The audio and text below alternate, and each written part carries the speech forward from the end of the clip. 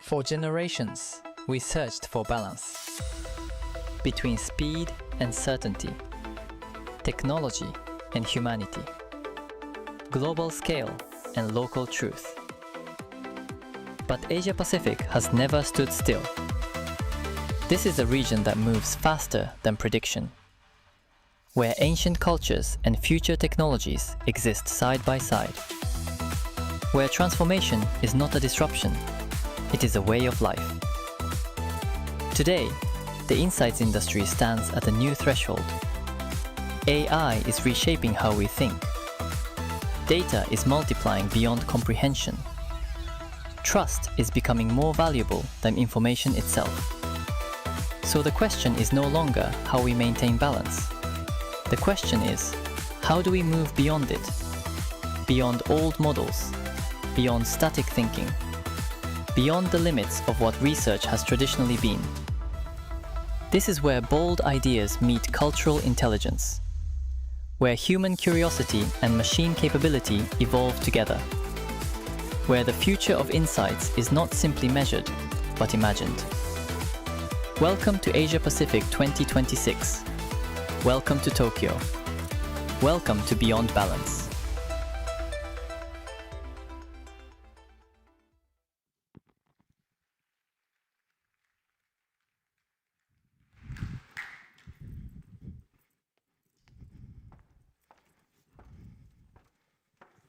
Ladies and gentlemen, dear colleagues, partners and friends, good morning. I'm deeply honored to welcome you to the ESOMO APAC 23rd edition here in Tokyo. Thank you for welcoming us into this extraordinary city, a place that perhaps more than any other on earth embodies we are here to explore. A city of ancient temples, of robot restaurants, of meticulous tradition and relentless reinvention, of stillness and speed, living side by side in what appears, at first glance, to be perfect harmony. This is exactly where I want to begin, by those words, at first glance. Because the theme of this 23rd APAC conference, Beyond Balance, is an invitation to look again, to look deeper, to resist the comfort of appearances, and to sit, however briefly, with the productive discomfort of paradox. Look around this room for a moment. People have come here from dozens of countries, from different cultures, different time zones, different professional journeys. Some of you have been coming to this conference for years. For others, it's your first time. But every single person in this room made a choice to be here, to speak, to listen, to contribute, to connect. We are gathered here from across one of the most astonishing regions of this planet, a region that is home to more than half of humanity, a region generating some of the world's most dynamic economies, some of its most ancient cultures, some of its most disruptive technologies. Here, in Asia-Pacific, some societies have for centuries drawn their strength from continuity, from the wisdom of elders, are now aging. And yet, at the same moment, Southeast Asia pulses is one of the youngest, most digitally native populations in the world, nations where the median age is under 30, where the future feels not distant but immediate. Same region, opposite realities, no single answer. The word balance is everywhere. We hear it in conversations about climate, about trade, about technology, about work and life. Everyone seems is either trying to find balance or grieving that we have lost it. But here the question I want to ask this morning: what if balance was never really the point? Think about the world we are living today. Many of the systems we thought were stable, international alliances, economic models, the rules governing how nations relate to one another, are shifting in ways that feel profound. The climate is changing faster than our institutions can respond. New technologies are arriving faster than we can agree on how to govern them. And in our daily lives, online and offline, it feels increasingly hard to find common ground even on what is true and what is not. We are not in a moment of imbalance that just needs a small correction. We are in a moment of genuine historic transformation.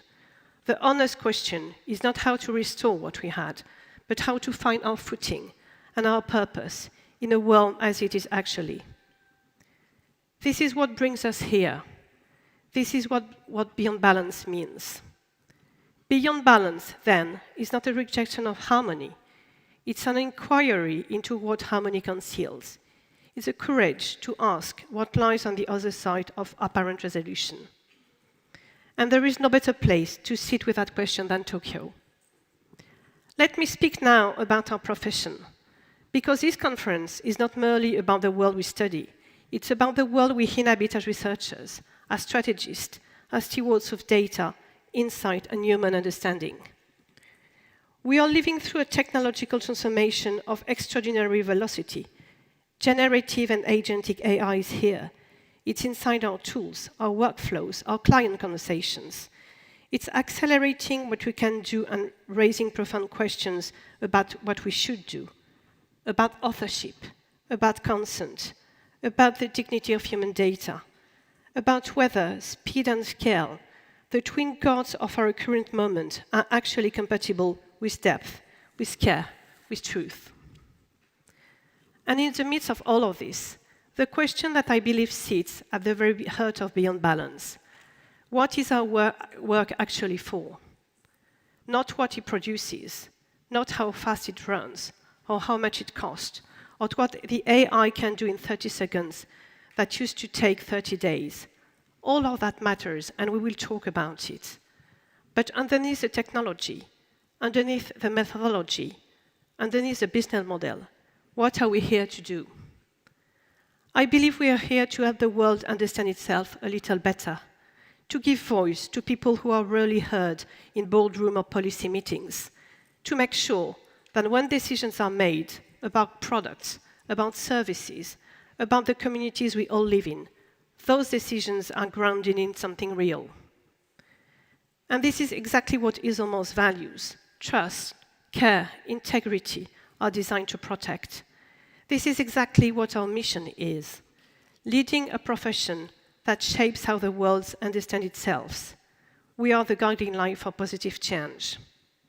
This is not abstract. This is not aspirational words on a website. This is the conditions under which our profession retains its license to operate in a world that is increasingly and brightly skeptical of institutions, of data, of expertise itself. The question of alignment with these values, alignment between what we say and what we do, is not as a compliance exercise, but as a genuine act of professional self-examination. In a world moving very fast, those values are not old-fashioned. They are the most important thing we have. Before I invite you into the days ahead, I would like to add some words. We live in a world that rewards loud, confident, simple answers, that pushes us towards certainty, towards speed, toward the headline of the story. We are in the business of listening, of sitting with complexity, of finding the human truth that hides behind a number, behind a percentage. We are in the business of nuance. Nuance is the beating heart of good research. It's the refusal to accept the false binary. It's the insistence that between yes and no, there is almost always a story, and that story is where the truth lies. Beyond balance doesn't mean the absence of tension. It doesn't mean a world without friction or disagreement or hard choices. It means having the intellectual and the methodological rigor to hold complexity without collapsing it, to find meaning in contradiction, to be, as researchers and as human beings, genuinely curious about what we do not yet understand. Tokyo is a beautiful place to practice that art. So welcome to all of you. Whether you have come from across the region or from the other side of the world, whether you are a long-standing member of the Other family or joining us for the very first time, you belong here. Your perspective matters. Your questions matter. Your presence in a room, in a moment like this, matters. We have 2 days together, in this extraordinary city at a moment that will matter. I hope you find ideas here that challenge you. I hope you find connections that last beyond this week. And I hope that when you leave Tokyo, you carry with you not just new knowledge, but a renewed sense of why this work is worth doing. The theme of this conference is not a destination, it's an orientation, a direction of inquiry, an invitation to go further than equilibrium and to discover what kind of knowledge and what kind of profession awaits here. Let's go beyond balance and find out what lies ahead. Thank you. Arigato gozaimasu.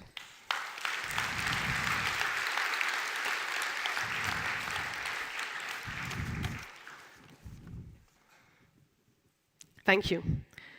Before I give the floor to Rhiannon, I would like to make an important announcement.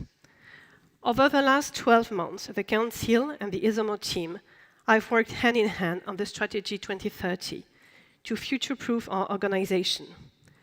This strategy, summarized as the guiding light for positive change, relies on two ambitious key pillars: to lead the digital and AI transformation of our profession and to empower our members for a more valued and better experience. In order to implement this strategy, to provide and inspire visionary leadership across all ESOMO functions, and to cultivate a culture of innovation and transformation, I'm delighted and honored to announce that we have appointed Patrick Derecht as Chief Executive Officer, CEO.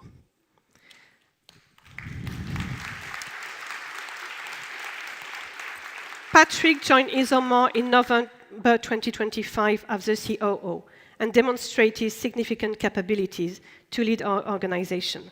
Congratulations, Patrick. My best wishes of success. Thank you for your trust and confidence. Welcome.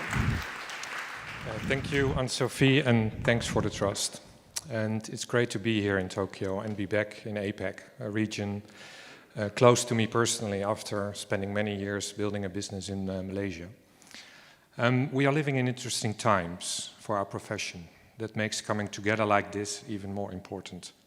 But this isn't about me, it's about you, SMR members and potentially soon to become members.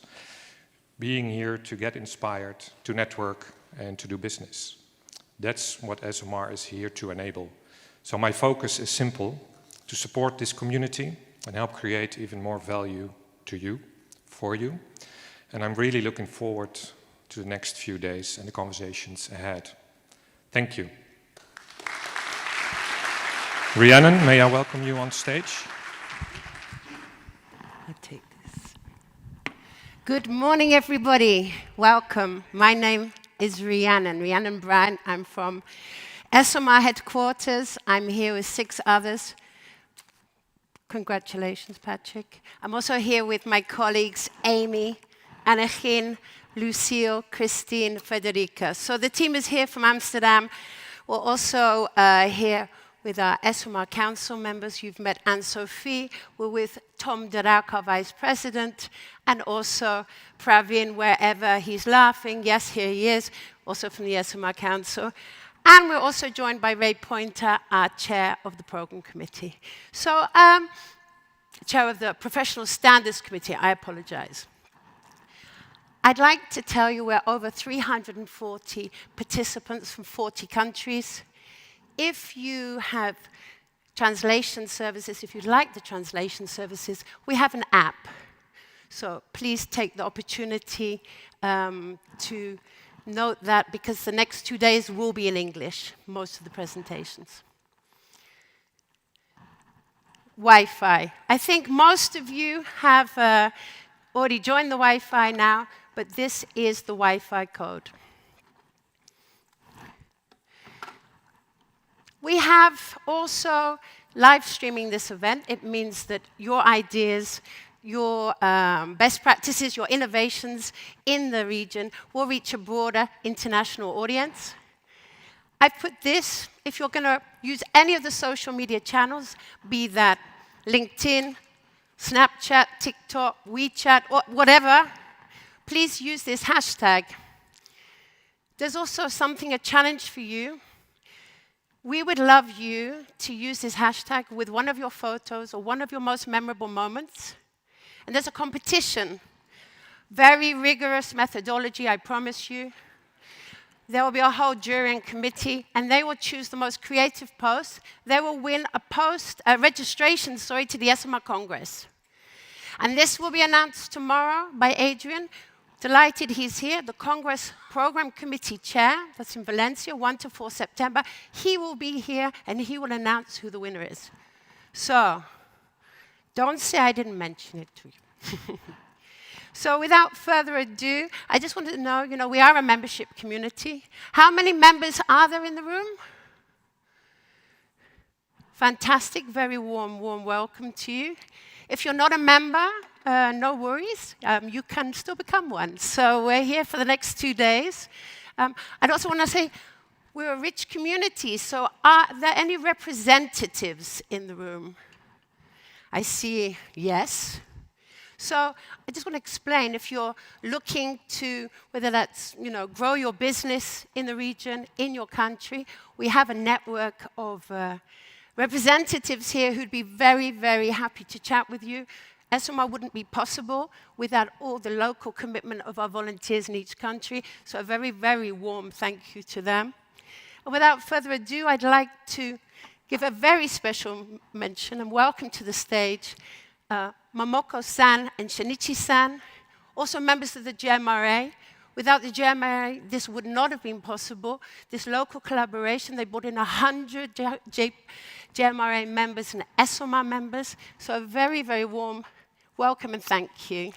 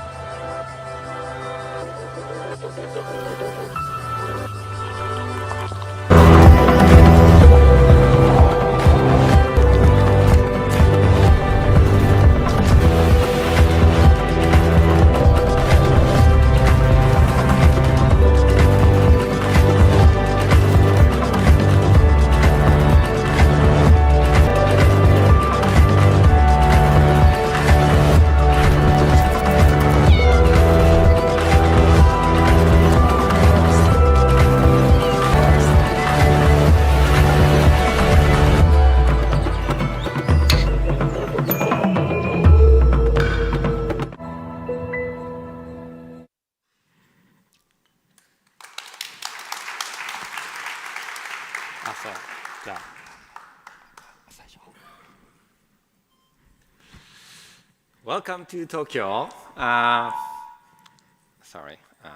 Welcome to Tokyo. I've been in 10 years before. There was a ESOMA APAC Tokyo. That time I made a welcome like this, but I cannot imagine it's been 10 years since then.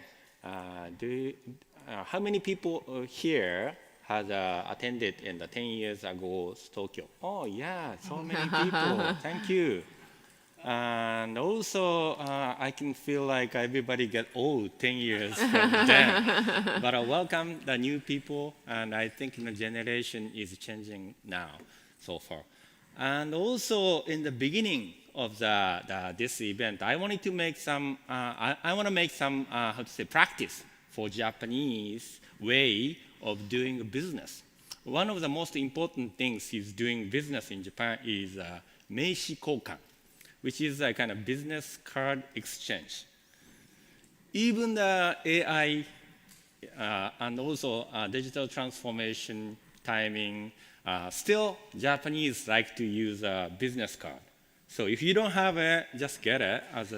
And also very important to how to do it, not just exchanging the physical card. You're gonna try later on. So I'm gonna show it how to do it. And before making it, just pass it with both hands, not with one hand, okay? And when you receive, do it like this, and both hands. And then read it through letter by letter, and try to find something which is unique or which is some topics based on these letters or the shape of the business card, whatever, and ask some question based on that. That makes it communication. This is the way we do. So whenever you got the business card, don't just get it and put it in your wallet. Read it through and find some quiz. What kind of question is suitable in this, the communication? So you do it from now. Do you guys have like a business card? If you don't, use it like your batches and to pass it away and read it. 1 minute. Please go ahead to find somebody next to you.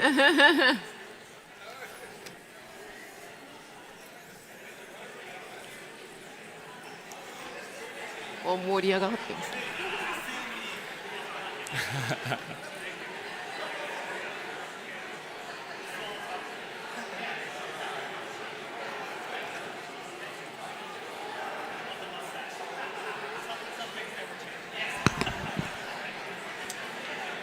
ゆっくりして。こ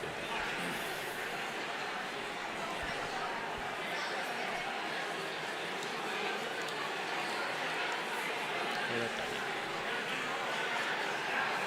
次は僕で、はい。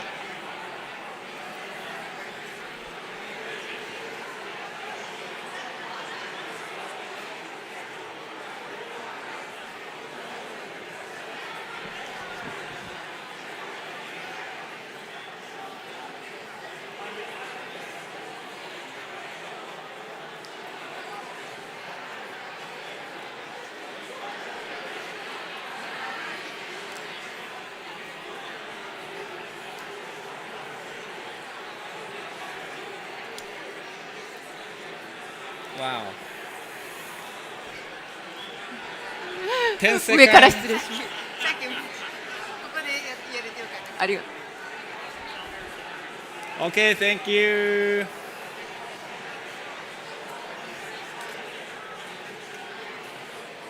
Thank you. You guys did pretty well. We can do it later on. 終わらんよね。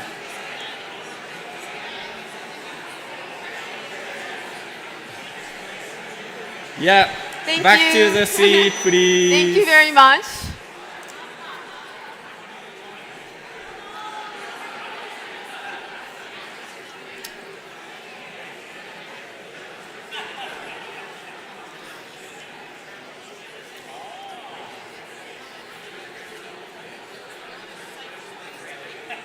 All right, you did very good. Thank you. It's a big Great job. excitement on that. Oh yeah.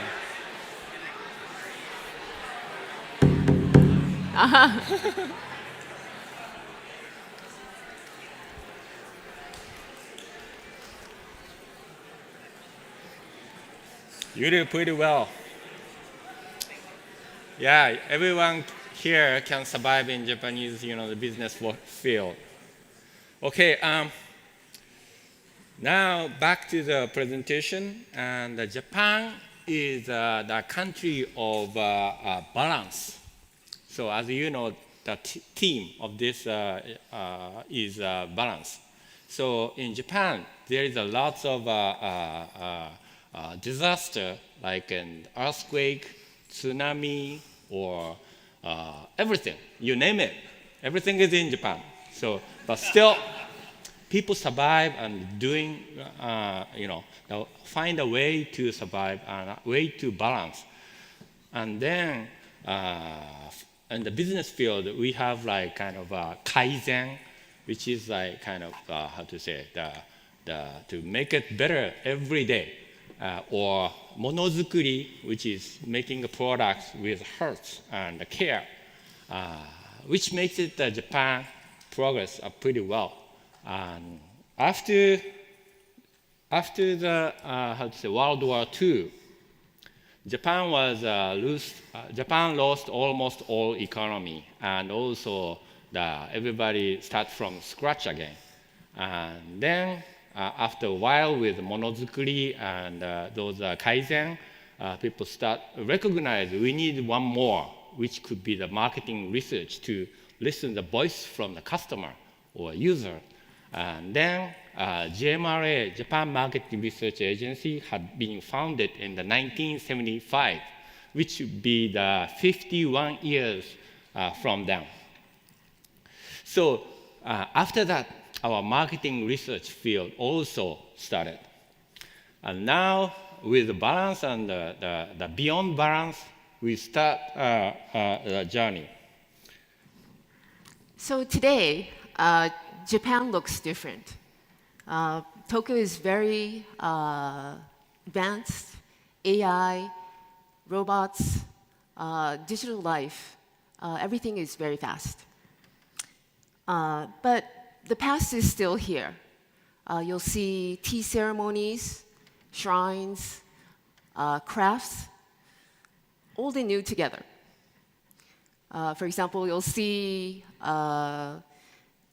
tea masters and software engineers riding in same subway trains in Tokyo.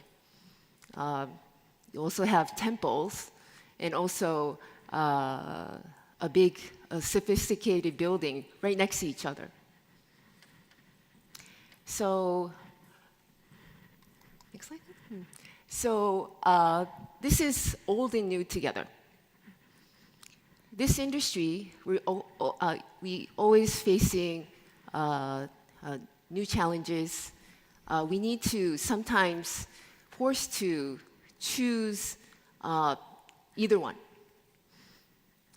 For example, speed versus insight depth, or data versus very human understanding. So I think, but maybe we don't have to do that. Maybe progress is more simple. We learn to hold both.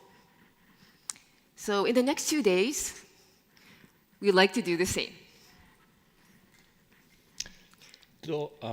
何だったっけようこそ日本。日本 Sorry, I made a mistake.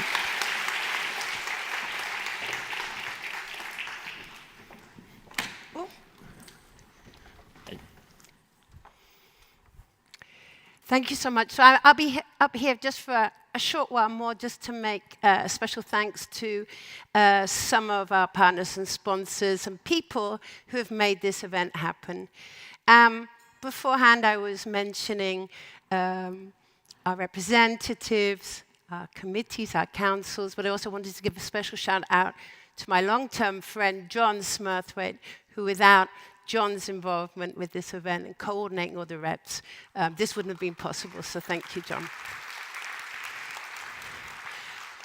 Also not possible until we had our amazing gold sponsors. Thank you to Sint and Bolt. Really, it's not easy for us to travel out and join everyone to Japan. It's our 4th time in Japan. Does anybody know when the first SMR conference was in Japan, out of interest? 1992. And I don't know, I don't think anybody was here. Were you here in 1992? Okay, fantastic. That's incredible. So yes, a very special thanks to Sint and Bot. Also to our silver sponsor, Asmark, thank you so much. Our bronze sponsor, Open Survey.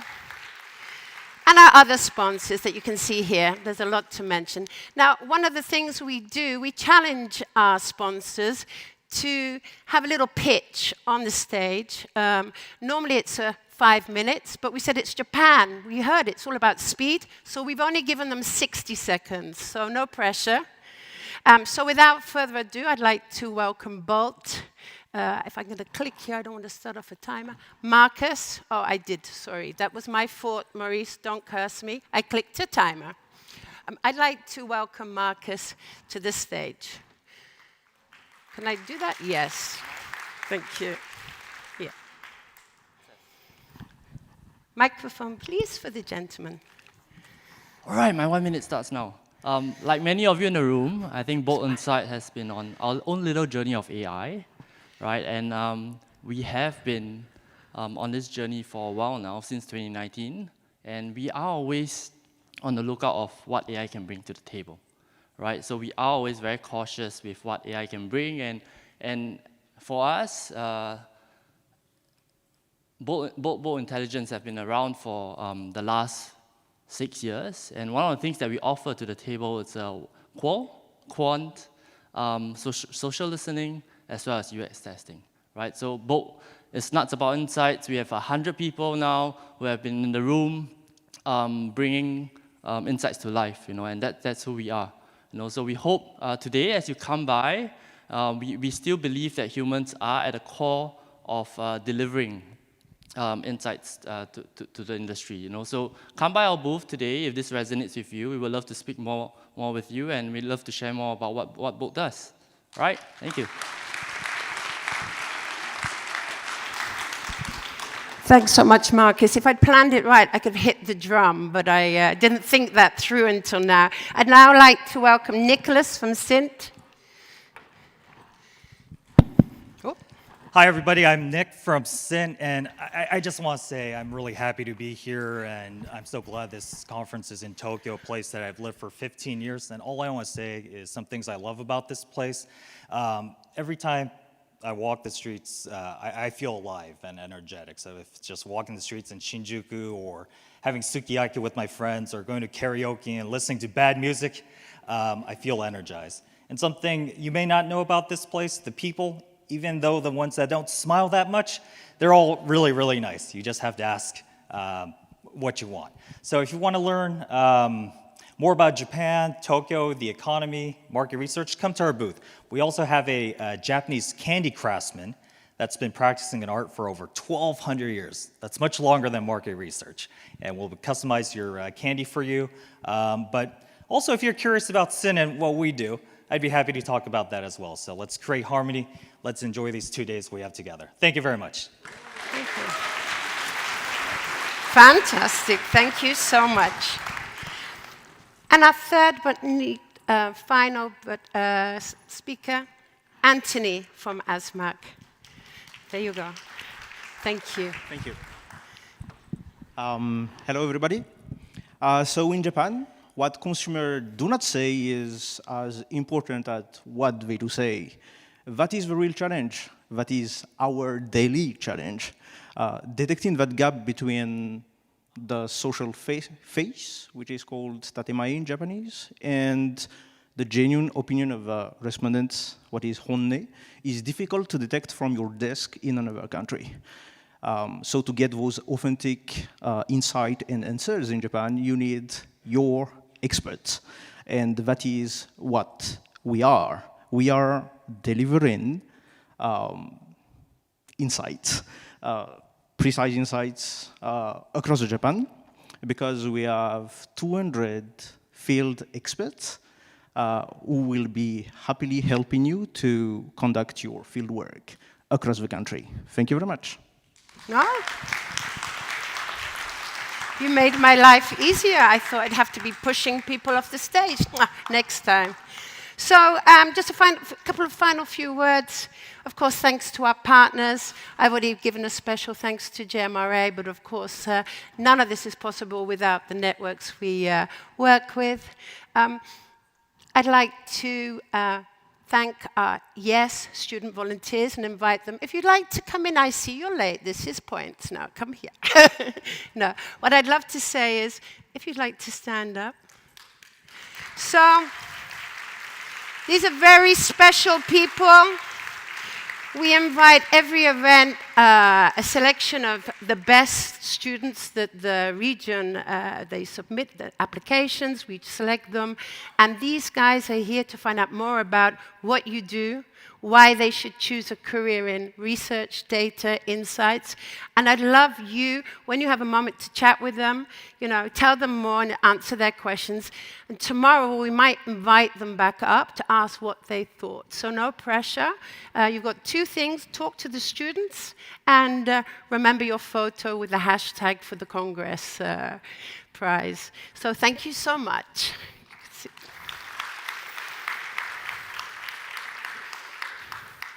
And of course, the program committee, I don't know if any of you have been on a conference program committee with SMR. It is a lot of commitment and work, and we're so grateful for their timeless effort, energy, all the recommendations and hard work that goes into being a program committee member. So I won't read out everybody's name now, but I would like to thank the program committee and really give them a round of applause. And on that note, I would love to welcome the chair of the program committee, Akiko-san, to introduce the program. Thank you so much.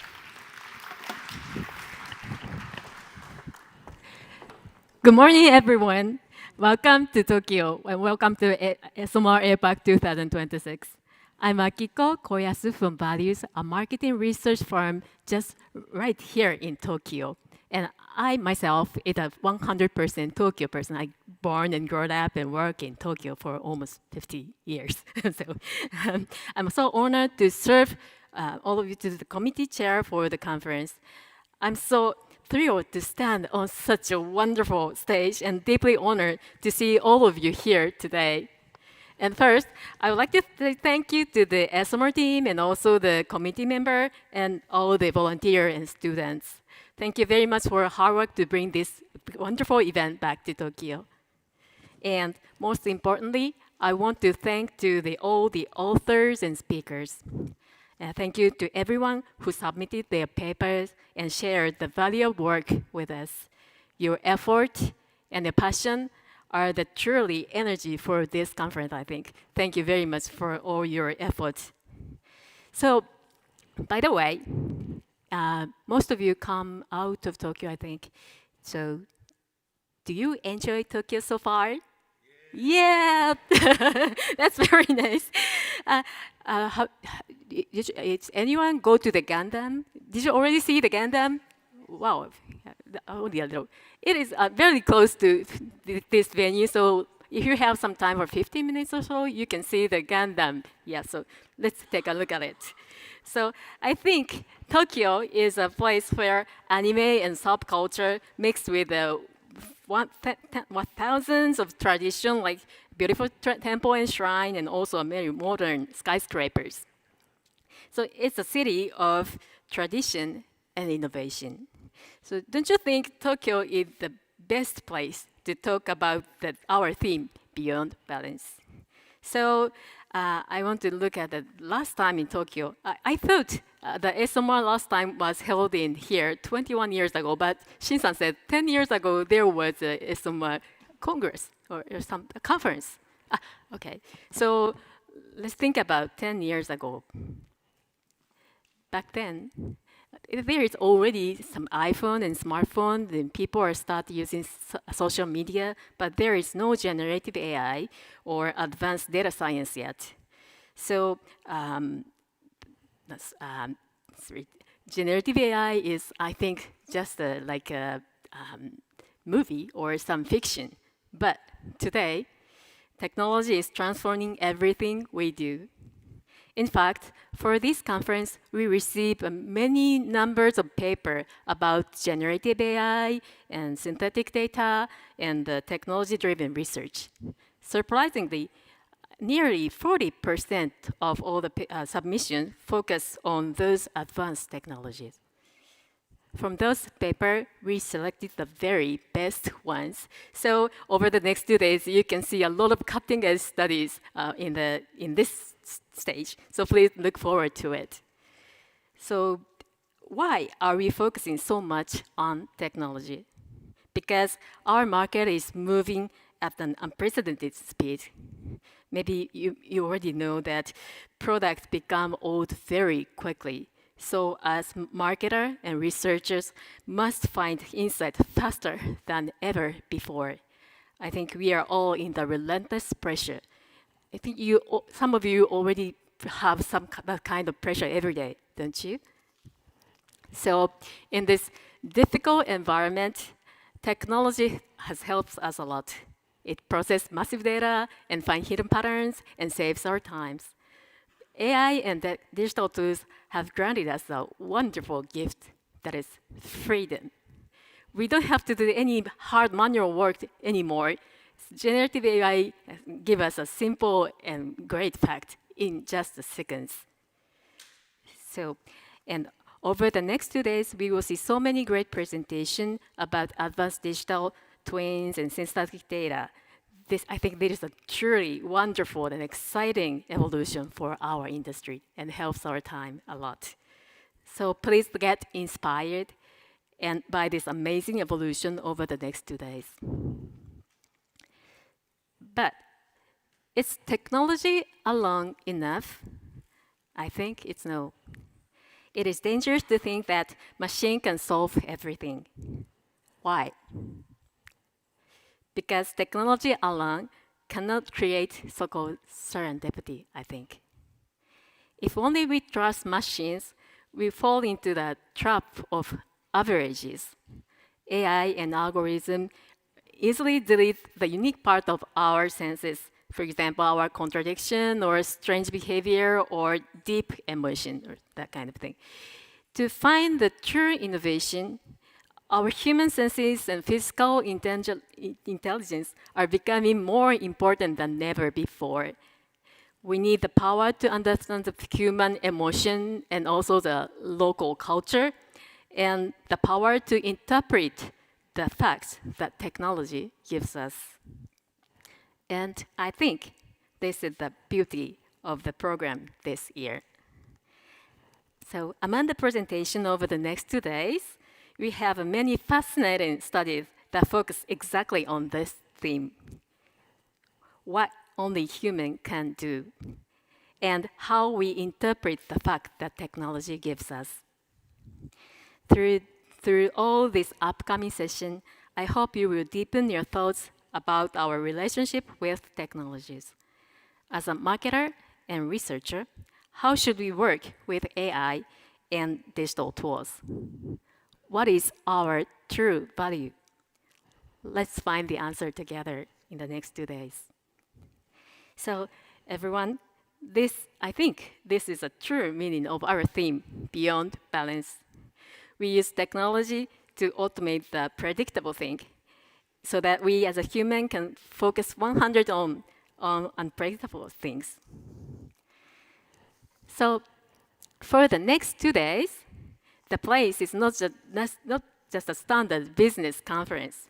Please think of it as an intellectual summer camp. A summer camp is a place where we forget the job title. It's a place where we sit around the campfire of curiosity and talk openly. So I want this conference like that. Don't just listen to the presentation. Let's talk with each other and share your failed and your bold ideas. So let's use these 2 days, not just analyze the past, but create the future. So my friends, step out of averages. Enjoy the wonderful session, trust your human senses, and let's make this next 2 days unforgettable. Thank you, and please enjoy the program. Thank you. So lastly, let me introduce today's keynote speaker, Dr. Ken Mogi.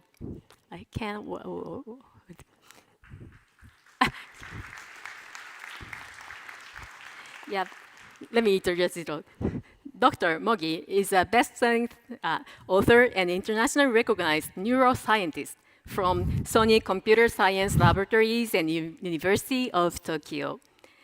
Today, he will explore a very inspiring topic, the potential of the human brain in the age of AI. He will show us how our creativity, purpose, and intuition can work with machine, rather than compete with machine. So, ladies and gentlemen, please welcome Dr. Ken Mogi. Thank you. Hi. First, some housekeeping announcements, although I'm not an organizer.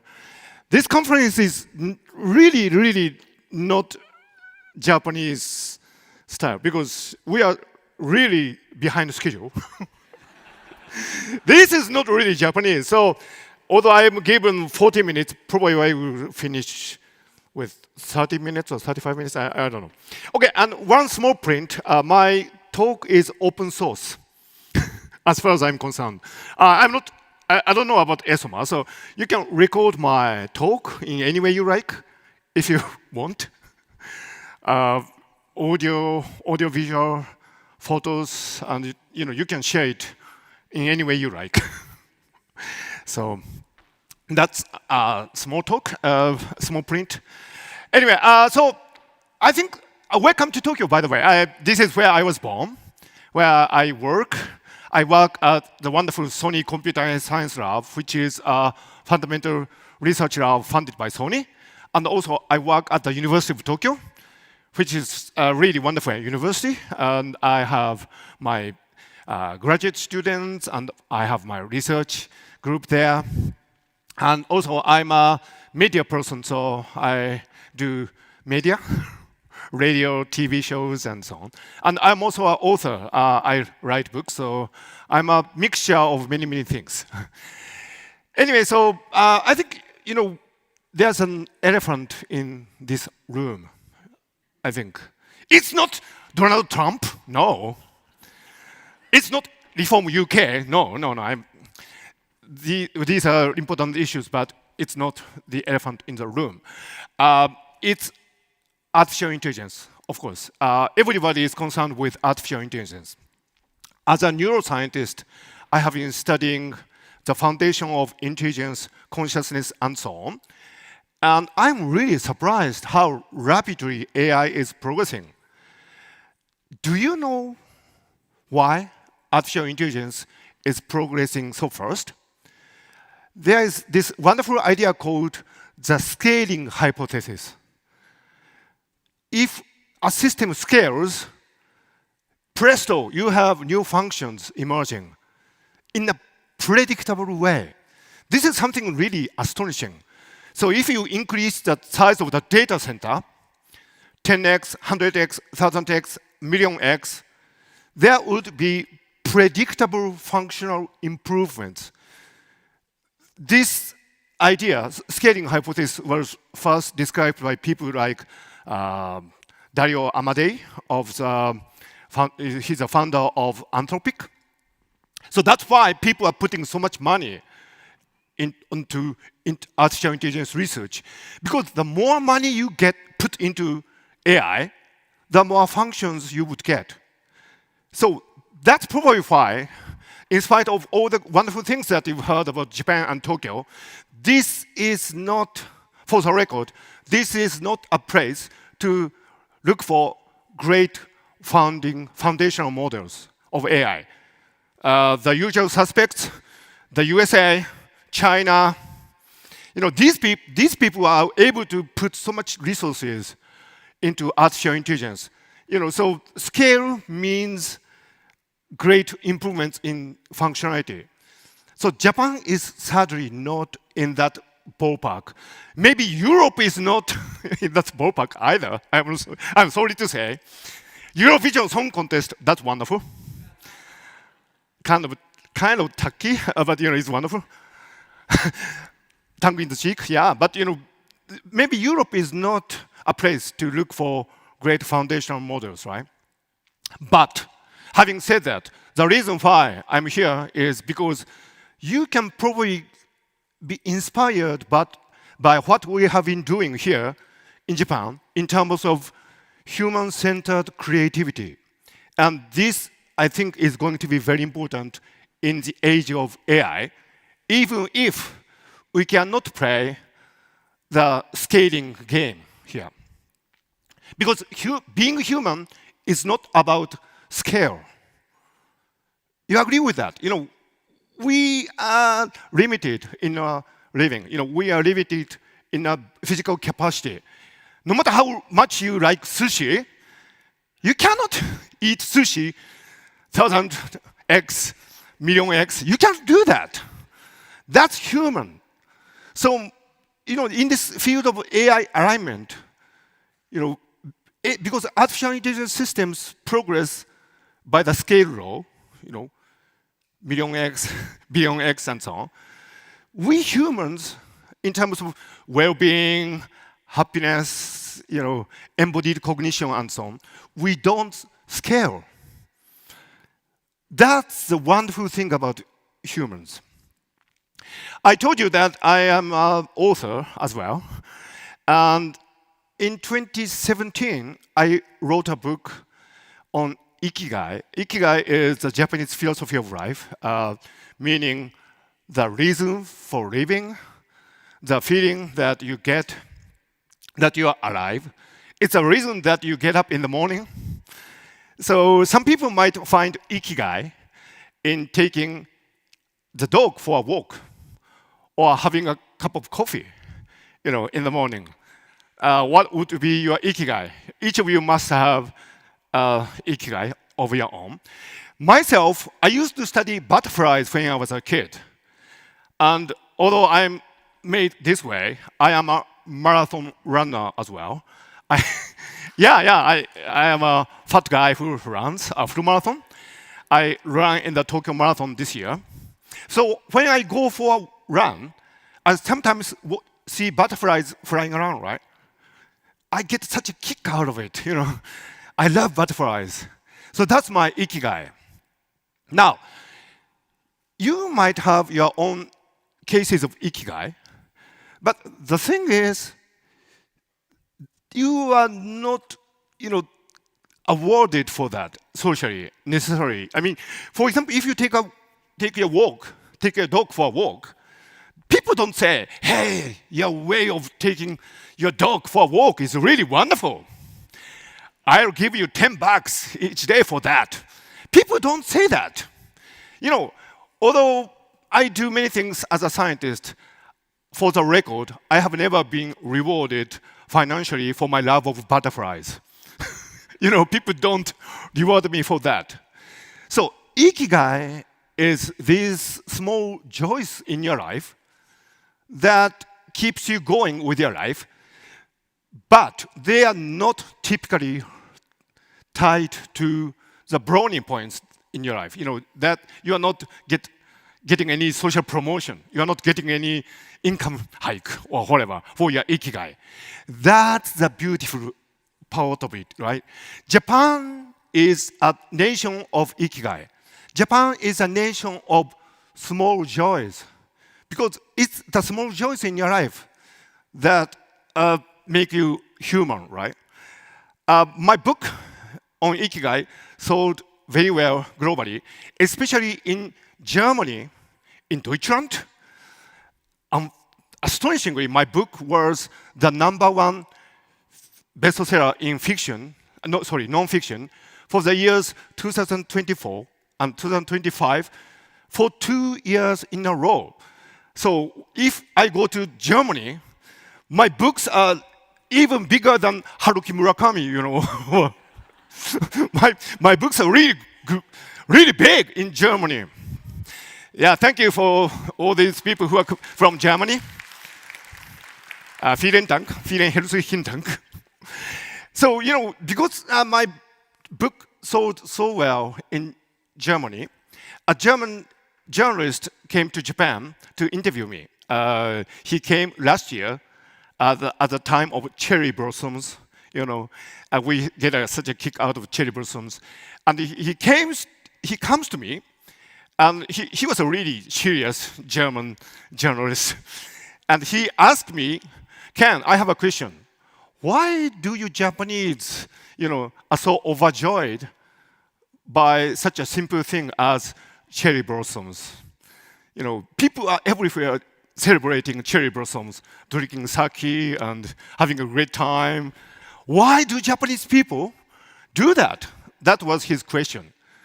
So I asked him, oh, you German people don't get such joys from life. And he was such a really serious guy, right? And so he said, we German people, we are not so, joyous very easily. Maybe at Christmas we get some joys, but otherwise we stay just, the normal selves that we are. That's what he said. Well, that was a really interesting conversation because, this nation surely is full of small joys. Like, for example, when the Major League Baseball opened in Japan last year, there were many American journalists, coming to visit Tokyo, and they went to konbini, Japanese-style convenience store, and they bought the egg salad sandwich, which you can get everywhere. Please do get an egg salad sandwich. They were so impressed by what they ate, they wrote about it, just a simple egg salad sandwich.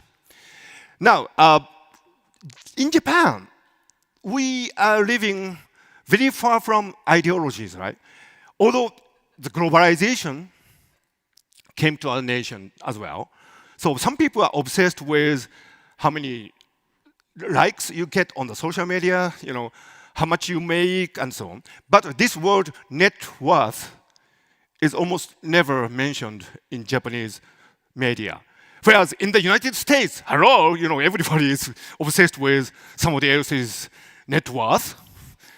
That's the kind of country that the American people have built. But here, nobody cares about net worth. Well, some people care, but not so much. We are more concerned with life's small joys, ikigai. And that's why we have such a really great collection of ramen noodles. Maybe you've seen the film Tampopo by Juzo Itami.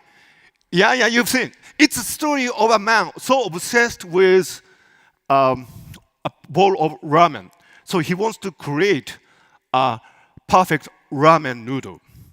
Now, as professionals in marketing and finding insights in people's mind, you might say, oh, that's a kind of a marketing act. If you make a really great bowl of ramen, maybe you can sell a lot of it, and you can make a lot of money with that. In Japan, it doesn't work that way. People are typically obsessed not by money or social metrics, but by his or her inner joys. To make a really satisfactory bowl of ramen, no matter what the market might think about it. So, if you go to a random Tokyo ramen restaurant, it might be the case that the restaurant owner is so particular about his soup, his noodle. But the customer might not notice it. So market-wise, it doesn't make sense, really. It's something that goes beyond pure marketing logic. It's something that goes beyond, just making money. So in my capacity as a broadcaster, I did many interviews. And one of the most memorable ones was when I interviewed Hayao Miyazaki as an anime master in his Studio Ghibli workplace. Hayao Miyazaki, of course, is really greatly respected. But for the record, I can say that his creative process is not led by market or marketing concerns. When I interviewed Hayao Miyazaki, I could tell that when he made hundreds and thousands of drawings for his anime, he was doing it for his ikigai, for his inner joys, nothing else. Of course, there are people who take care of the box office estimations and Academy Awards qualifications and so on. Toshio Suzuki, who is a producer at Studio Ghibli, takes care of all these things. But Hayao Miyazaki, he just cares about making great drawings for his anime. It's pure ikigai. He doesn't care about box office. He doesn't care about Academy Awards. But the result is really wonderful. For example, if you take the example of My Neighbor Totoro, where two sisters, Satsuki and Mei, goes with their father to a very old house, and there they meet Makuro Krosuke, these tiny creatures, and Totoro, and cat bus, and so on. And they go on such a wonderful journey of discovery, for their mother is in the hospital, so there's some element of anxiety, but also there are elements of ikigai, the sense of being in the here and now, joy of little things, starting small, and releasing yourself. These are some pillars of ikigai that are described in my book. So the reason why Hayao Miyazaki could move the heart of so many people is because his works are based on ikigai, the feeling of living, rather than external metrics from market or all these things, which you are expert of. By the way, I'm not saying that you're doing shit jobs. I'm not saying that. I'm not saying that. I'm saying that because artificial intelligence systems are going to expand from here, 10x, 1000x, million x, of course you need to make use of artificial intelligence. This is something that I am really enthusiastic about. Of course, you should study technologies like OpenClaw or Notebook. OpenClaw was designed by this Austrian, European, Peter Steinberger. OpenClaw is an agentic AI. So one of the applications of OpenClaw was Notebook. This is a social media for AI. And the founder of Notebook, Matt Schlicht, sounds like an Austrian or German guy, he said that in the near future, it will be possible to build a $1 billion company just by one person, right? Just one person, $1 billion revenue. That's possible. So we are in that game of how to scale from here. You are in the game, so you should do that. You should do that. You should definitely do that. Having said that, I think what is important in the market economy is to understand what moves people. When were you last moved by a film, by a novel, by some ramen noodle that you had during Esoma in Tokyo? When were you last moved? You must understand it. That's why insights are really hard to get at, even using artificial intelligence. Take Coca-Cola, for example. Why are people fascinated by Coca-Cola? Why are they, loyal to Coca-Cola, or for that matter, McDonald's? In order to understand that, you really need to understand how people are moved. And in order to understand that, you really need to understand people's inner joys, independent of external metrics, brownie points, market figures. That's how we can make our understanding of humanity complementary to the kind of technology that we are developing with artificial intelligence. And Hayao Miyazaki succeeded not because he made great use of AI technology. Famously, there's a really famous clip of Hayao Miyazaki ravishing a movie created by AI. He's so outraged. He says that this kind of use of AI is, really, really against what we take as humans very valuable. So Hayao Miyazaki is not somebody who used AI to be successful. He used his inner joys as a guiding principle.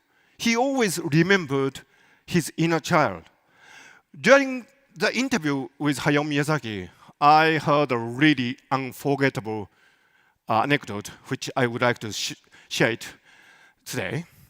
So once he had a visitor, 5-year-old child, at Studio Ghibli, and he really loves kids, and he showed around the Studio Ghibli and workplaces, and he thought that it would be great if he took the child back to the nearest train station in his open car. It's a convertible. You can remove the roof and make it into an open car, right?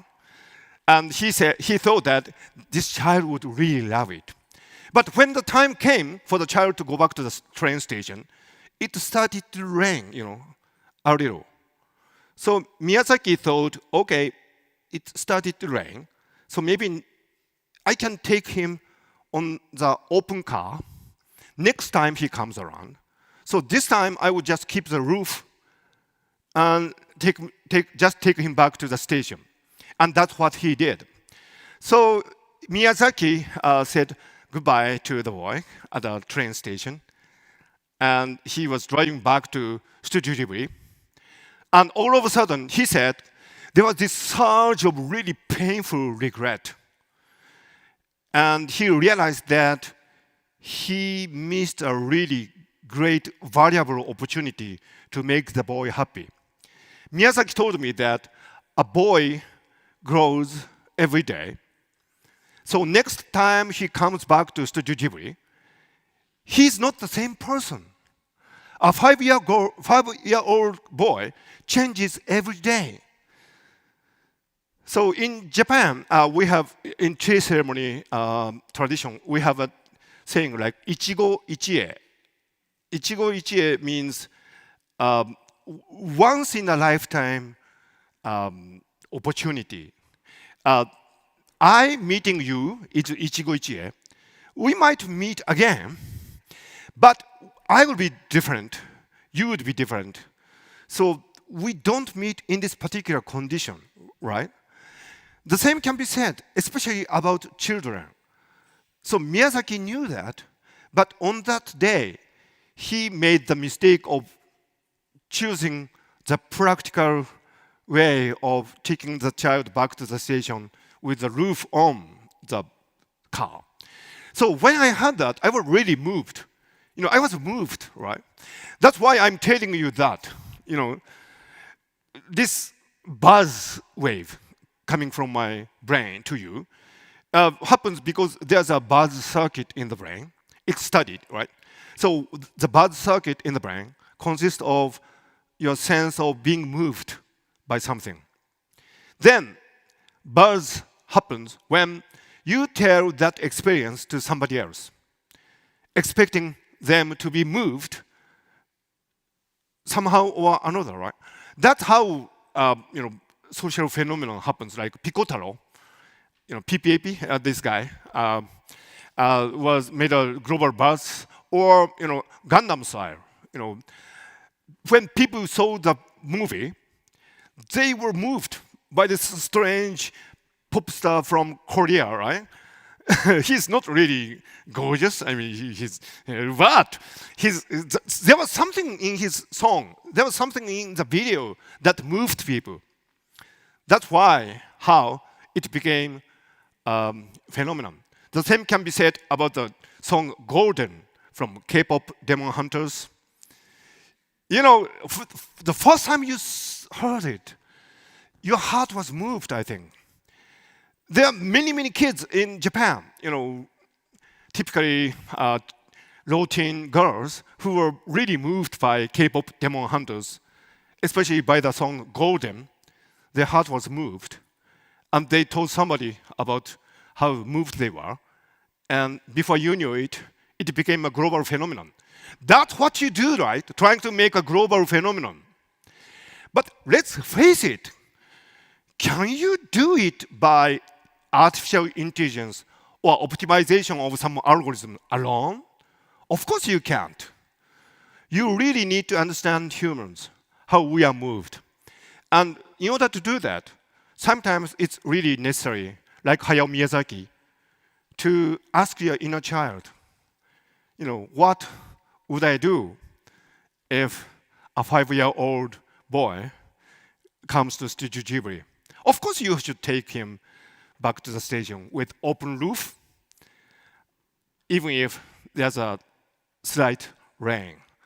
In order to, really make a global phenomenon, you should really understand how people's hearts are moved. So at Sony and also at the University of Tokyo, I'm studying a field called AI alignment.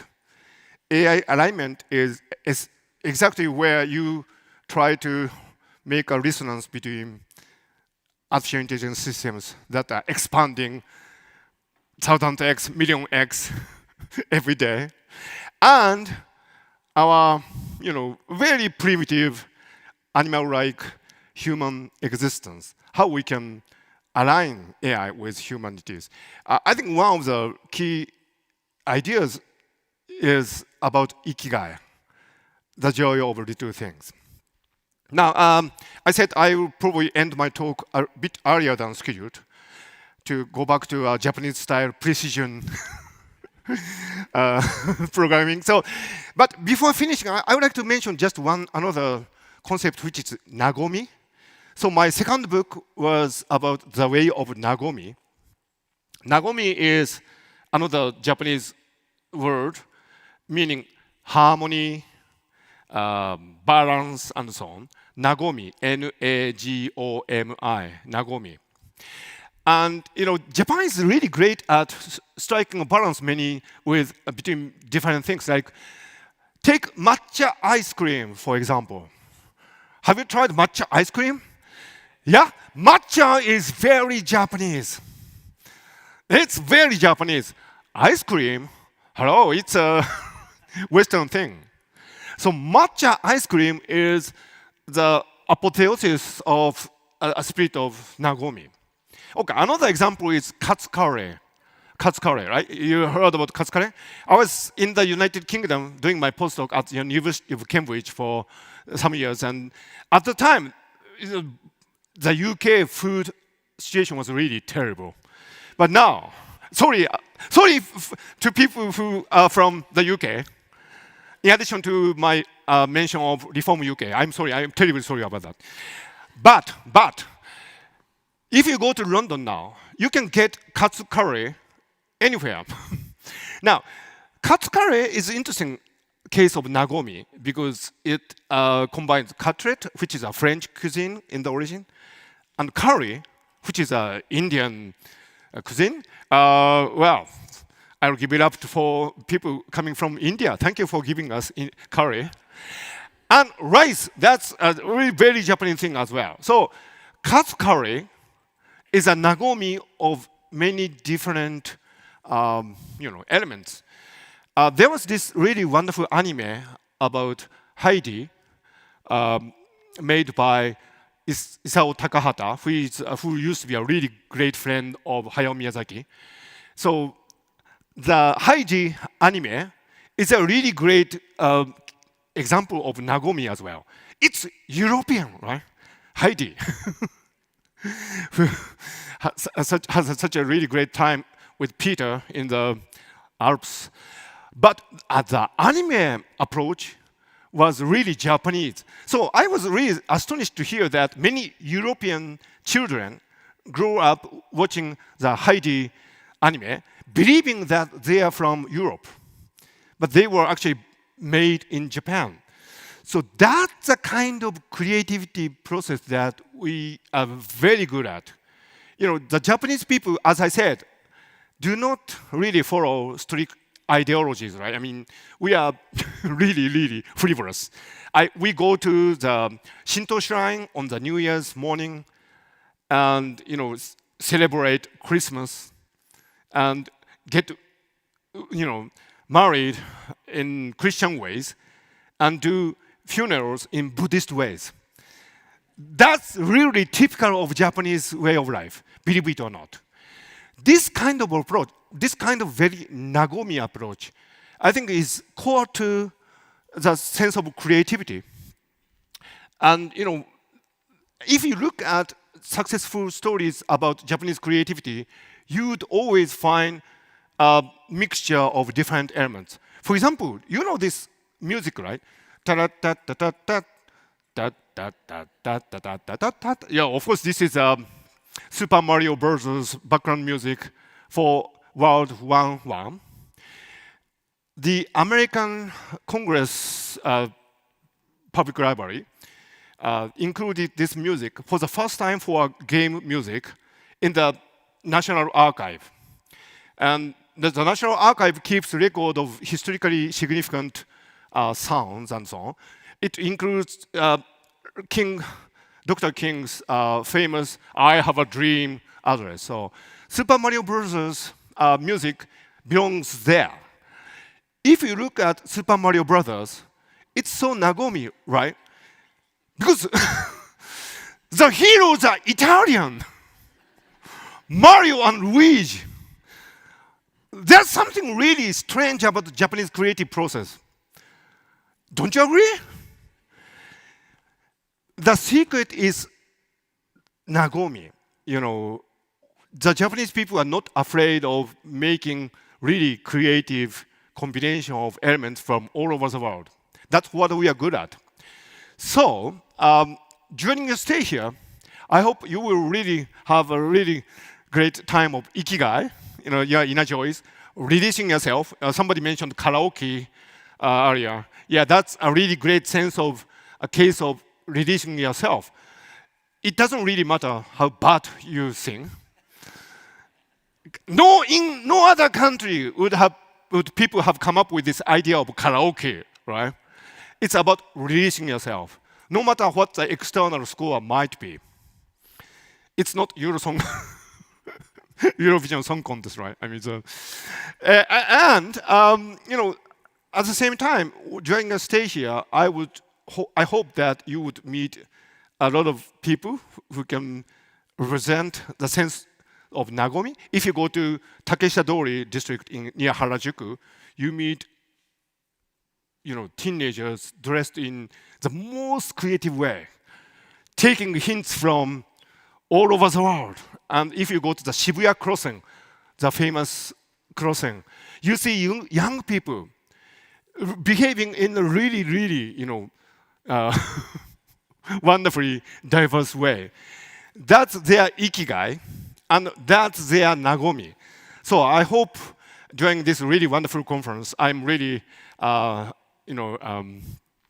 indebted to Amy Collins, who invited me. Where is Amy? Yeah, she's there. Please give it up to Amy. Yeah.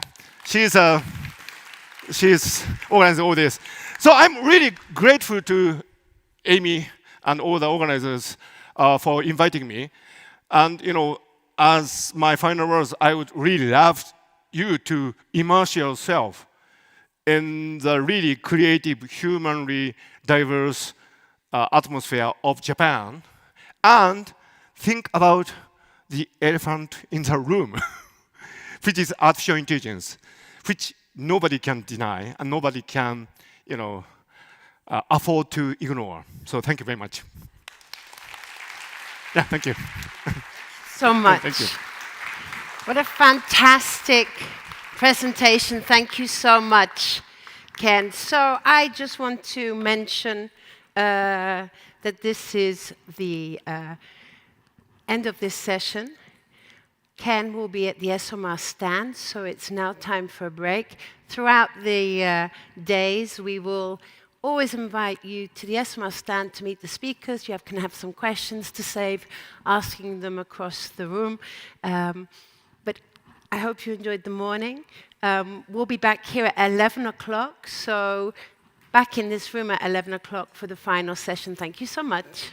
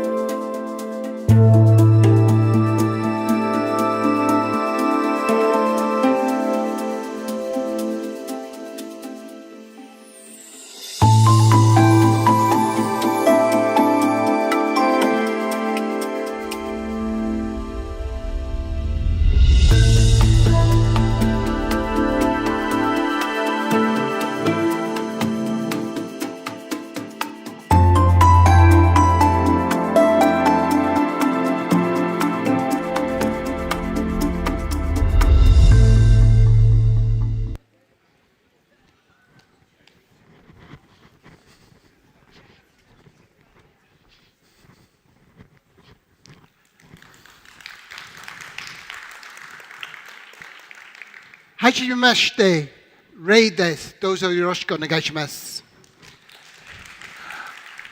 Welcome to what is going to be an incredible session where AI is going to be the golden thread that pulls together several themes. But I loved the introduction that Shinichi-san and Momoko-san did this morning to bring some culture from Japan and the Meiji. So I'm going to introduce one more piece and then another piece to do with greeting the speakers afterwards. So when you're encouraging somebody in Japan, you say "Gambate kudasai." Now, the strict translation sounds like a very strange thing in English. It's "do your best, please." But it doesn't mean that. It means we believe you're going to be great. We're rooting for you. We're looking forward to this. So we are going to meld that into the process as we go through. And the first of our presentations today is going to be Andy Tope and Dinush Elwis from JTI, who are going to tell you about what clients can do, how they have been able to leverage. So, Andy and Dinush, gambate kudasai. Slowly.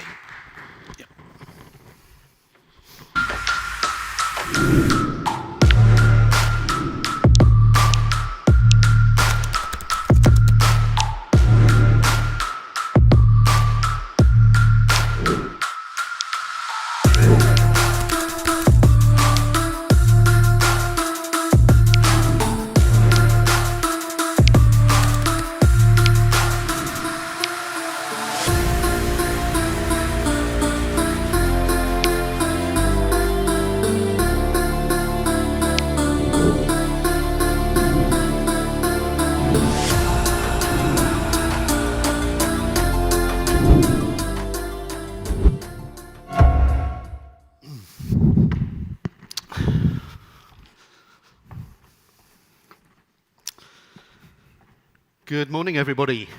Can I first of all say what a privilege and pleasure it is to be here at SMR APAC 2026. My name is Andy Tope. And I'm Dinush Elwis. And as Ray said, we're here from JTI. And we're here basically to talk about two things. The first is how you can deploy AI to improve business decision-making across the Insights workflow. And the second thing is to share some of our lessons, hard-earned lessons, the mistakes we've made, that maybe you can avoid on your own journeys for AI deployment. Dinush. So who are we? So Andy and I come to you from Geneva, Switzerland, which is the home of our international business. But of course, JTI, or JT, is headquartered right here in Tokyo. We're 50,000 strong and operate in over 130 markets globally. So Dinush and myself are from our Global Insights function. That's around 200 people across our regions and markets globally. And we're here on behalf of those people today as the two chief engineers and architects of our bespoke AI platform, which we call OpenSI. So the short video you guys saw earlier was our platform. Okay? It's a bespoke solution that we built just for the Insights function at JTI. And we call it Open Strategic Insights. So what is OpenSI? Well, OpenSI is our way of putting JTI's knowledge in the hands of our researchers, our insights professionals, and our strategy teams, essentially putting it right at their fingertips.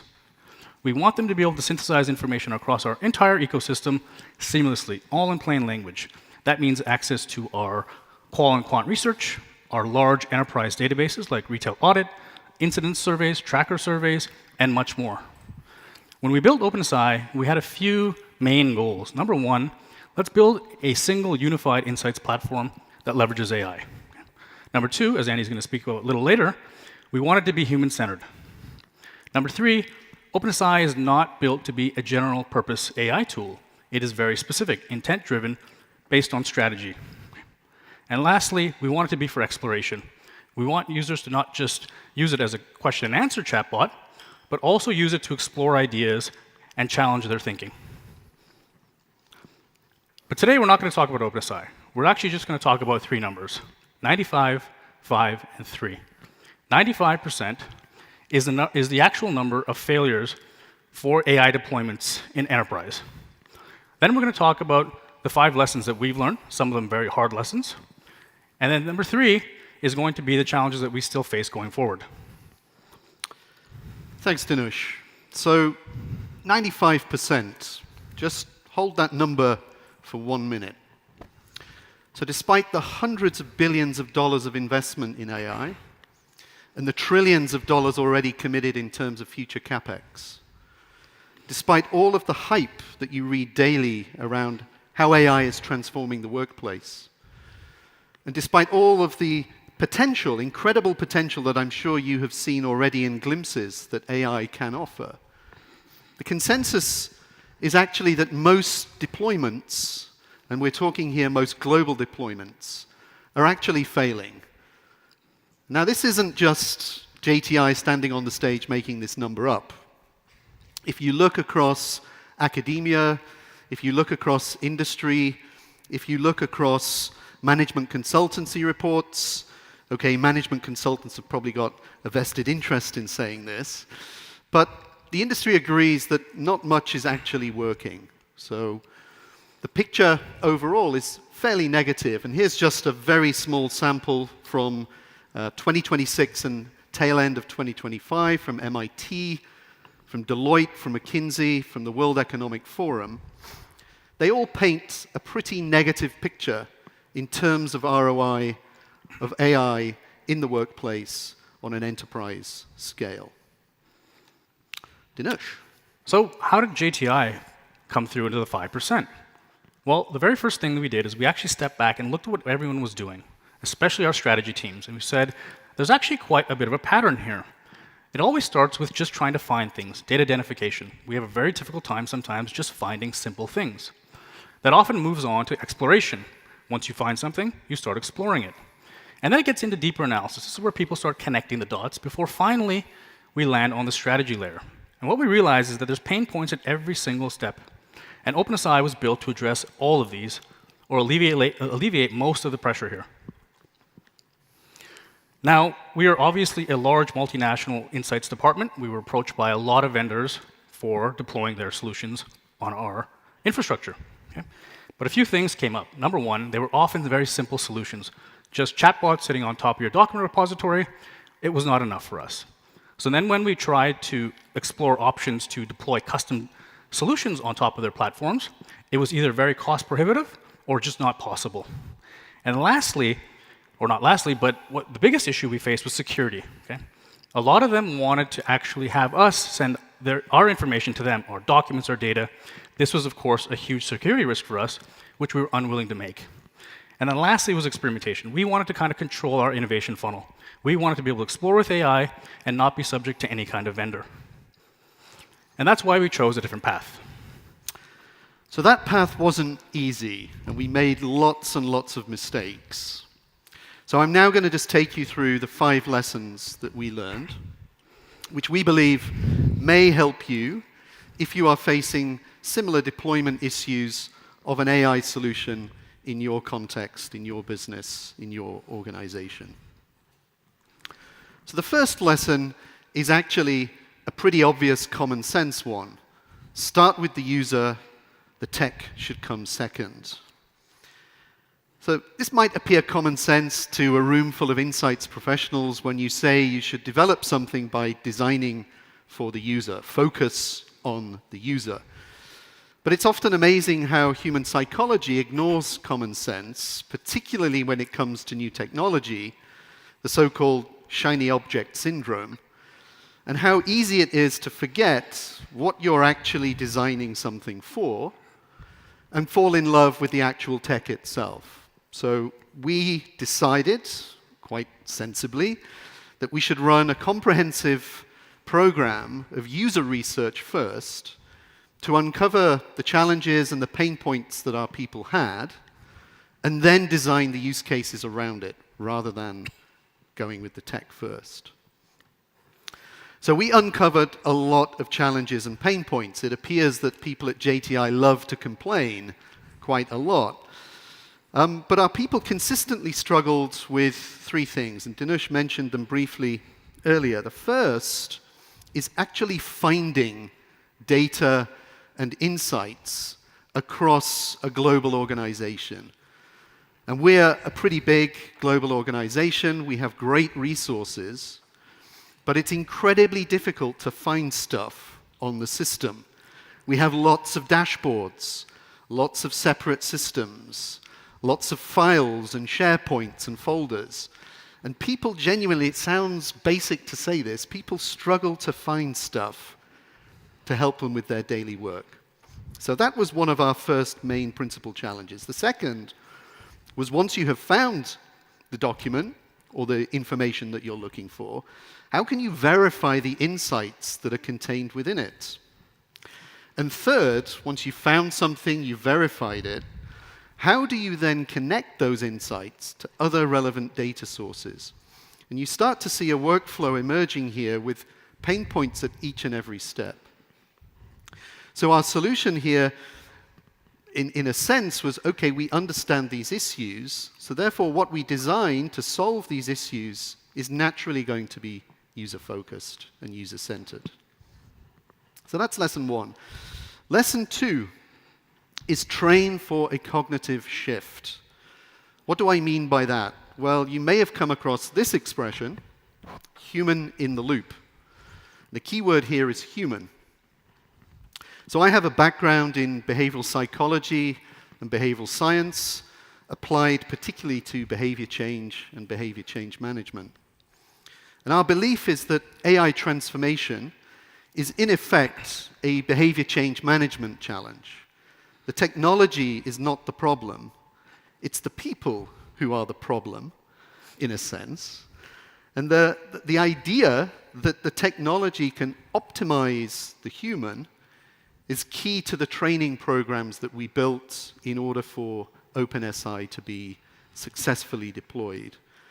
So what do I mean by that? Well, if you think about it, the ability to think critically, the ability to evaluate different points of view, the abilities to challenge accepted thinking with fresh thinking and new ideas, and I think most importantly, the ability to create and ask good questions. These are all uniquely human skills.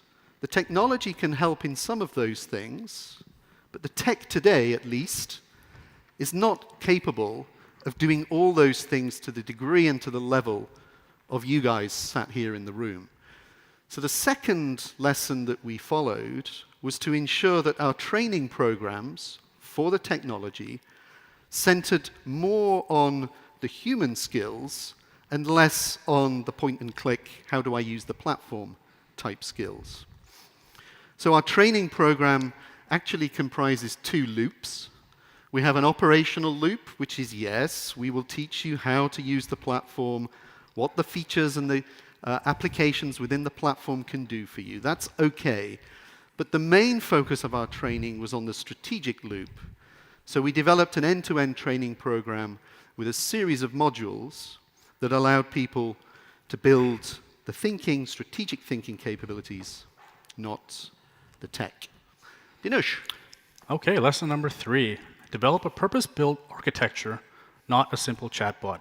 Now, many of you, just like our users, have been using AI for 3 years. Okay? A simple chatbot simply won't cut it. They've seen too much now. So we had to build a fairly sophisticated architecture. Okay? These are just some of the layers that we have in OpenSI. Obviously, at the very top, we have the chat layer that users interact with. But then we have these latent layers. We're showing 3 of them here. Things like intent recognition and re-ranking. That means, do we actually understand what you're saying, and can we build a plan to solve for that question? We also have things like multimodal agents. Your users are going to expect your agents, your AI agents, to be able to chat with documents, with databases, with Excel files, with PDFs, with audio files, with video files. All of that has to be built into a platform that's going to be robust enough to get adoption. And lastly, one of the things that we've introduced is long memory. This is a very important thing now for users. They don't want to come to the platform and feel like they're starting over again. They want their history to be available to them as if it was just done just now. Now, the one that we got really bad and we got really wrong was governance. Okay? We didn't want to address it. It was boring. It was a topic we didn't have any interest in, but then it came back to sting us. Okay? So make governance a priority. One of the things that we did is that we just took a heavy-handed approach with governance. Okay? We thought we could just bring all the governance onto the application layer. What we found out, though, is when we stepped back, is that we already had a lot of governance in place already. This little onion ring kind of explains it. Right? So what we did was then we just simply said, let's just adopt the governance that exists already within all these different layers. At the department layer, strategic insights in this case, they're responsible for governance of documents, of research, of data. So we just inherited those properties. Now, JTI is obviously operating in a very regulated space. We can't just have our systems saying anything and doing anything. So we needed to also adopt a policy compliance layer, which already exists in the company. Now, one of the benefits of building on site within our company is that we also inherit the IT infrastructure that supports security, okay? Which means that none of our information is leaking out into the open world, which is extremely important to us. Okay, so that's lesson 4. The final lesson is keep yourself honest, keep it simple, establish some metrics for success up front, not just measurement for measurement's sake, but clear targets that senior business leaders, people who make decisions in your company, are going to look at and are going to respect when you have a response to. So at JTI, this typically means 3 things. Our senior execs are interested in the time you spend on something, the amount of money you spend on it, and how much value it brings to either a consumer or to an end user. So we took those 3 things that we knew business leaders were going to be interested in, and we applied them to the OpenSI development and deployment. And we see some quite, I think, respectable returns on our investment so far. So in terms of time spent, time saved, we saw a pretty significant reduction in the amount of time people spent trying to find and retrieve stuff from the system. We also engineered, in the first 6 months of our deployment, around $1 million in savings across the Insights workflow.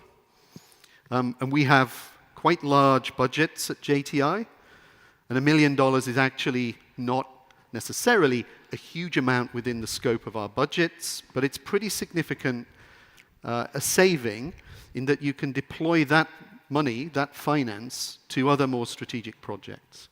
And then finally, in terms of user response, user satisfaction, we have a pretty respectable NPS score. Now, some people in the room might debate whether NPS is of actually any value whatsoever. I'm not going to get into that debate at the moment, but suffice to say, okay, we can't please everyone, but our NPS score, as a very rough, very crude metric, suggests that at least enough people find the interaction positive. So that's 95, the 5 lessons. Dinesh. So now we're on to the 3 key challenges that we still face today. Obviously, quality and hallucinations are something that our users are very concerned about. And every single day, OpenSI gets more documents, more data, which makes it harder to find things, and also makes the system more susceptible, possibly, to hallucinations. So it's something that we're always on the watch for. In terms of technical and operational challenges, We obviously are a company, we're not an AI company, we're a nicotine company. We don't have a lot of compute capacity, right? So we have to scale our solution very slowly. This can be a little bit frustrating to users. They don't get the instant response, right? But we have to work with them to let them know that the benefits sort of outweigh this sort of immediate gratification. And lastly, ongoing tensions, right? There's a constant need and desire from our users to keep up with commercial solutions that are out there. You know, we're not Claude, we're not OpenAI, so we are going to start leaning on our vendors now, many of you hopefully, to keep up with all the innovation that's happening in this space. Thanks, Dinesh. So just to recap then, how do you potentially join the 5% and avoid becoming part of the 95%? So really quickly, keep humans at the center. The tech is secondary. It's an enabler. You need to think carefully of what is it enabling your people to do. And that should inform the use cases and the way that you potentially construct whatever it is you're going to do with AI. Keep it focused on the user. As I said, be honest, keep it simple, keep it focused. Establish some metrics that you can point to your senior leaders or to other decision makers that suggest what it is you're doing is actually having some form of impact. And then finally, and I think the most important thing, the tech is just a tool. What we should be focusing on is how does that tool enhance your inherent capabilities, the skills that the human brings to the table. The AI is just a tool to facilitate the growth of those skills. So focus on those skills primarily. And Dinesh, final words. So what does that mean for all of you? Well, if you're on the client side, come talk to us. We're part of the 5%. But seriously, we made a lot of mistakes you guys can probably learn from, save some time, and save some money. And most importantly, map out your workflows and put governance first. Don't make the mistakes we did. On the agency side, this isn't the end for you. This is actually just the beginning. OpenSI going forward is going to start relying on our agency partners more. Right now, the big buzz is around synthetic data, synthetic personas, A/B testing, all of that stuff, none of which we will do internally, and we will be reaching out to you guys for support. And over to you, Andy, to close things out. And that's it, guys. So a really brief, very, very quick tour of what we've been doing, what we have built. We're here for the next 2 days. We're obviously happy to share any questions, any learnings from our side, compare and contrast that with anything that you guys are seeing or struggling with in your workplace. If you don't have time to catch us in person, our contact details are here. Feel free at any point to reach out to myself or Dinesh. We're more than happy to continue the conversation. Thanks very much, guys, for your time and attention. I hope it was interesting, and more than happy to continue the conversation. Thank you.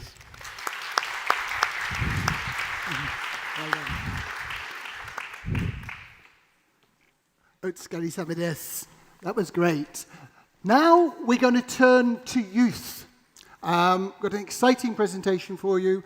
We're going to have Danny Ibanez, Lara Chua Unsu, and Chelsea Tang, and they're going to tell us about a study they've done and their learnings. And remember, this is the future that you're going to be listening to. So, Lara, Chelsea, Danny, ganbatte kudasai.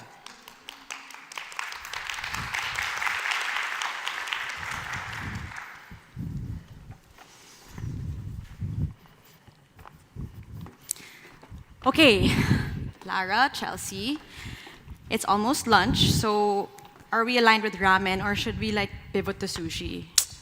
I think sushi is a bit tactical right now. What's our overarching protein strategy? Chelsea, any thoughts? Lara, that's a good pushback. But before we boil the ocean right here, do we even have bandwidth right now for a sit-down omakase? No. I think we're kind of getting into the weeds now, so let's just park this conversation, synergize our cravings, and then take this offline, okay?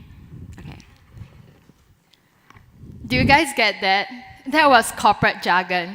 And we invented corporate jargon for two main reasons. One, to sound smarter, and two, to make hard conversations feel more comfortable.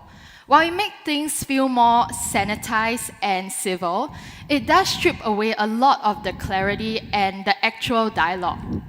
So while we are all masters at avoiding hard conversations now, we actually make conversations harder.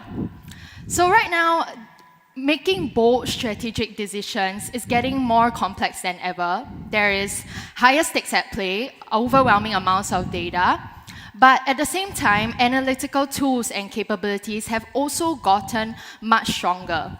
So technically, decisions should be easier to make right now. So why is it still so difficult?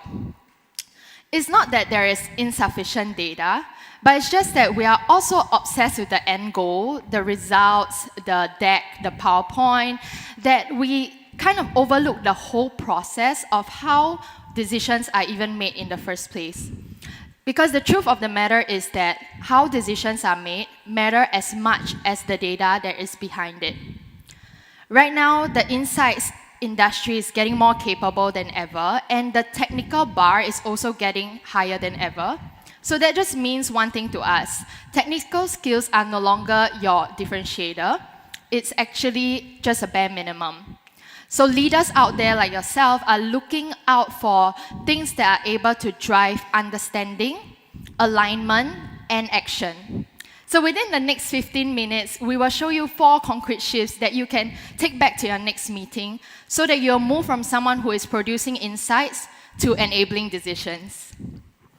Now, to enable those decisions, we first have to introduce a concept at the heart of our research: decision power. It is the organizational capability that turns the same inputs into stronger outcomes by improving the way that decisions are made. And it shifts our focus from what we know to how we decide. It affects everything: how choices are formed, debated, and enacted. And it's the reason why the exact same finding can lead to a breakthrough in one company and a total stall in another.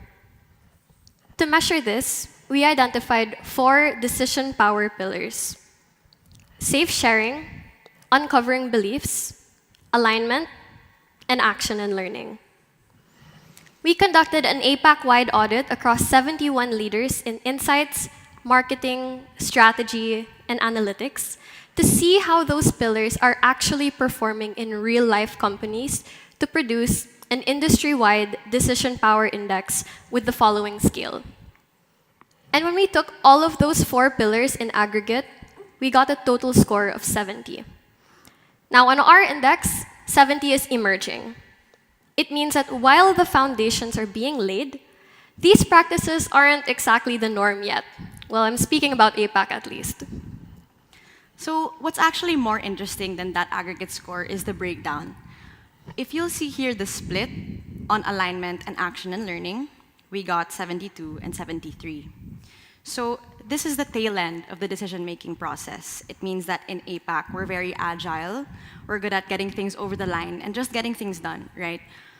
But when you look at the upfront part on safe sharing and uncovering beliefs, we have 67 and 66.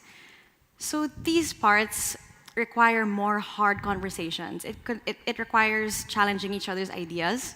And this is where we're relatively weaker in APAC. So maybe some of you can relate already.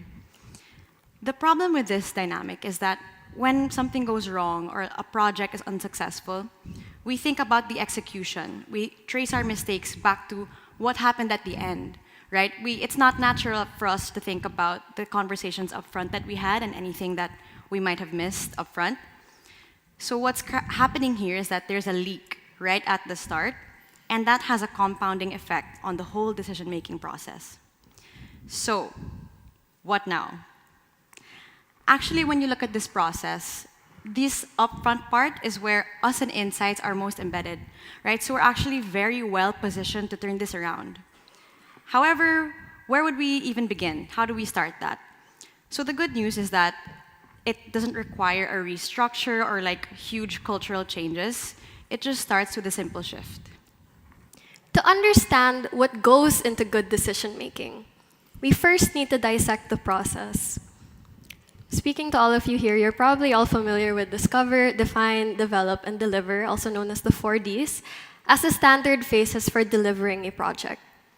But as the scores show, These are not just phases. I'd like to reintroduce them to you today as decision moments.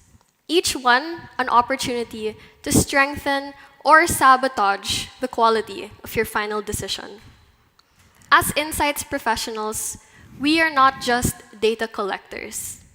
We safeguard decision quality.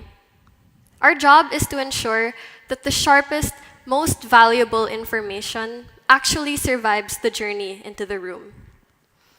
We've identified a decision power pillar for each of the 4Ds, and we've seen the scores. Now let's dive a little bit deeper and see where exactly we are losing that quality, and more importantly, how to fix it.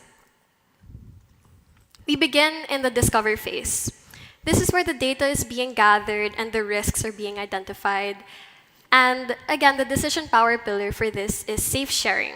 It scored a 67. On paper, everything looks fine. 61% of people believe that speaking up is a part of their role and does not place their position at risk. But our research reveals that in practice, only 36% actually share alternative views without being explicitly invited. We spoke to one executive who captured this perfectly. He said, I always tell my team that this is a safe space and that my door is always open and just come in anytime and we're a big family, all of those things. But culturally, it never happens. So how do we fix that? The shift is to share information early. And how does that relate to safe sharing? What is the objective when we are trying to establish a safe space? When you get into a room and you're trying to tell people, this is a safe space and everyone is welcome to share their thoughts and opinions. You're doing that because you want to make sure that everyone who has earned their seat at the table is actually going to share and speak their mind. But when you try and, have you ever entered the room and you go, this is a safe space, everyone? How often is that actually successful? That's not always the case. You don't always get what you're looking for. So maybe the answer here isn't simply declaring the safe space, but active invitation. The next time you're facilitating, you don't just ask, does anyone have any concerns? And feel free to share, you're open to share. Try asking, what is the one thing that could block us from reaching the goal? Or maybe even more provocatively, if you had to play the devil's advocate, what would you say about what we just discussed in this meeting? You notice the difference? We've gone from saying that they are welcome to share to now proactively inviting them to maybe even identify risks that we might have not surfaced had we not done that exercise. So this shifts the room from polite to proactive before we even start talking about formal solutions or really getting into the nitty-gritty. Next is the define phase, where we're combing through what we know and we're making sure that we're solving the right business problem. And this is actually where we fall into the danger zone without realizing it, because uncovering beliefs actually scored the lowest on our index at 66. On the surface, we seem open-minded. 53% of respondents say that they're comfortable saying we don't know and are willing to revise their views when they're presented with new information. But when we look at the actual leadership behavior, that openness disappears. Only 39% of leaders actually declare their own assumptions or explicitly invite others to do the same. This is when our research stops being a tool for discovery and instead starts becoming a tool for validation. We aren't finding new information anymore. We're simply finding data that fits our existing viewpoints. And when we don't surface these hidden beliefs, how can they possibly be challenged? The shift here is to examine those underlying views. Make the invisible visible. And before you present a single slide of data, try asking your stakeholders, what is the one thing that you already believe to be true about the problem that we're trying to solve? Or maybe even, what is one result in this deck that might possibly contradict what you already have in mind? By uncovering these beliefs early, our role shifts from presenting the evidence to now actively shaping the thinking behind the problem itself. So next, on the develop phase, at this point we're coming to we're closing a decision, right? And we're gonna align that decision with everyone involved. And that's why the pillar here is alignment. On alignment, we scored 72, which is emerging but uneven. And that's because there are two levels to alignment, right? The first is when everyone understands what decision was made. And the second, this will sound obvious, that everybody understands why that decision was made. So again, it sounds obvious when stated plainly, but it's not as common in practice. What we're seeing is that in terms of the understanding what, APAC is pretty strong. So 63% say that their organization is able to communicate directions clearly and consistently across teams and also with leadership support. So we're good on that. But in terms of understanding the why, that requires dialogue. So only half of us are able to get there. And this is simply because when we interrogate a decision, like, why again did we go with option A? Why did we not go with option B or C? Then the intent of our decision-making process will surface, right? And more importantly, we get to have those trade-offs on the table before we start execution. So the shift that's needed here is to understand the choice. And again, this can simply just mean that instead of closing your meeting by saying, is everyone aligned? We just ask ourselves, what are we not actively pursuing and why? And that really just changes the dynamic of the conversation.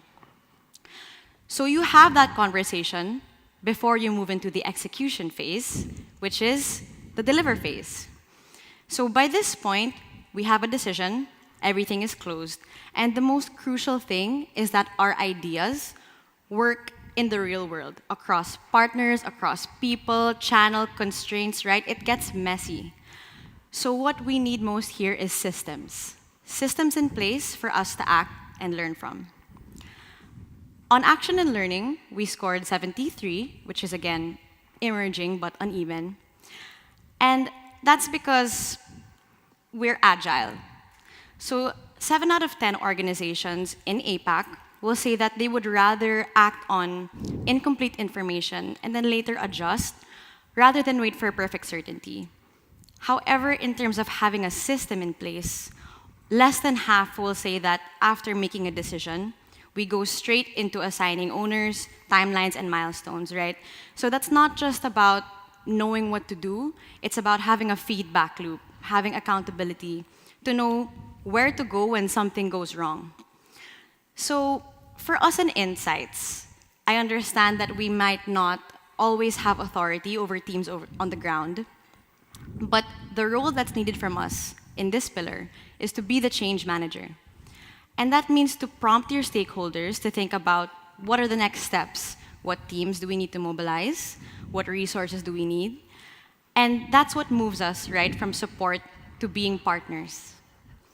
And that's it. It's 4 pillars, 4 simple shifts. And as promised, it's not a restructure. We're not asking you to do a cultural overhaul. These are just subtle shifts that you bring into your next conversations. And of course, because we are Insights, we love 3 key takeaways. 1, Insights capabilities are getting better, but decisions are not getting easier. 2, in Asia, decisions move really quickly, yet we have trouble with the hard conversations up front. 3, and finally the good news, the solution is just a few simple shifts. So nowadays, we deal with so much noise, and it's increasing every day. What's really the most valuable asset and the most scarce is clarity. So this is your invitation to be a little more candid, to say things that people normally wouldn't say, because this is how you earn your seat at the table. That seat is yours, but it's up to you to take it. Thank you. Very good, Saimas.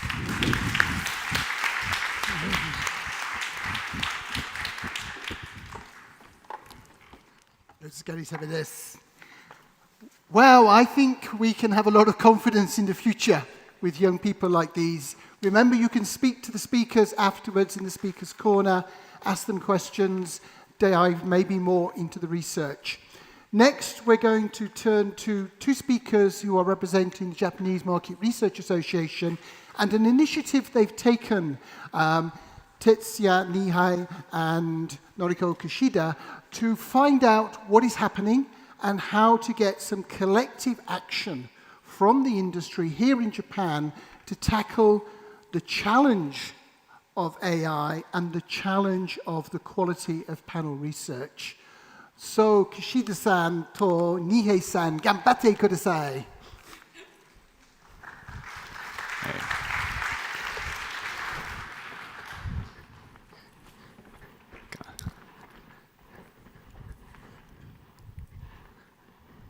Hello, I'm Noriko Kishida from Insight Core Inc.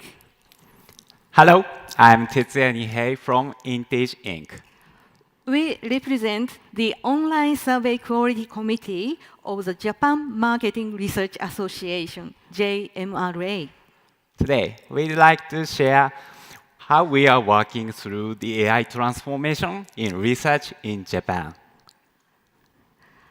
AI is transforming the research and insight industry worldwide. And as AI adoption accelerates, two critical questions emerge. First, will researchers become obsolete? And second, can we maintain trust in research data? We will look at these questions from two perspectives. Offense, how we embrace AI to elevate the researcher's work. And defense, how we protect the human data foundation, the ground truth that AI depends on. Let's start with offense. In 2024, as large language models began to enter business use, we launched the AI Information Exchange Community. Within JMI Online Survey Research Online Quality Committee, it's an open forum where professionals share practical AI use cases, test new tools, and discuss what this transformation means future of the research. This community connects with the research industry from new technology players outside the traditional research world. Let us briefly introduce 3 AI services that we shared through this community. First, Toita, developed by Hatena. Toita automatically transcribes interview recordings, generating summaries, and extract key information. It dramatically shortens that journey from qualitative data to insight. It's already widely used among qualitative researchers in Japan. Next, Cork, developed by Quest Research. Cork uses autonomous AI interviewers to conduct in-depth interviews at the speed and scale of quantitative research. It pushes qualitative research beyond its traditional scale limits. Finally, Persona Insight, developed by Dai Nippon Printing. It's an AI-based virtual persona trained on the data of Japanese consumers' attributes and values. It can generate realistic responses. Community members tested this tool and shared feedback. Feedback had 2 sides. Many were impressed by how natural the language felt, including regional dialects. They also valued being able to hear quickly from groups those are hard to reach.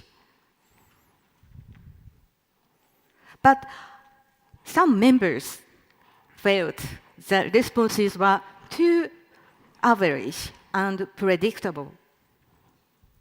So, how is AI changing the way we work? We see 3 phases. Phase 1, operational efficiency. Phase 2, augmentation tools. And phase 3, AI-based respondent, including synthetic data and AI personas. Let's look at each one in turn. Phase 1, operational efficiency. AI is already huge time saving in routine work such as transcription, summarization, translation, and open-end coding. Tools like Twitter show this clearly. The time from data to insight has been dramatically shortened. Phase 2, augmentation tools. AI is no longer just making existing tasks faster. Cork is a clear example. AI interviews can run in parallel, enabling deep dives at the speed and scale humans cannot achieve alone. We are doing qualitative research in ways that are impossible until very recently. Phase 3 is already on horizon. AI-based respondents, including AI personas and synthetic data, may even replace part of fieldwork itself. This is a paradigm shift. Persona insight points us in that direction. AI personas can be used for simulation and hypothesis building before any real respondent is contacted. As AI continues to evolve, let me ask again. Will researchers become obsolete? Traditionally, researchers were valued for precision, speed, and the ability to summarize facts. But many of these tasks will be absorbed by AI. Clients will also bring more of this work in-house. The volume of simple, easily automated work done by agencies will inevitably decline. If the work that has supported our business begins to shrink in both in volume and revenue, we must redefine our goals, skills, and values. So, how is the researcher's role evolving? In the AI era, researcher's role is evolving in 3 important directions. First, strategic questioner. It's the foundation. People who ask strategic questions for AI to ask. Second, insight curator. People who separate signals from noise and judge what truly matters. And third, action translator. People who translate insights into client decisions and action. What will matter is ability to frame strategic questions, turn signals into insight, and guide action. Even in the age of AI, the roles of steering, judging, and taking responsibility remain human. Looking at responses AI generates, we reflect on what is uniquely human in research data. AI personas are useful, but too bland. They are logical, coherent, and fast. But they can be also average, still typical, and lack of distinctive voices. Real humans are messy, but alive. We humans generate original ideas because we are not always rational. We carry contradictions and unexpected ideas. We act on unconscious impulses. We keep changing and growing.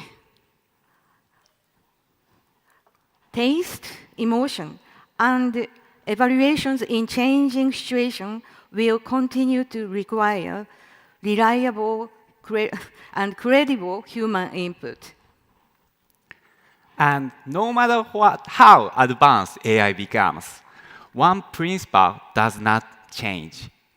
garbage in, garbage out. Human data is not just input for an AI. It is the benchmark for judging whether AI can be trusted. That is why protecting human data is more important than ever. So let's turn to defense, safeguarding the data quality. Around the world, the industry is facing a serious challenge. Fraudulent responses, sometimes generated by AI, designed to mimic real human input. In Japan, panel management is generally based on a strict standards, including identity verification and robust security measures. As a result, data quality in Japan remains relatively high. According to data from the American Insights Association, Japan's data removal rate is lowest globally, around 0.5%. 0.5%. But our biggest challenge in Japan is whether we can sustain the online panel, our human data foundation. The most pressing issue in Japan today is a sharp decline in panel activity. If we set 2021 as the baseline at 1.00, by 2025, the active rate has fallen sharply, especially in younger groups. The panel size on paper has not changed, but number of collected responses has become almost in half in just 4 years. And the retention rate for new panels is even more alarming. Among newly registered teen respondents, only about 3.9% remain active 1 year later. Only 4 out of 100 stay active. Yes, among newly registered teens, more than 96% disappear within a year. Younger generations are hardest to recruit and hardest to keep. This is no longer a side issue. It threatens the business model of online surveys. That's why our committee is calling for industry-wide action to protect the data quality. So why is the respondent retention falling so sharply? Respondents are losing interest in surveys. Why panelists are losing interest in surveys? We see 4 causes. They are low incentives, no respondent perspective, stressful surveys, and lack of dialogue with clients. This is a result of long-standing industry practices in Japan. For too long, we have overlooked the respondent experience. First, low incentives. Incentives are often too low for the effort required. In screeners, respondents may receive only 2 to 3 yen for 5 questions. That's about 2 American cents, a very long way from a cup of coffee. Yes, and around 90% of survey respondents see these low-paid screeners. 90%? Today, there are many easier ways to run small rewards, watching ads, for example. The effort does not match the reward, and 82% of researchers agree that the incentives are too low. Young people are highly sensitive to time and value. If it does not feel worth it, they simply disengage. Second, no respondent perspectives. Survey design has not caught up with smartphone-first reality. Today, around 90% of respondents registered on a smartphone, yet only about 20% of researchers actually check how their survey look on their mobile devices. Only 20%. That's shocking. Who wants to answer an old-fashioned PC-era questionnaire? In second, most of you leave non-mobile-friendly website. Third, stressful surveys. The respondent burden is often underestimated. Our analysis shows a clear breaking point at 50 questions. What happens after that? Many respondents simply give up. There's a sharp spike in dropout. Long questionnaires, large grid formats, scroll-heavy designs, they all drive dropout. Fourth, lack of client dialogue. There is not enough meaningful dialogue with clients. Even when the specifications are poor, we too often accept them without question. The burden falls on respondents, and panel attrition rises. For researchers, the decision of clients has been hard to challenge. But now we have to say what is hard to say. People will not answer the surveys designed like this. We have to make action to keep the data quality. 78% of researchers in our study agreed that the industry must change. 78%, but the situation doesn't seem to have changed. Old business habits are hard to change. But to keep online surveys trusted, we must update survey practices across the industry. It is no longer something individual companies can fix on their own. To protect online panels, the human data foundation of our industry, we are developing the Online Research Sustainability Declaration. We propose 5 pillars, and they require fundamental shift in how we design research and questionnaires. For trusted, high-quality data, say goodbye to outdated survey styles. Pillar 1 is participant experience, fair incentives, and better engagement. Better experience will directly lead to better data. 2, research design quality. Shorter questionnaire, clear questions, smartphone-first design. Lower the burden, raise the accuracy. 3, optimizing pre-surveys. Streamline screeners, remove unrelated questions, compensate for extra burden. The screener is the door. Keep it light. 4, business process redesign. Closer dialogue with clients and industry-wide rules and standards. We must become true quality partner, not just order takers. 5, communication with panelists. We must motivate respondents and also defend against AI-enabled fraud. We must tell them your real voice matters. Your answers help shape products, services, and society. The Sustainability Declaration points the direction for the next stage of the online survey, securing the data quality and reinventing the value of research. In the AI era, we cannot choose between offense and defense. We need both, and a community to build together.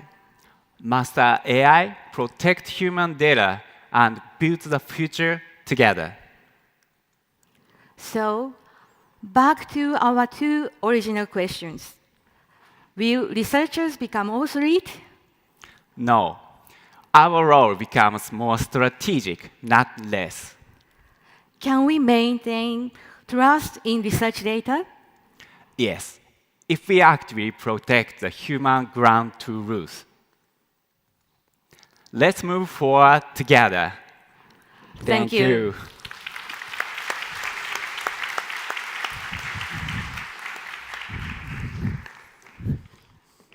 お疲れ様です。It's fantastic to see the Japanese Market Research Association working collectively to defend and advance our industry. And there were meetings yesterday of all the associations right across the Asia-Pacific region. This is really important. And it speaks to the fact that SMR is a little bit like an iceberg. You see the visible part, you see our conferences and our activities. But behind that, there are the reps organizing, there are the associations talking to each other. And back in Amsterdam, one of the most important departments is the advocacy that SMR does to try to make sure that new laws and changes are done in a way that is helpful to our industry. And I'm going to invite one of my colleagues from SMR, from that department, Federica Pizzuti, who's going to talk to you about advocacy and about the difference we can make. So, gambate kudasai, Federica. Thank you, Ray. Good morning, everyone. My name is Federica Pizzuti. It is such a pleasure being here today on the stage. Today, I would like to talk to you about what advocacy means at ESOMAR, how this tool can be used practically, why it matters for you, and how it can help safeguard the practices of our industry, of the insights professionals. Advocacy starts with a clear and simple idea, making sure that the voice of the industry is heard, is understood, and is protected, especially now that the sector is undergoing significant technological shifts which are becoming more and more difficult to navigate. At ESOMAR, advocacy means several things. It means promoting the value of the industry to policymakers, to regulators, to other external stakeholders. It means ensuring that the rules governing data, privacy, responsible use of AI actually enable and empower research rather than restrict it. Advocacy at ESOMAR means defending the operating space for the membership. And most importantly, it means demonstrating the integrity of what the industry does. Advocacy happens mostly behind the scenes. We at ESOMAR respond to public consultations. We regularly engage with policymakers, with regulators across the world. We collaborate constantly with partners across different sectors. You may not see advocacy happening right under your eyes, but I promise to you that the impact is there and is real. Because at ESOMAR, we're constantly engaged in this process of changing the rule book in which insights professionals operate. At ESOMAR, advocacy is based in something that is essential to the industry: self-regulation. For more than 50 years, ESOMAR has guided the industry in developing and setting its own standards through the ICC and ESOMAR International Code. We have also developed strong ethical guidelines and professional standards. Because of this self-regulation, the industry has been able to make sure that individuals are protected, that data is collected and processed responsibly and ethically, and that research practices continue to comply with international laws and recognized standards. And together, all of these self-regulatory tools contribute to making the industry responsible, accountable, trustworthy to the eyes of policymakers, and help increasing the trust around the activities of our sector. The thing is, if we do not regulate ourselves responsibly and ethically, policymakers and regulators will do it for us. And that, of course, can come with many risks. In fact, A poor understanding of how the industry works, how it operates, can risk bringing laws and regulations, both in Europe and across the world, to unintentionally hinder how the way the data is processed and collected, and ultimately to reduce that there is the viability of our industry. This is why the combination of self-regulation and advocacy is absolutely essential. As I said, self-regulation gives the industry and ESOMAR the credibility to gain a seat at the table of policymakers. On the other hand, advocacy ensures that this credibility is then translated into global laws and policies that can keep enabling you and your companies to continue delivering insights. At ESOMAR, we do not just react to legislation. We make sure constantly the policymakers and regulators actually understand and recognize our work, the operation of our industry, and the self-regulation that it is founded upon. Let me give you a little bit of a practical example of an ongoing advocacy project that ESOMAR has been working on in the past months that is related to the EU sphere, let's say. In November of last year, of 2025, the European Union proposed to simplify a wide array of European digital legislation with the goal of increasing competitiveness and reducing burdens for European businesses. This simplification package is called the EU Digital Omnibus. And among things, it aims to simplify and revise the famous General Data Protection Regulation, commonly known as GDPR. Now, as research and insights professionals, you all know that when GDPR first came into place a couple of years ago, it completely, significantly had an impact on the operations of our industry. It's shaped the way that data is collected, it's processed. It's changed the way that consent is managed. And also it's changed the way that transparency and accountability are ensured in research practices. In many ways, our sector has adapted, I think, very well to this GDPR framework back in the day, especially because of the self-regulation that we have in place. So going back to what I was saying now, the GDPR is being revised under this EU Digital Omnibus. And it is in moments like this, when major legal frameworks are being changed, are being revised, that advocacy becomes absolutely necessary. These are the moments to determine how the rules will be shaped, but also to push for the inclusion of specific exemptions in the law that enable the research sector, of course, when these exemptions are justified. But, of course, advocacy right now is also necessary for prevention. It's about making sure that no new barriers, no new restrictions for the research sector are included in this revised GDPR. Let's dive a little bit deeper into this revision of the GDPR. So, as it currently stands, the regulation prescribes that if data is collected and processed for scientific research purposes, then specific exemption to the regulation can apply. However, the regulation does not specifically define what falls under this definition of scientific research. Now, this is very problematic, especially for our sector, because we share a lot of these characteristics similar of academic research. These characteristics include methodological rigor. They include independence, a strong ethical framework. The question stands, do we as a sector fall under this definition of scientific research and are therefore entitled to exemptions to the provisions of this legislation? Well, at ESOMAR, we think it should. We think that our sector should be included in this definition, but it is not exactly clear if policymakers actually think the same. So this is why our advocacy comes into place, why it is necessary. What ESOMAR is trying to put forward with EU policymakers is very clear. The GDPR should include a broad definition of scientific research, which recognizes all forms of legitimate research, including commercial research.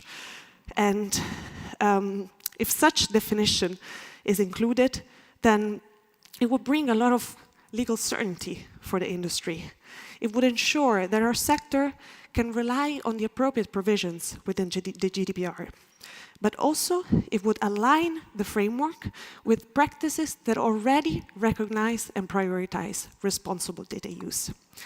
What we want to achieve here is very simple. It's a balance between continuing to ensure the protection of individuals and their rights, but also ensuring that the industry can keep bringing value to society, to citizens, and policymakers alike.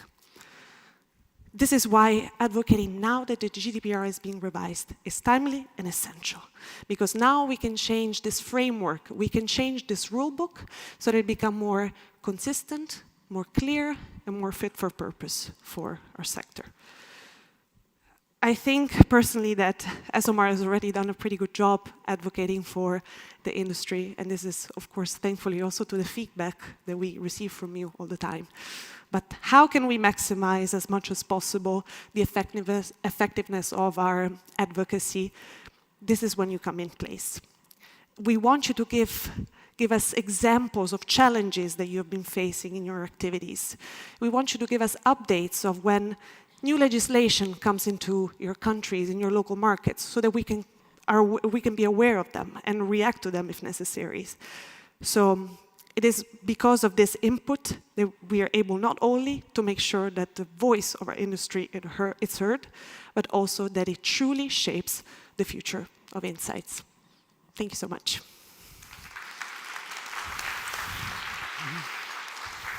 Thank you. Let's go with some minutes. So we're now going to invite onto the stage one of these exciting companies that's enabling this change. And it's my pleasure to invite Dan Foreman and Esther Marchetti to join us to explain more about these changes and exciting things. So Dan, gambate kudasai, and Esther. Thank you, Ray.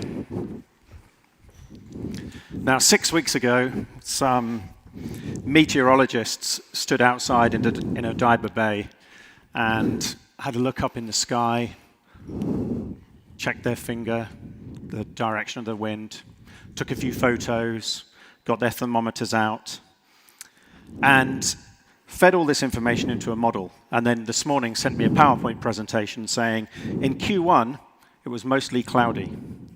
A few smiles. The metaphor works because sometimes that's us. It's us in our profession.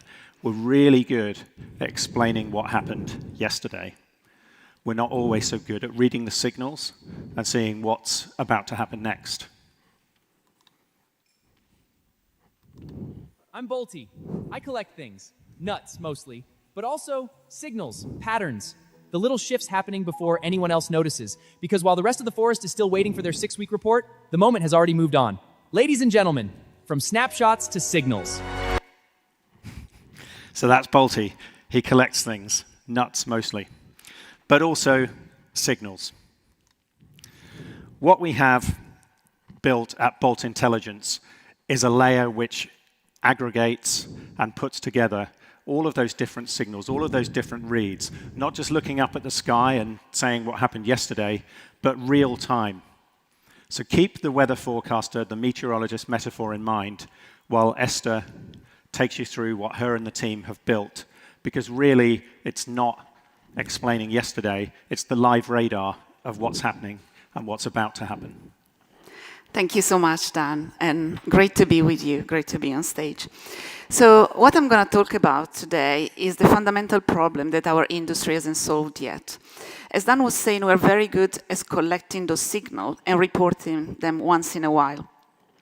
But the world is changing, and by now it's more and more common that by the time the deck lands into the client's inbox, the story has already changed. We've all been there. a 6 weeks tracker study that has been delivered in week 8, and by the time the client receives this, there is really not much that they can do about it. Especially in a landscape where things are changing so fast, not only for us as researchers, but for the respondents as well. Some of the facts that you see here, they must have looked like science fiction a couple of years ago, but by now are yesterday news. AI avatars of employees and consultants, Gen AI deployed for creating content, and also ChatGPT and LLMs integrated into the shopping experience. So already we have a really hard work understanding what these new signals are. And on top of it, there is the speed that is coming across.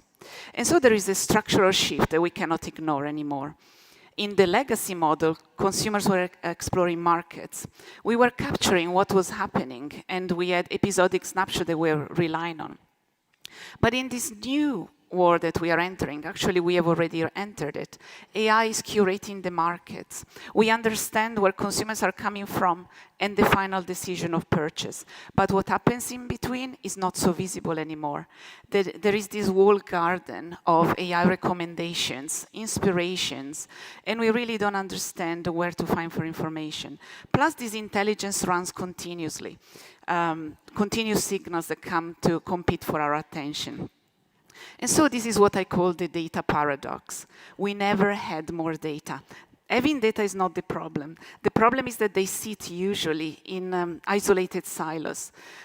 They bring different stories. If your stakeholders ask, what's the one version of the truth? I'm sure we are all struggling with that. And there are three reasons for that. First of all, more data doesn't mean better decisions. Actually, usually the clarity decreases because you don't understand where to look. There is a broken calendar as well. Markets have shifted in days, but at the same time, measurements needs to happen at the pace of research. And finally, manual synthesis. With all the changes in methodologies, more and more time is spent making sense of what the AI gives us to us, and less time spent on the decisions that actually matter. As we were saying at Bolt, we combine different methodologies, but why we do that? The key question that we're trying to answer is, what do people want and how do they feel? So for example, we conduct a lot of research in sensitive topics. For example, GLP-1 weight loss drugs. We troll social listening to understand the shift in cultural identity that people experience when they start weight loss drugs. They felt they were missing out on life, and finally they can engage with it and with their family again. Then we conducted big surveys to understand granularly how they experience it, which formats do they use, what are the pain points that every format answers. And we complemented that with in-depth AI conversations at scale to understand how do they feel with this change. And this is quite important to think about AI helping us in this journey of understanding. So it's not an either or. Traditional research is very much valid, is very much at the core of what we do. But with AI, we can help people lowering the stigma that they feel when they talk about this sensitive topic. They feel less judged when they talk about how they felt before and how they feel after, and also the grief and worry that they feel about the future when thinking maybe to stop or taper off those medications. And then we take everything together, all those signals, we keep them alive by continuing the research, and we bring them to life with AI persona. So I'll just play a few seconds here, because that's the moment in which the difference I felt. As the speaker was saying before, what moves you last? And what moved me was hearing how they talk about it. My weight loss journey started after years of trying every diet out there and just feeling stuck. I was tired, frustrated, and honestly, I didn't even believe anything would work anymore.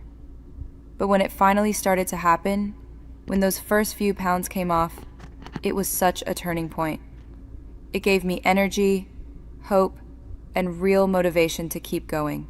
Getting back into clothes I hadn't worn in years felt incredible. I started cooking differently, reading labels, paying attention to portions, even joining a gym and being more active with my family. Now, I feel this mix of gratitude and a little bit of anxiety.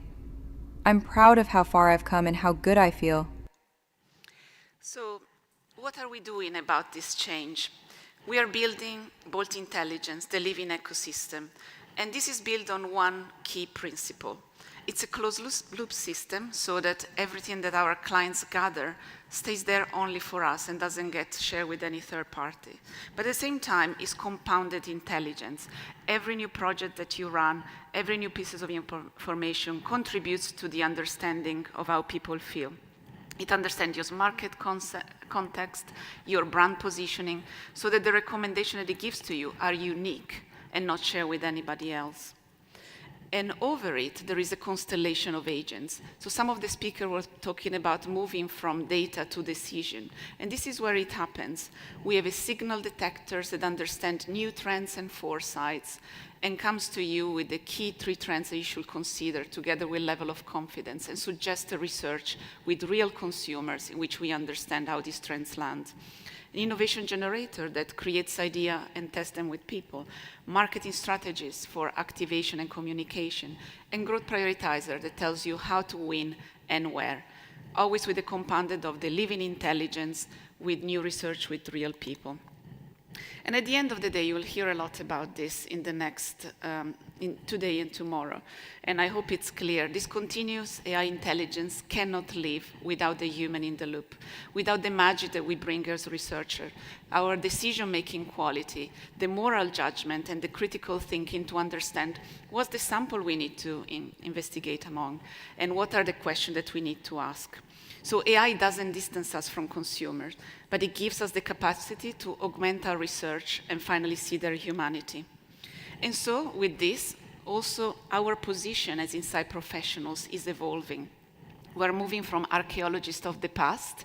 We have looked in the rearview mirror, but now we need to talk with continuous intelligence and become creators of meanings. So understanding what's the meaning from these signals, what's the intelligence layers and the ecosystem of data we need to look into, and giving it interpretation and context to ask better questions. So with that, I wanted just to close with saying that the new competitive advantage is not about acquiring more data or deploying more tools. Those are table stakes, but really is about building systems that turn intelligence into action, and doing that with our human judgment at the core. So thank you so much, and if you want to learn a bit more about us and get some squirrel plushies, come to see us at our booth. Thank you.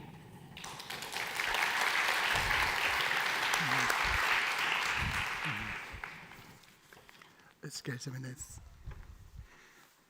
Thank you so much, Esther and Dan. So it's almost time for lunch, but I need to brief you on that. First of all, after lunch, there are 2 sessions. You can come back here, or you can go to the forum stage, which is in the Sirius room. So make sure that you find out where the Sirius room is. It's not far away, but it's not immediately adjacent. So check that during lunch. Lunch will be in the exhibition. Make sure you visit all the stands in the exhibition. Make sure that you network with lots and lots of other people.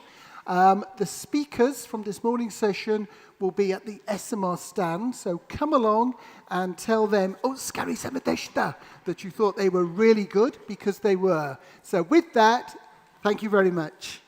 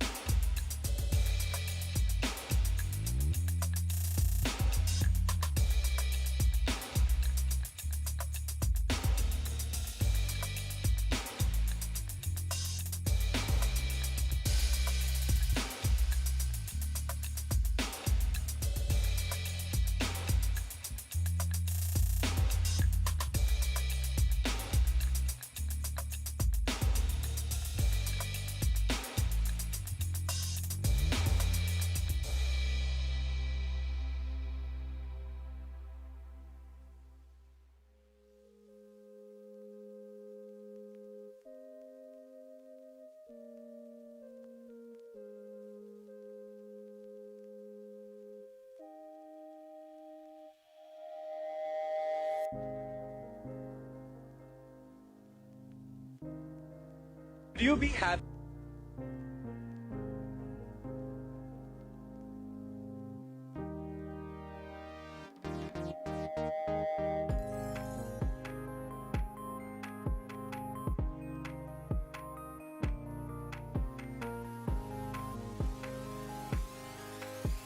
Or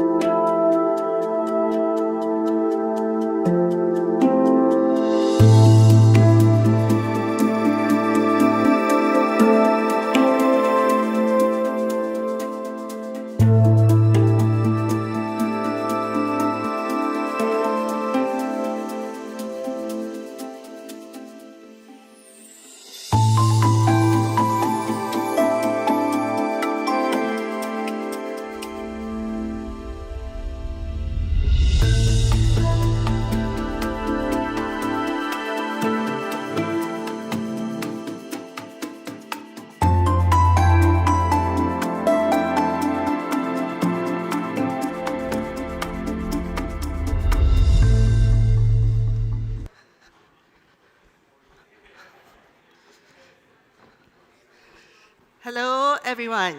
So I am Rara Naval, and I will be chairing this session. I am from Women in Research, Singapore. So, as we all know, AI is now embedded in all aspects of the research process. It can synthesize data faster, it can identify patterns at scale, and it can surface signals that would have taken teams months to uncover before. But increasingly, an important tension that we are trying to answer, and what you will see across all these papers, is that we're trying to answer the question, what does AI still not understand about people? Human behavior is shaped by emotion, culture, aspiration, identity, and context.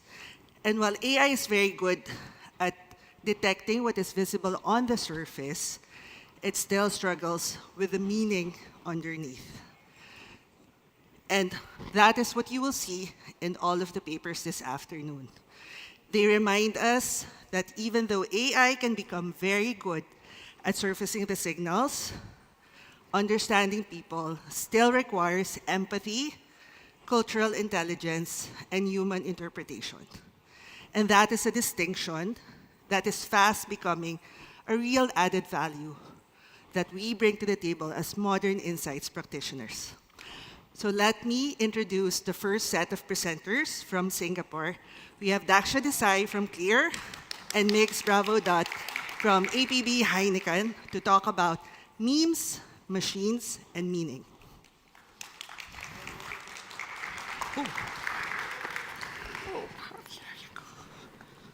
Hello. Everyone energized from lunch? Yes? Are you as enthusiastic about this presentation as we are? I hope you are, because we are really looking forward to this.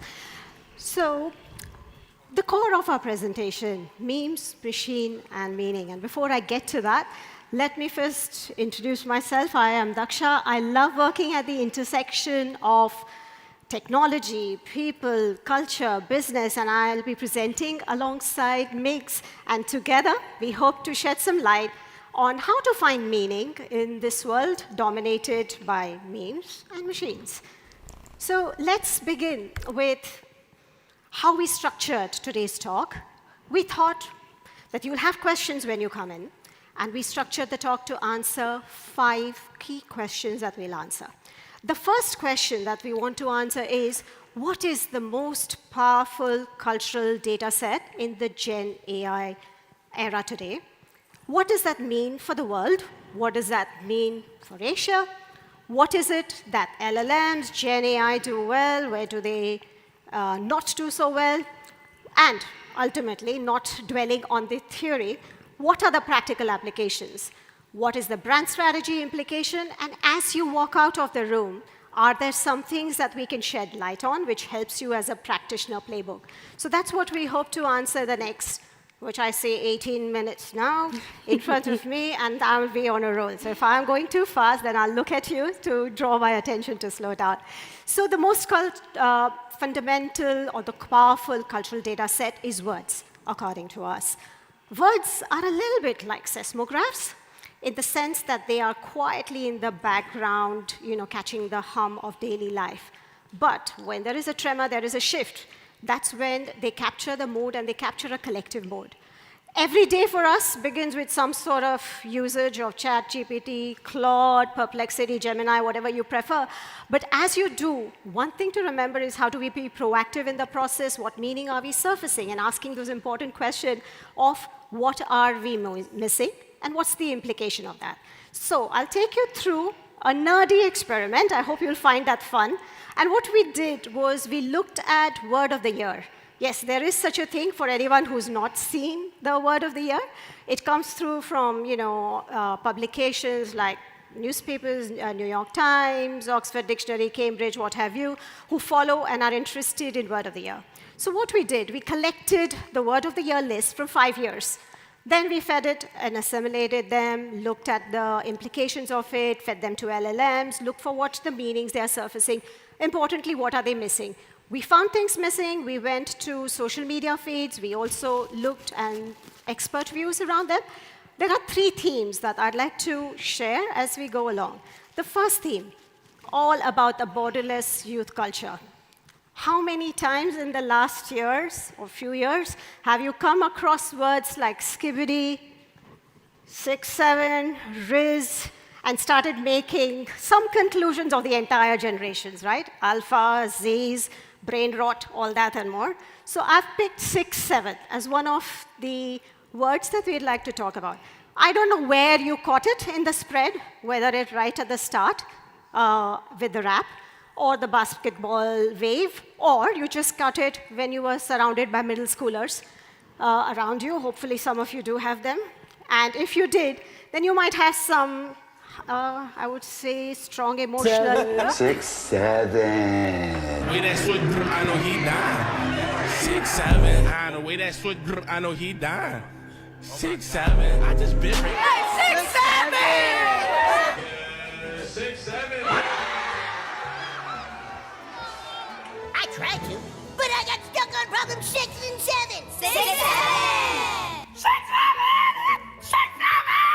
7. 1, 2, 3, 4, 5. 6, 7. 6, 7. 6, 7. 6, 7. 6, 7. 6, 7. 6, 7. 6, 7. 6, 7. 6, 7. 6, 7. And it's over. Thank God it's over. That's the life and death of a meme and a viral word. And sometimes by the time we catch up to what the Gen Alphas are saying, it's over, and they cringe every time we try to repeat something. What I would pause here and ask a question is that sometimes what masks as a global circulation, and also we are tempted to then make a conclusion about the entire generation, is masking some sort of an unequal cultural influence. And that's where we pause and we start thinking, what is missing? Is there a cultural impact missing? And start looking at things from a different lens. So we did that with a word like AI. Of course, I mean, this is the first time we heard it this morning, right? We never thought about AI before in the room. But it's a global dominant theme. Everybody wants to talk about it. It's the same technology, but radically different emotional response. And you see that from just a set of words. Some of these words reflect just a pragmatism, acceptance, and some words from other countries, which also flood our inbox, talk about AI slop, rage bait, parasocial. So all of these reflect and have some underlying emotional significance. It could be skepticism, it could be loneliness problem that which the world is facing today. So they all have an underlying meaning, and though they talk about the same technology, very different radical emotional responses. It started making us think about what does this mean for Asia, and what we've called the Asian downshift. And the reason we call that is we see a lot of performance, achievement orientation that we associate with Asian values, but that is also shifting towards preservation, slowing down. There are lots of words that we are surrounded by, whether you're in China or in Korea or any other part of Asia, that are reflecting a burnout. Again, there are words which reflect a collective anxiety. And what they really indicate is the generation wanting to preserve, protect themselves, create boundaries around that. I'll show another meme. Chinese New Year, a factory made an error. The year of the horse was meant to have a plushie who was smiling. And here we have the plushie who went viral because of a mistake. And that mistake actually ties up well with the word and the mood of the moment, which is not as upbeat for certain segments. And that's what words, when connected with trends, give us. So the next question is, why do LLMs miss some of the cultural nuance? They are exceptional at capturing a lot of the dominant themes that we see, but they do miss a lot of cultural nuance. So we went under the hood. And where would a researcher go under the hood? Scientific publications. So we went all to the tech scientific journals to see what is the data that they are being learning on. And depending on when you see the data which is being captured, more than 90% of the learning data is English.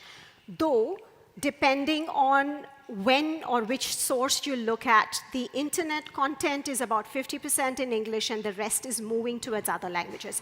So a huge, huge gap that it does not cover Now, this number is constantly getting updated depending on which version and which LLM you are using. But at the same time, what remains is that the representation is kind of unequal. Even if you look at through the value lens, there is an unequal representation of cultural values in the learning data set. And one of the most dear aspects of languages which are so kind of close to us is all the hybrid languages. Whether it's Hinglish, Taglish, Singlish, these languages have so much significance. They signify bonding, they signify belonging, and they are so rich. Anyone in the room has ideas of how many ways you can use the word can? If you are in Singapore... Can be used in a pleading fashion, like, can la, please la, tolong la, or can la, surely, chop chop, easy easy. Can? Really can like that, man? Can la. Can la, can me, can lo, cannot sia. Okay, so let's say your friend asks you something like, do you think this one can do? Then you can just, can do one. If someone asks you something, you also can already. Everything is can one. Cannot also can become can.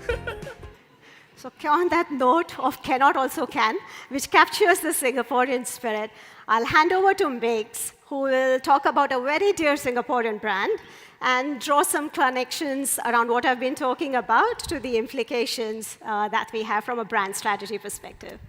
Thanks, Daksha. That certainly wasn't a 6-7 presentation, right? I would say it's a 10 out of 10. So today, I'm going to talk about our use case, which is Tiger Beer. But before we dig into our presentation, I just want a quick show of hands. Who among you have heard of Tiger before today? Not bad. And who among you have been to Singapore in the past 5 years? Wow, wonderful. So that will cut down my presentation time because you already know about Tiger and Singapore.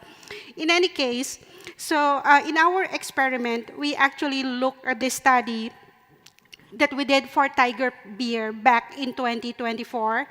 And essentially, this was done using humans. So we did research using humans as well as in-depth interviews with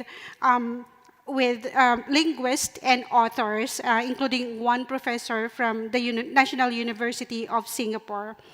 So what we found out is that, I'll get into that, but before I go there, basically what we found out is that the two brands, Tiger and Singapore, are very intertwined. So they share a lot of similar values. Some of these are here, so you have progress, partnership, and possibility. So Tiger was actually born in 1932, and it's a classic example of a brand that actually defied the odds.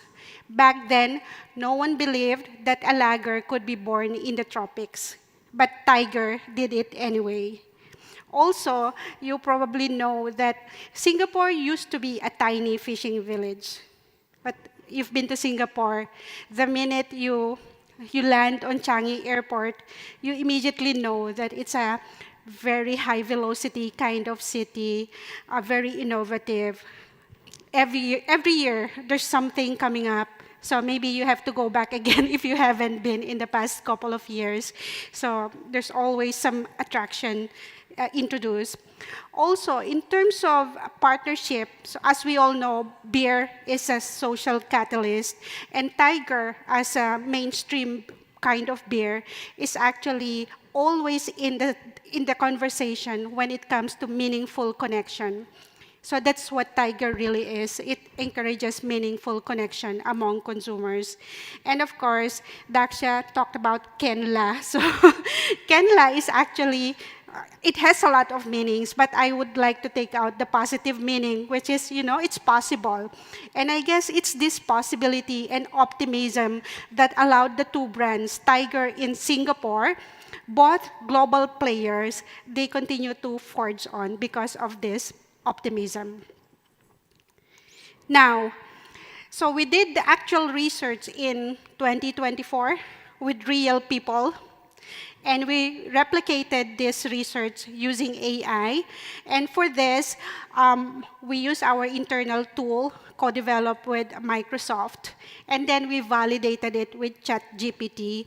We used the discussion guide topics, which include, of course, pillars of Singapore culture, celebration. So when we talk of celebration in terms of the tiger lens, it's not just big milestone celebrations, but also small wins, your everyday kind of win. Those are the things that we want to celebrate as well. And third is becoming an insider in Singapore. And this is where language becomes crucial, because you've heard of Singlish. So Singlish is actually not British English. Neither it is an American English. So it is its own lish with its own syntax and its own semantics. And it's very crucial to have at least a basic understanding of Singlish if you want to belong in Singapore. So it's one of the fastest way to be included. Now, when we first reviewed the results, so I went to Daksha and I told her, actually, the results are not that bad. It captured 80% of what I captured in the previous research on dealing with real human respondents. So these are the areas that AI got right. So it captured meritocracy and achievement, multiculturalism, progress and resilience. So we focus on progress because that's one of the value of Singapore as well as Tiger. And essentially for Singapore, this is the national script. It's all about progress. Then of course, we covered social bonding, Singlish, and brand directions. So maybe you asked me, so would you have done still the human, FGDs and the interviews with real professors? And the answer to that is, for me, I would still do that, mainly because AI fell short in some areas. And while it captured high-level learnings, the 80% that I mentioned about, it actually missed a lot of the tensions. It actually missed a lot of the truths that only human insight can capture. So I'm sharing here a few examples. I'm gonna rush it a bit because I want you to see the ad that came out of this research. So essentially, the net takeaway for this exercise is that with human insights, we are able to understand the nuances, and that's something you can never take from AI. I think this message has been driven enough by our previous presenters also, and covered in the keynote this morning, so yes. Now, with the learnings from the human FGDs and the in-depth interviews, we actually shared that with our creative agency and gave them the brief of reframing traits stereotype as boring, quiet, or kiasu, as culturally owned forms of strength, care, and modern identity. So, kiasu is actually a word that literally means fear of losing out. However, that's what AI will tell you. However, with the FGDs that we did, we understood that kiasu is actually more than its literal meaning. It's a mindset, and it can be actually a sense of pride rather than a sense of shame. So with that, I want you to look at the ad. If you find it, you can also dance to the beat.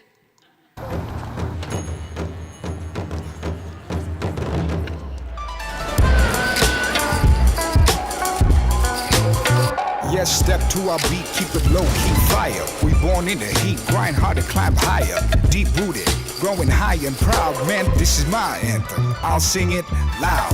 Our way, yeah, we do it our way. Okay, now strong, silent, I can't being quiet. Still cutting through the noise, hearts beating, spirits flying.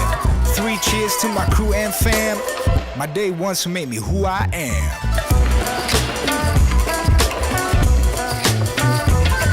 Now save the big talk, we let our moves explain. Old school love, new school game. We rise together, cause it's our way. Our way, our way, our way, yeah, we do it our way. Our way, our way, our way, yeah, we do it our way. Our way. our roar, our way is actually #1 in terms of effectiveness award. So it garnered #1 in the most recent Kantar Advertising Awareness Award in Asia, and 4th globally. And it actually tested very well using Link. It's a super ad having both very high brand engagement as well as persuasion. And also, trivia, we actually tested this twice. So first as a storyboard, and second as a film version. In both tests, it was really a super ad. So yeah, that's because of the human research that powered this creative. Yeah, so we only have one minute, so I'll just rush through the last slides, and of course, Daksha, you can just close the last slide. So our takeaway from this session is, of course, LLMs are powerful as first layer mappers. So it's great for a first stop kind of destination. However, it cannot be the final destination. So as responsible researchers, we need to stress test against evidence, especially as we know now that architecturally, AI, LLMs have architectural bias. So it's on us, the onus is on us to really ensure that we validate the findings from AI. And of course, the third is log the process and make sure that, like any other research, or even more so, we need to make sure that research out of AI really goes through the rigor that's required. So Daksha, do you want to take this from a up? practitioner playbook, 3 key areas. If you start looking at something like trend analysis, audit what's missing. There are underrepresented segments, voices that you think are missing. AI is great to capture dominant data, but not so much emerging one. Brand comms, you've already seen a case in front of you. Design experience, same way, starts looking for options. Machine does detect the signal. It's able to pick up, but you're the one who decodes the meaning. It's up to us, and the distinction lies in our value. One key takeaway while you walk out and run your AI brief through it is just one filter. What is it that you would miss if you didn't speak to people? And that's the only thought as a one takeaway when you start working on the next project. Yay, we're just on time. Thank you. Your glasses are here. Thank you.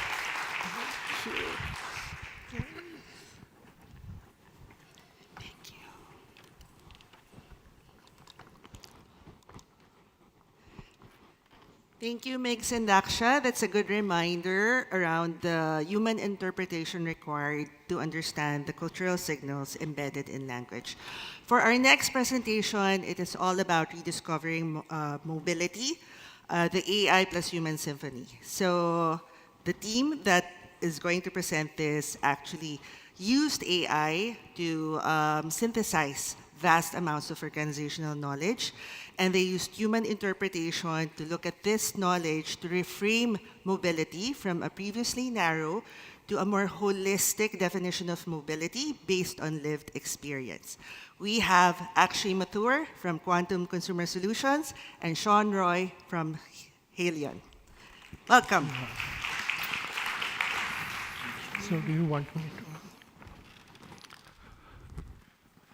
Hello, everybody. It's lovely to be in this forum and be a part of SMR. So Akshay, want to say something before we start? Okay, welcome everyone to our presentation. Like what Rara introduced earlier, we are here to talk about an application of AI that we applied to the ambition that Halion had. But our talk is a lot more about how we orchestrated the human-AI symphony and what are the ways in which they intertwine to deliver the right kind of outcomes. So not 100% AI and not 100% human, but what's that space in the middle and how do we navigate that? Go ahead. So I think we've introduced ourselves, but just a bit more detail. So Sean on the Halion side leads innovation and insight for the whole of APAC. And Sean came to us with an ambition to say, here's a big question, we need to answer this. But of course, as with most briefs, there are certain limitations and there are certain ways in which the client would like us to operate. So before going there, I'd just like to introduce Halion because I understand I've been doing some survey and a lot of people don't know about the brand Halion. Halion is ex-GSK Consumer Healthcare. So we're the largest consumer healthcare brand in the world. The brands which we have are Sensodyne, which is Shumitech in Japan. And then we have Centrum, we have Panadol, and we have Otrivin, and even Parodontax in the oral sector. So, and many other brands, across the world. But these are our primary focus brands. And we are an intersection between a pharmaceutical company and an FMCG company. So we are not a pharma. I would like to establish that before we start with the presentation. We are in a very unique space between pharma and between FMCG, and that's why what we are called fast-moving consumer healthcare. Yeah, fast-moving consumer healthcare, because all our products are OTC. So we have a very unique DNA. We want to be FMCG, but we also have to maintain certain characteristics of being a pharmaceutical firm. Regulations and all those things play a very big role. When we develop claims, innovation, we are not making shampoos. We are not making detergents. Not that they are not great categories, but our categories are a little bit medically and pharmaceutically aligned. So having said that, the context was about mobility, as Rara said, and I'd like to basically make it clear what is mobility. In Helion's context, mobility is basically enabling people to move better, empowering people to basically make all the daily functions as normal as possible, because as you age, it becomes difficult, to perform all those little mobility functions also. So that's what mobility is all about. And today what we're going to speak about is all about mobility. Yeah. So just to establish that before we move on. So we came with a very sharp brief to Akshay and Quantum, and I think the context was about really how we can rethink and reframe the mobility category, which was at present having a narrative of very old people's category. It's almost like for bone, calcium, joints, and it speaks to older people. Very flat, very functional in the sense like, oh, it'll just help you move, or it'll give you 8 hours of relief, or it makes your bones stronger. Very, very functional claims at present in the category. The emotive layer of the expression was missing. And that was something which we were trying to basically discover with Quantum.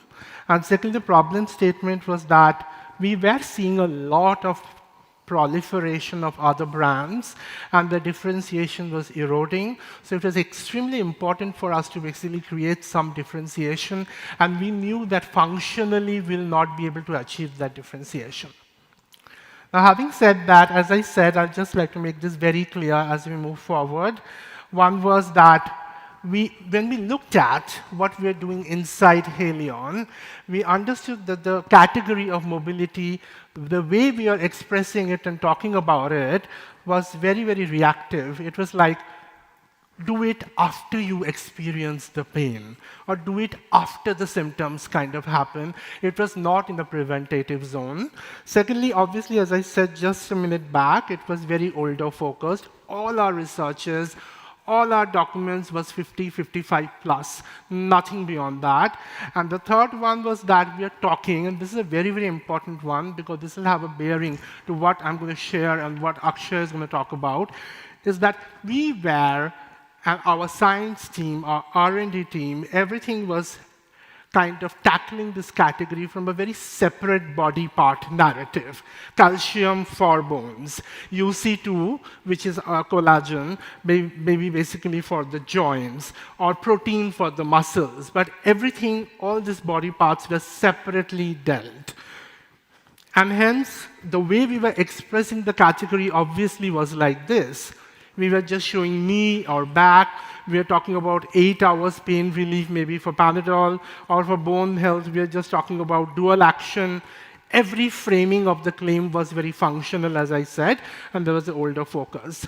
Now, before any further we move, we'd like to ask a very simple question to the audience here, is that please raise your hands if you have experienced any of this following in the last week or two. Okay, Almost so 100%. I wanted to take a picture of this moment. Everybody raising hand, and some people still raising their hands and not kind of keeping it down. So I think sometimes we feel certain things, we keep it subconsciously. We don't talk about it. So mobility as an issue, the thing we want to establish is not an older age problem. It's experienced at different moments, different occasions, and by different cohorts and different kinds of people, and that's what we're going to talk about today. Now, before that, I think before we kind of really started doing the work, we did some AI digging at a very, very social scraping level, and we kind of understood that there were 6 converging shifts happening in this space. It was definitely showing that a lot of younger people need mobility solutions, and they can be diverse set of people. People who are kind of extremely oriented towards performance, like gym goers, they need it for maintenance, they need it for management, they need it for higher performance, to kind of recover from the soreness, the good soreness, what they talk about. And also, as you age, like 35, 40s, the older, younger, or even the females, we did a lot of research due to hormonal issues, due to menopausal issues, early 40s or perimenopausal issues, things of mobility kind of get very accentuated among females. So that's essentially by life stage or age, etc., but also by lifestyle. That there is a greater degree of affluence and affinity towards wellness. Aging is one of the biggest things in this part of the world, and almost 81% people are sedentary. So those have a lot of implications towards need of mobility, inkling, tinkling that pair, and that's what we'll discover as we move forward. So as I basically said here, that all these shifts was pointing towards one unmet need. And that unmet need is not about that the category of mobility is just about body in pain. What we discovered is basically consumers, and by consumers I mean living, breathing people. We need a brand that talks to life in motion. Yeah, I think that's what we kind of framed. And then I think the whole idea really was to kind of, if we have this framing, then it was like we knew that we have to look at cohorts by life stage, by lifestyle. By life stage means by different age groups, demographics. By lifestyle, a night worker, a person who is basically doing some heavy work, physical work, or a person who is sedentary. That's lifestyle. But with a cross of different occasions they have in life at different moments they serve. So just before I hand it over to Akshay, I think I was working with the leadership, and they're very clear that, Sean, you have to deliver this at speed, just weeks, not months, and your job is at stake. So that's the narrative. And do more with less, lower cost, raise the bar on thinking and action. So it was almost kind of, I was being pushed to a space of speed with depth. And that space is always expressed by people as very mythical, like when you talk about speed with depth, and leverage whatever exists in the organization, because we have done tons of work around mobility across different parts of the country. And I was being pushed to make sense of what we have, because we have not connected the dots yet. And last but not the least, though it was a CBIA project, we call it CBIA in our organization, Consumer Business Insights and Analytics. But it was basically CBIA, that's me at the center of insights and innovation, but it was an extremely cross-functional project. When we started the project, it was the brand teams, it was a medical and claims team who generate claims. It was the R&D and innovation team, basically, who are behind the ingredient science that if this is the problem, then what kind of ingredient will work? And then the strategy team. We all came together, and we had a mandate of finishing a project which might take at a primary level with FGDs and with quantification maybe 7 to 8 months to deliver within perhaps 1.5 months. And Akshay is going to talk about how we did that here. So over to you, Akshay. Great. Sorry, Sean forgot to say cheap. When he said fast and deep, cheap was the third one as well. But I'm joking. So I think thus far it's very clear what we are trying to achieve. And to the Helion team's credit, they were quite reasonable in what that looks like. They had a reasonably finite sense of this is what good looks like, this is what we expect, this is what we need to deliver. But the hitch, for us at least, was that neither Sean's team nor my team had worked extensively with AI. So we were both in a situation where we were trying to kind of dive into the deep end without knowing where we are heading. But we were quite sure in order to fulfill the mandate, we have to use technology to our aid. We have to figure out a way in which we can synthesize this knowledge that already exists with the Helion team. We have to arrive at a way in which we can do it accurately, deeply, while making sure we preserve cultural nuance. The team that Sean leads looks after Asia Pacific, and that spans all the way from India all the way to Japan, and there are many countries in the middle where movement and mobility means something different. So how do we preserve that cultural nuance as we approach the method became quite crucial for us. So before we designed what the approach might look like, what the method might look like all good researchers, we had to consider what are the limitations, how do we orchestrate this in the right way. We kind of arrived at this idea that we know what the strengths and weaknesses are for both humans and AI, and therefore whatever we devise must allow for the strengths to get amplified while the weaknesses get managed. So what we know is that AI can't feel. It can synthesize, it can find patterns, it can do a really good job at it. But why do those patterns exist? Why do they exist now? Why didn't they exist before? That's something perhaps AI is not the best at. However, it's really good at ingesting information. So we had like a dump of sorry, I say dump. It was a very neatly organized set of documents that Sean's team gave us. Synthesizing all that is what AI is really good at.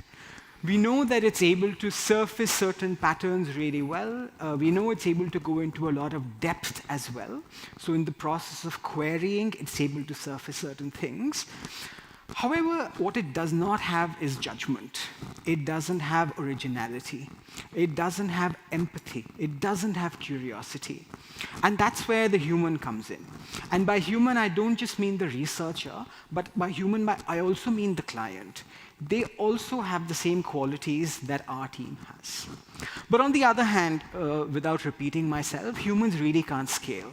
So if there were a team looking at 80+ documents, it will take them weeks. AI is really good at that stuff.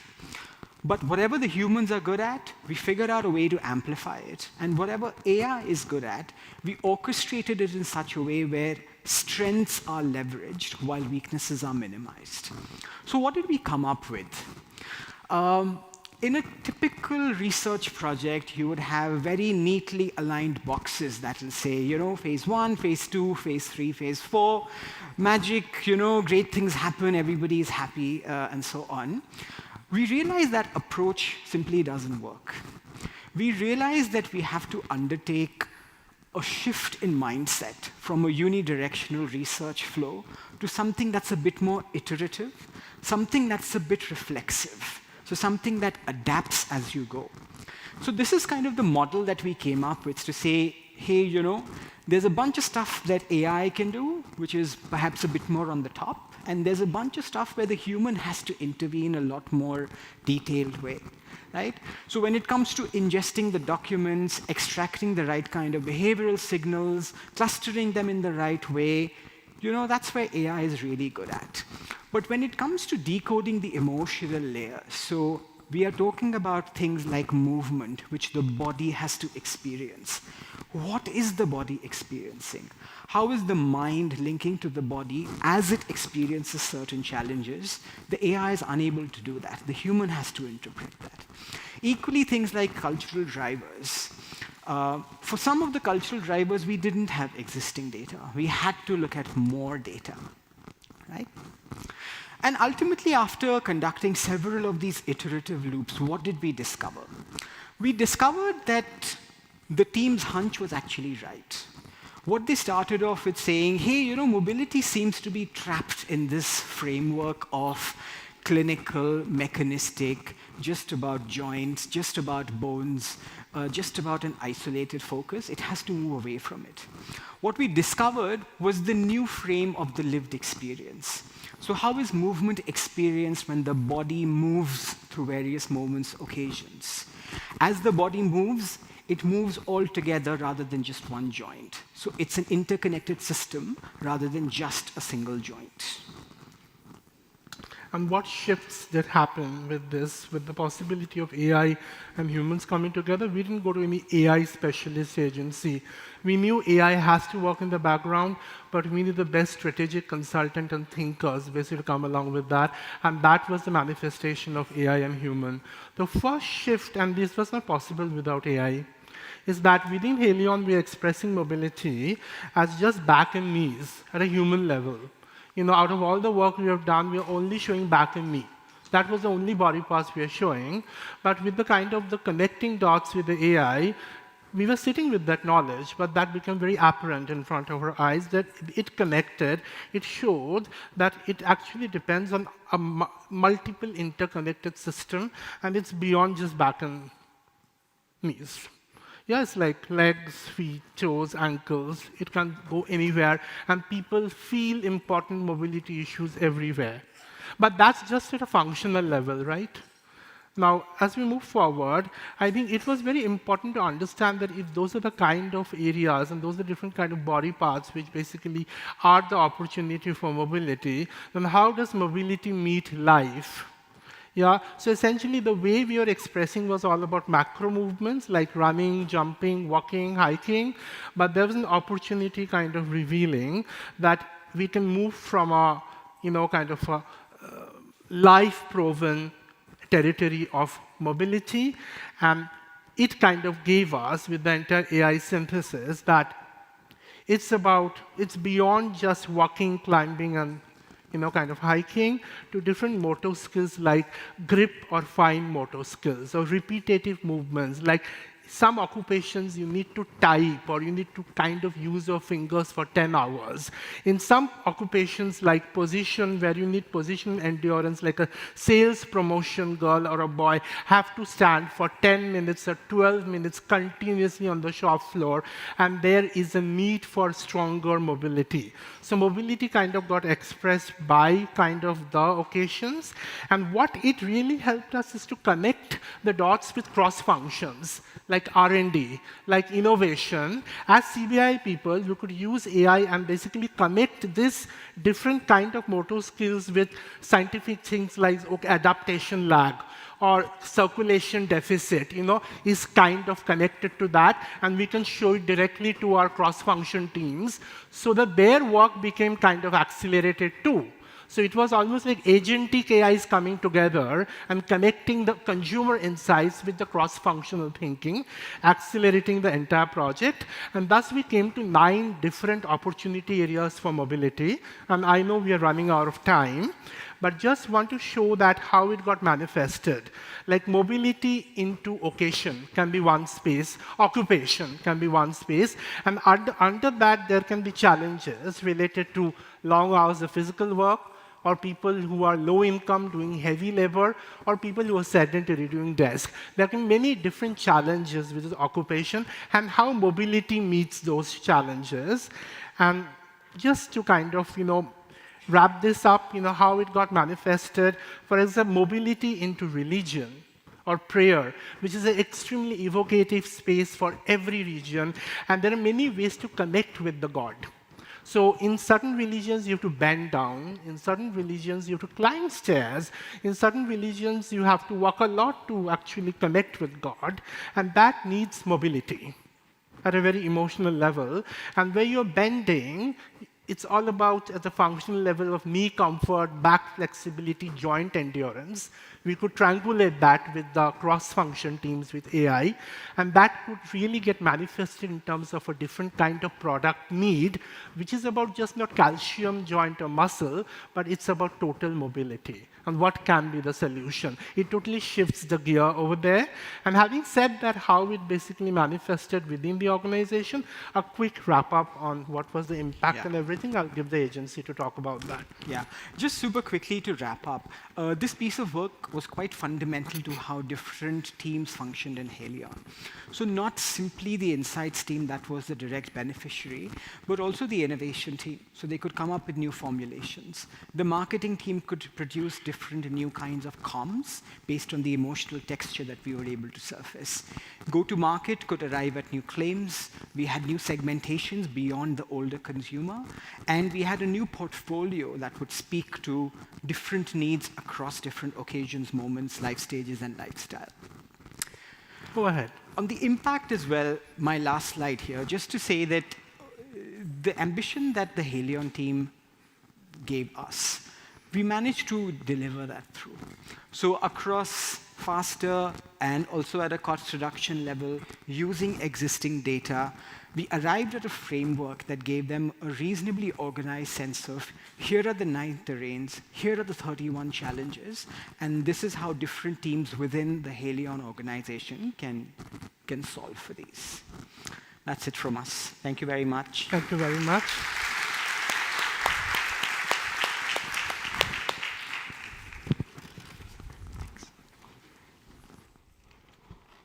Thank you. I love the insight around reframing mobility from pain to a life in motion.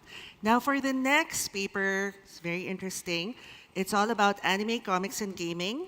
And we will have our presenters from both Insight, Mr. Lester Swalog, and Young Shi from Bilibili China to talk about what they uncovered, which is the global fandom patterns, and how hero archetypes are shaped by the values of belonging, morality, and authenticity.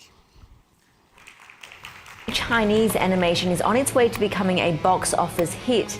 Ne Zha 2 has already broken the record for China's highest grossing film. Is on track to make $1 billion domestically, as in only in China, which will be the first time a movie has done that ever in the history of cinema. No movie's ever made $1 billion in one market. This movie is actually really freaking cool. This movie actually is fire. It slaps so freaking hard. Hi, I'm Lester Swalog, konnichiwa, and I'm a fan. Hi, I'm Young, I'm a fan too.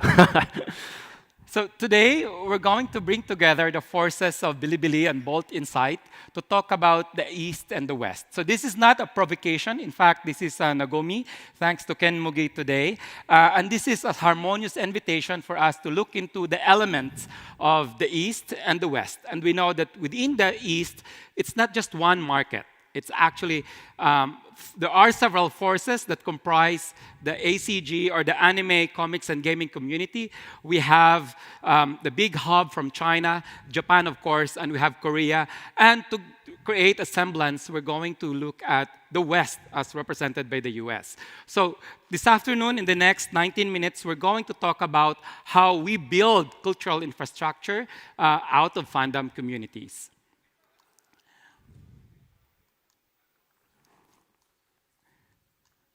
Okay, so gone are the days that creative materials, or probably films or IPs, are coming out of the studio.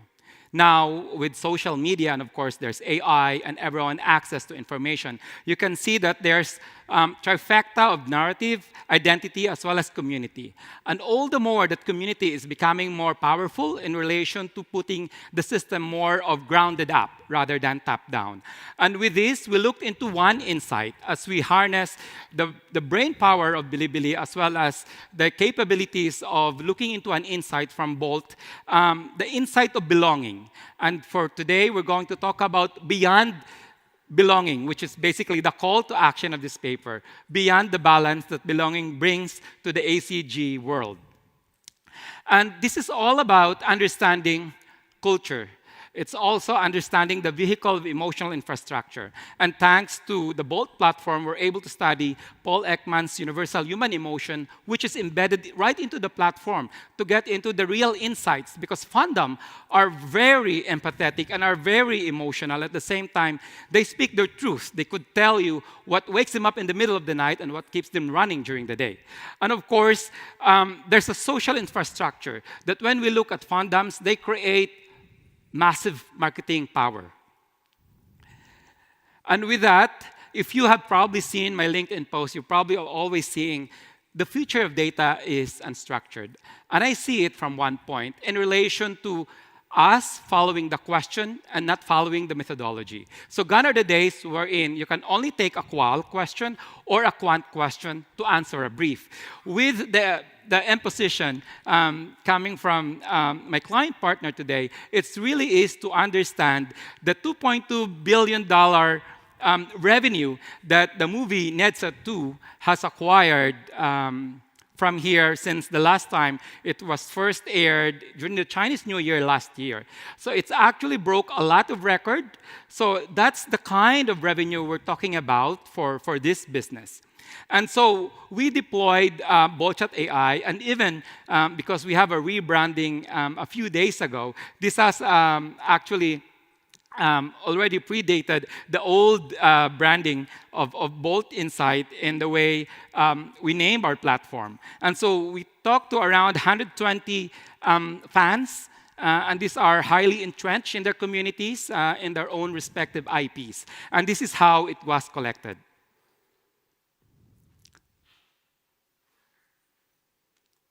Text, voice, photo, or video. Let people respond in the way that feels most natural to them. When you give consumers that freedom, you do more than just collect answers. You unlock real, honest insights. Oh, Okay, wow. Yang. Yeah, thanks for Lester's introduction. So yeah, we actually faced a rather difficult issue, is that how to create belongings towards fandom from all over the world. So the best way is to create stories or figures that resonate. But how? So what we wanted to do is understand how people perceive heroes in reality or in tale of their own background, different regions, different countries. So I come up with very dropped two pillars, which is individualism and the collectivism. And then after some discussion, we add another axis, is actually personal interests or sacrifices. So with those two axes, I think that was a good starting point. So I can have already some hypothesis that if we look at modern US, probably it will be at the edge of personal interest, individualism. If you look at Japan, we will have more team, but in a medium size, like family, etc. If we look at China, we're probably moving more towards the collectivism and also sacrifice. But that's not enough to capture the nuance, the subtle difference between different regions, and also we want to create a tool that can be actually used for inside teams, for developers, for content providers, and also for the producers. So that's the issue, that's the task. Originally, we maybe look for expert from semiotics, from sociologies to help us to robust the entire access into a radar. But that required extensive academic background knowledge and also extensive labor and times. But now with AI, we can simply train or build an agent to tell him or her, whatever the gender the agent is, this is the task, and this is our hypothesis. These are the two axes, and then we want to build a tool with systematic dimensions of the radars to build a tool that can be used by the producers. And then we just sit aside, let AI do the job. So we switch our role, our task, from heavy labor, heavy brainstorming, into just examining and select the valuable output of AIs. So here comes some of the result. So of course, we're going to see China become very high, have a high score at Group Harmony. And that name is actually named by AI, so which is very interesting because it shows actually it's not about the collective is suppressing the individual. It's actually about harmony. It's about the collective and the individual. They are complementing and elevating each other. And also, sometimes seemingly the individual have to sacrifice in Chinese culture, but actually, if you look deep, it is the group helped that individual to become stronger and more mature. And more importantly, AI has raised a new dimension for us, which is here. We put a box here, which is Moral responsibility, yeah. So, yeah, when AI raised that point, I was, oh yeah, of course, we really values the moral, we have very high moral requirements for heroes, for like celebrity right now, and for leadership. But it wasn't in my mind at all. And this dimension raised by AI actually also create a very interesting comparison between Chinese market and US market for their heroes, celebrities, and leadership. So, which we will touch on later. And Lester, help me to go through the rest. Yes. So Japan, the place of harmony. So it's all about not creating just one hero, but trying to look at a team or probably a community or a family that defeats the evil kind. So you see here a lot of things that doesn't really go off, individualism as a character, but it goes about, combining the strength of the community, of the group. And moving on to Korea brings principle on the table. It's all about trying to look at a philosophy, trying to look at ancient learnings about bringing the whole community together. And of course, nowadays, with the scent or probably the theme of pop, which is now becoming a strong force in all of those superheroes and all of those characters coming from Korea. Now, if you're going to contrast all the elements and the regions, or maybe the markets from the East, and look into the East represented by the US, you'll see that, if you have seen DC or Marvel comics, traditionally there's only one superhero. And only recent that you have seen, Wonder Woman aligning with Batman and with the others, because they're trying to invite, the Eastern philosophies in relation to, one person traditionally saving the planet or probably the country against the evil kind. And you'll also see that there are undertones in relation to what the fans are seeing. The color of Superman actually signifies the flags of some of the Western markets. And so they could see that basically through that, it's a vehicle for aligning with their own nationalistic elements. And to see, Superman seeing it from the sky, that light actually also signifies heaven. And there is a higher being that actually could help humanity. Now, bringing it on together. Yeah, so interesting. We find out, all right, after all, collectivism is still means something for the entire world, for the East or for the West. So that's why we say here, team that wins together. So then if we want to, promote global IPs later, so what matters is how we tell the story. Maybe for the West, we need to build up that connection and the trust or the boundary between the individual and the group gradually, maybe from interpersonal relations like friendship, like love, so don't make them feel stressful. But for the East, maybe the audience is going to be naturally have more affinity towards the group, towards the collective. So we want to make the story not too stressful, not too straightforward for the Western audience, but not too long and boring for the East, yeah. And that's the interesting dimension, which is moral responsibility raised by AI, related to a very booming new topic, which is anti-hero. So like the US TV series The Boys, which has just finished, and also Suicide Squad or Peacemakers. More and more anti-hero topics and movies and TV series have been coming up and become very popular in the West and also in the East. So there are quite big fan base also in China for The Boys. So if you're thinking of the Homelander, right? So what's the score of his moral responsibility? Probably -10. So, but and interesting, my company also purchased the copyright to broadcast The Boys on our platform. So you see, there are fan base or the preference towards these new kind of elements even in the East. So. I don't know whether you've just noticed, even in Naja, that movie clip we just showed, you can tell from his eyeshadow, from the teeth, actually Naja, which is a very traditional Chinese figure, become a bad boy this time. So apart from the traditional story about pay back your parents for their life, for their love, and saving the entire country, some new elements about how a bad boy gradually grow up to become a true hero. So those kind of storytelling are added into this new movie. I mean, ticket says, the number says it's a huge success. Yeah. And so this is all about trying to belong. So when we understand the fandom communities, this is just trying to double-click on what are the elements that actually describe belongingness. So it's all about being united emotionally, culturally, and the structure is there for them to be elevated and at the end of the day, uplifted.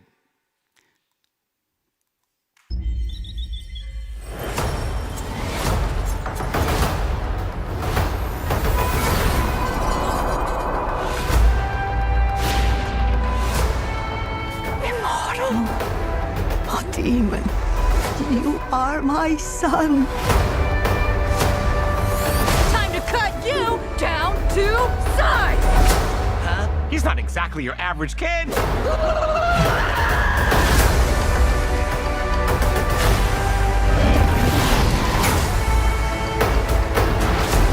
Naja! Mom! You must be brave and walk your own path.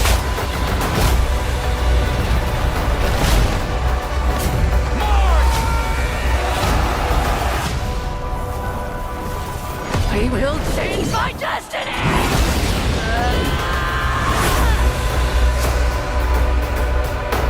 Wait! Before you leave, will you give your mama one last big hug? Oh. Come on, don't watch it. Oh, yeah. Thanks for watching. I recommend you this movie to all of you. And then, yeah, so now finally it comes to the exciting part about how the survey possibly can impact the business. So before this starts, so I need to briefly introduce my company. So my company name is called Bilibili. It's kind of Chinese mixture of YouTube and Netflix. So we have user-uploaded videos, long videos, short videos, and also have films, TV shows, animes, and also as a company, we're also publishing games. So kind of a very mixture of everything. So and we have like 100 million of daily active users on the platform. So massive content consumption needs there. So everything, the background is there. So actually, the company wants to have kind of insurance that the content production is under a systematic, quantified methodology and tools, rather than some maybe elusive inspiration from individual creators. Then because what if you lose your inspiration tomorrow? And what if that creator decides to leave the company next month? So that's the reason why behind me and my team try to introduce this tool to the company. And of course, the big boss said yes, it sponsored us. But to be honest, there still be a long way to go because there are so many walls to be broken inside the company. But anyway, let's still look into the idea first. So the first one, we call it like a global hero library. So yeah. We've already established, somehow systematic scientific radars with dimensions, which clearly define and with examples. Why we stop here? So the thing we want is we want to gather as much as possible the heroes, the stories, the prototype from everywhere, stories tells globally to make our library more robust. And so imagine this task, probably almost impossible for human to do this because it requires extensive time and labor investment for a unsure outcome because there will be no specific KPI related to the outcome. So it's going to be a mission impossible in the old times. But now with AIs, you simply create different AI agents to do the job, right? You can create the first AI agent with right MCP and prompt, ask this AI to do the desktop research, to collect all the heroes, stories from the internet. And then with the accurate prompt, it will gather and organize the material in a organized format of the output, maybe in Excel or in Markdown or JSON, which are the formation preferred by the AI agents. And then you can create another agent with RAG technology. You can give the knowledge of that radars, the definitions, example into the second AI, and ask the second AI agent to analyze and decode all the materials gathered by the first AI. And you can design the third agent to examine and review all the process. And then you can just sit down. Oh my God, my job's done. Have a cup of tea and waiting for the result. So that's how I say. But still, yeah, human in the loop. I like that word. So you need to supervise the whole process. You always need to examine the final output, but it will save loads of trouble of yours. So that's the first one. The second one is, okay, that library, perfect. Probably that's one of the most powerful insights I've ever created for my company, but then what?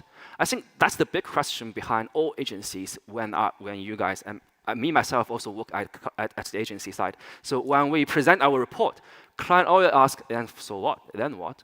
So me and my team also want to create a down-to-hand tool that can be used by the content creators, by the filmmakers, by the game developers, which is here. So now we have hundreds and thousands of, last slide, yeah. Now we have hundreds and thousands of hero stories decoded with the systematic radar and dimensions. Why don't we play with it? Let's say I want to create a superhero with a moral flaw. I can just invent another AI agent, to keep the scores of other dimensions still, but with low score on the moral responsibility, and then let AI tell me what are the heroes should look like. So that's going to be a very powerful tool to really increase the efficiency of content creating. And next page is about community. So maybe China audience are more into a group event. A Japanese audience like group, but always respect for and have a need to keep a safe distance. And the US probably small circles around KOLs. And then with all of that, we can enter a new market. Next page, thanks. With the most efficient way, we probably will launch hundreds of comics or novels into the market. Maybe 10 of it will be successful, and we select those 10, adapt into anime, and one of the 10 of anime will be successful, and then we select that anime to adapt into the game to monetize the fan base. Because even for Pokemon, 20% of the revenue comes from game. So gaming is the most efficient way to monetize your fan base. So eventually, we want to create that health circle. So the content is what they consume. The fandom is the consumer, where the money comes from, and the platform is us. We want to keep everyone in our platform. They have things to read, to play with, they're happy, and we can monetize them in the future in a proper way. Yeah, and the Nedza 2 gaming is soon to come out soon, so we don't know the sea of revenue that it will come through. And to close, it's all about the currency of influence that brings belonging together. And I said, in addition to what we know about belonging, it's all about that motivation to be elevated and at the end of the day, uplifted. So this is us, and if you want to know more about Bilibili's ACG expertise and Bolt Insight, we'll be around for the next 1 day and a half. Thank you so much.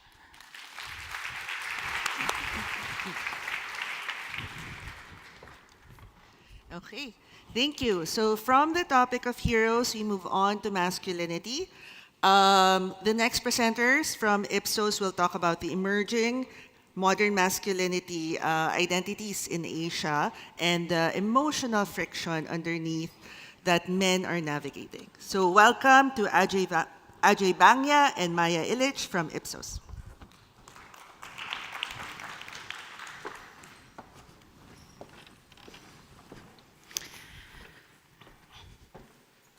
Thank you so much.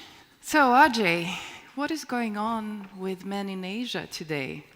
Everywhere I look, they're either working themselves to death or becoming gym philosophers on social media, or joining male podcasts, or just lying flat, or discovering emotional literacy and skincare.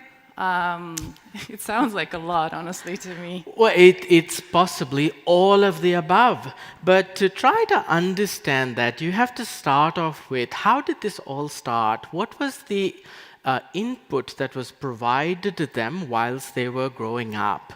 Well, you have to think about this. When men started across to grow up, they were talked about the fact that in Asia, masculinity was very, very simple. You had to, for generations, we were taught that you need to provide, you need to protect, you need to perform, and you need to shut up. In Japan, this was referred to as the great black pillar. In China, it was the head of the household. And in India, it was the karta dharta, the individual who performed, who did, and also took responsibility. The traditions were very, very simple. You had to give up all emotional expression for and trade it with complete patriarchal authority and societal respect. Yes, but then the world changed. Women entered university, women entered the workforce, leadership pipelines in the public space at scale. So that old male monopoly of provision, authority, decision-making began to actually fade. And obviously this was not a small adjustment, right? This actually changed the architecture of everyday life. Men are no longer the only earners. They are not automatically the head of the household anymore. They are no longer unquestioned decision makers. And they're not the only person allowed to have ambition. But the conversation also got sharper. Right? We see here a wonderful band, U2, saying a woman needs a man like a fish needs a bicycle. So it became no longer just about gender equality. The question became about usefulness. And some women began asking quite openly and quite provocatively, why do we need men? And wouldn't the world be better without them? You be happy living in a world without men? Men are little dogs. The world's gonna be such a better place with just women in it. This is my, the top of the wish list kind of thing, because I love women and I feel that we don't need men. You may or may not agree with what she's saying, but the point is not that question, what the answer to that question is. The point is the question itself and how it makes men feel, what it does to the male psyche. So once women can actually earn, decide, protect themselves, run companies, raise children, buy houses, build lives, that makes men less indispensable, at least in their eyes, right? And this poses a terrifying question for men. So if I'm no longer needed in the old way, am I still wanted? And this is not a fringe sentiment anymore, right? This is something that we're seeing across the world. That phrase is popping up constantly, the crisis of masculinity. There's a lot of headlines and across the world, but also in Japan, China, and India, where we did our research, a lot of talk about mental health issues, men retreating into a softer masculinity, or simply trying to find their identity in this rapidly shifting world. And that's an issue also for brands, and it's why we started asking questions about masculinity. It's because we saw some brands struggling in this space. So you might remember from 2019, Gillette ran a campaign that equated traditional masculinity, traditional manhood, with toxic masculinity. They received a lot of backlash because of this. In 2023, we saw Bud Light embrace trans inclusivity, which really angered some of their core base in mainstream America. Last year, Jaguar started to, or hoped to, move away from their luxury heritage, luxury platform and more into a kind of a woke agenda and green progressive future. That also was met with a lot of resistance. So that's why we asked the question, what is going on with men? What is going on with masculinity? And we wanted to examine this cultural phenomenon not just from the outside, but really get in there and try to spark those difficult conversations that men don't typically have.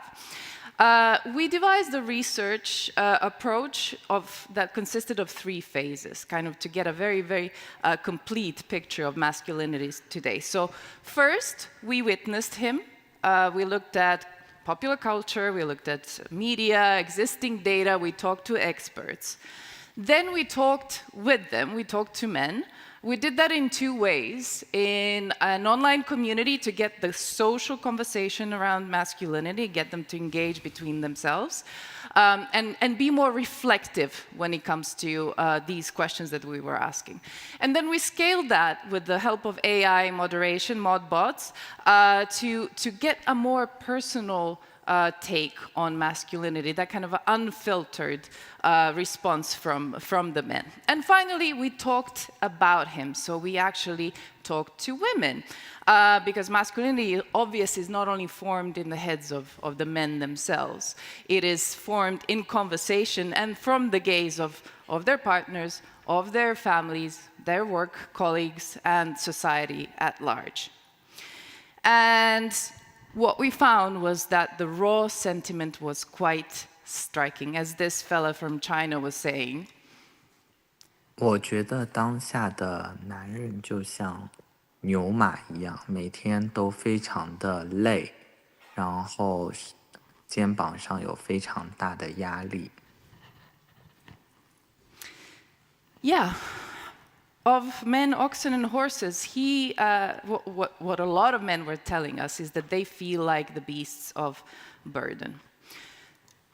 So it isn't that the old script has vanished completely. It's the layering of demands and the mismatch of the benefits or the returns that men seem to get, which is causing a lot of the issues. There's still a desire that men are supposed to provide. There's a role expansion. Now they're supposed to perform at home as well. And there's a lot of confusion. Well, what is it that I actually get in return?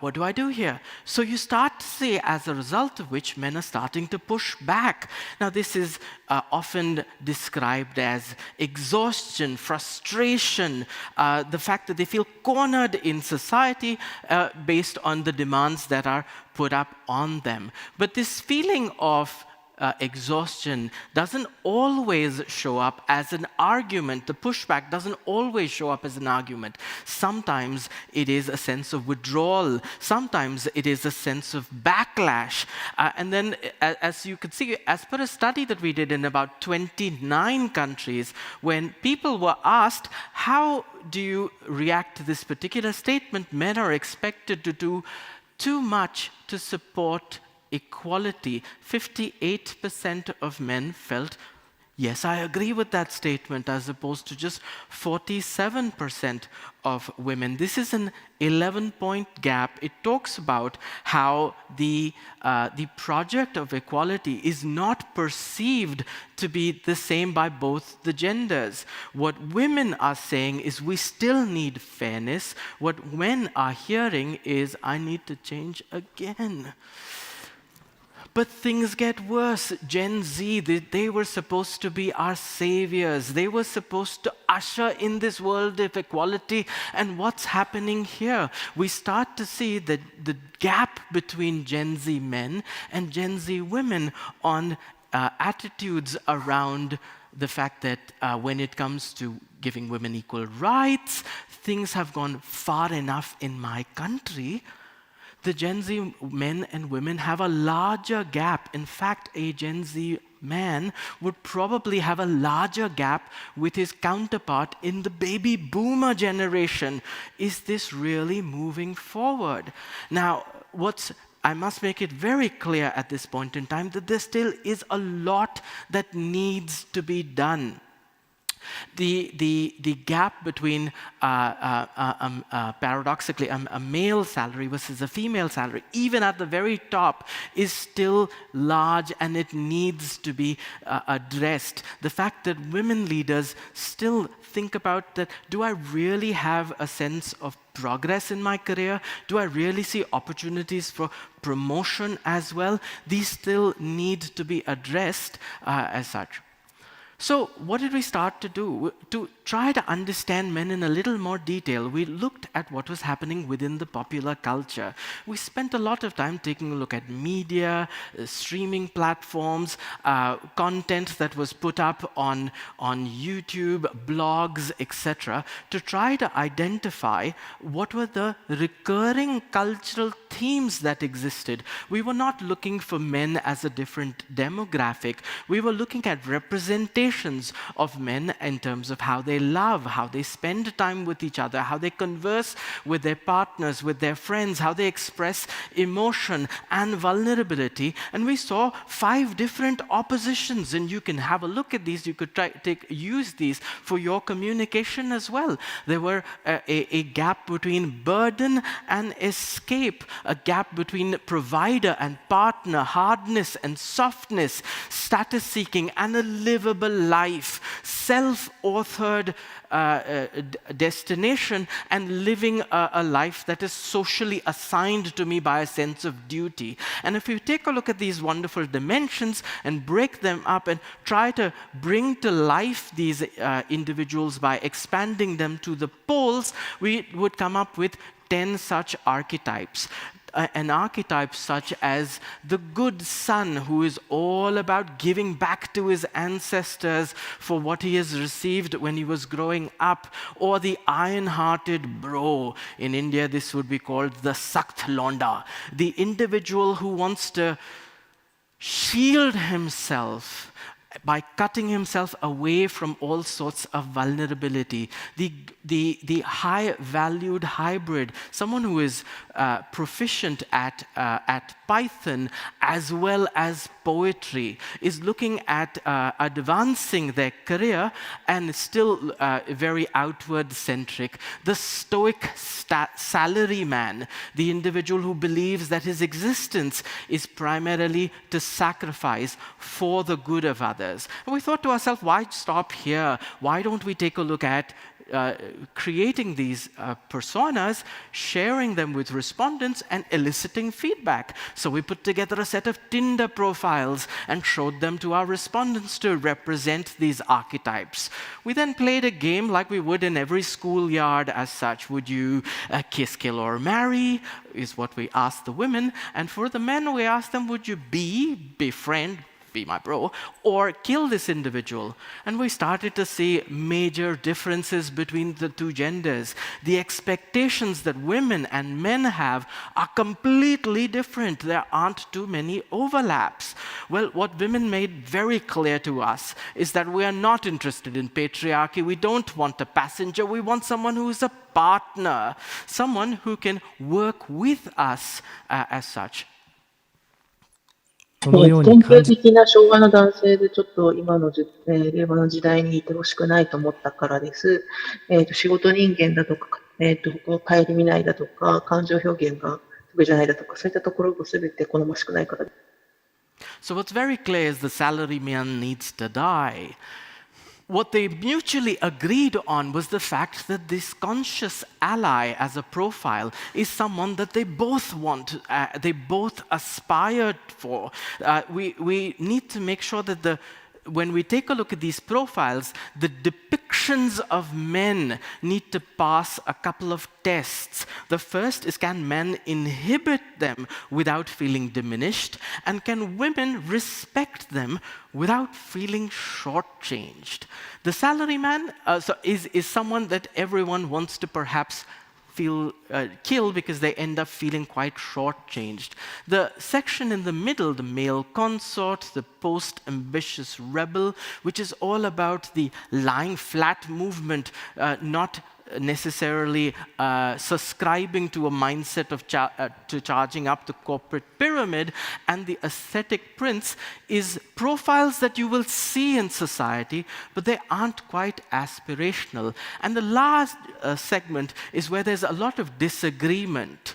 There's a disagreement between what men think they want to inhabit and women think they feel they deserve. And this is where you can this is a viable space for brands to create a cultural conversation.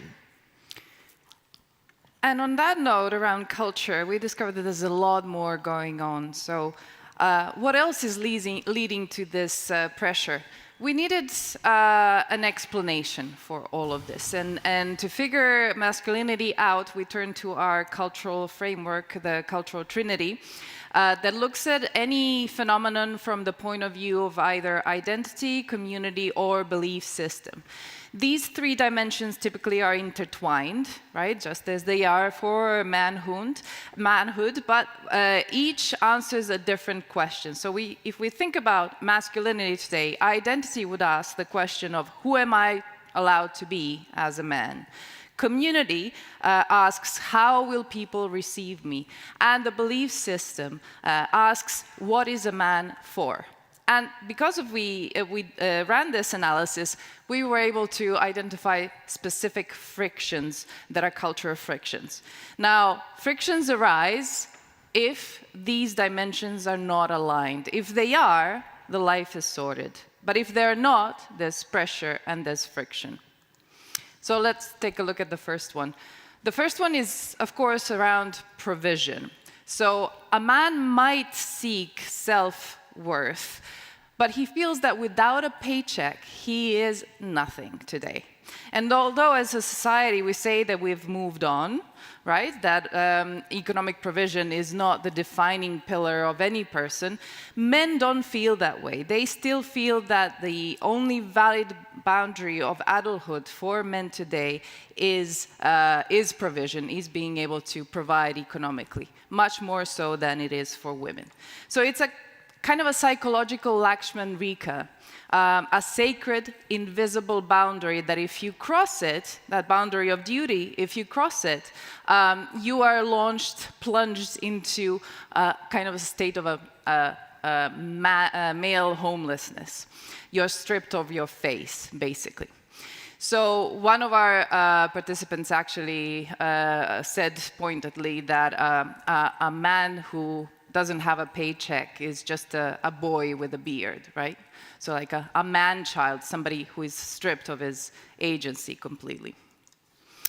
Another friction is around vulnerability. So this is not really about whether or not men are allowed to cry. Of course they are, but this is the question of what happens when they do. Do they remain desirable? Do they remain respectable? Do they remain credible?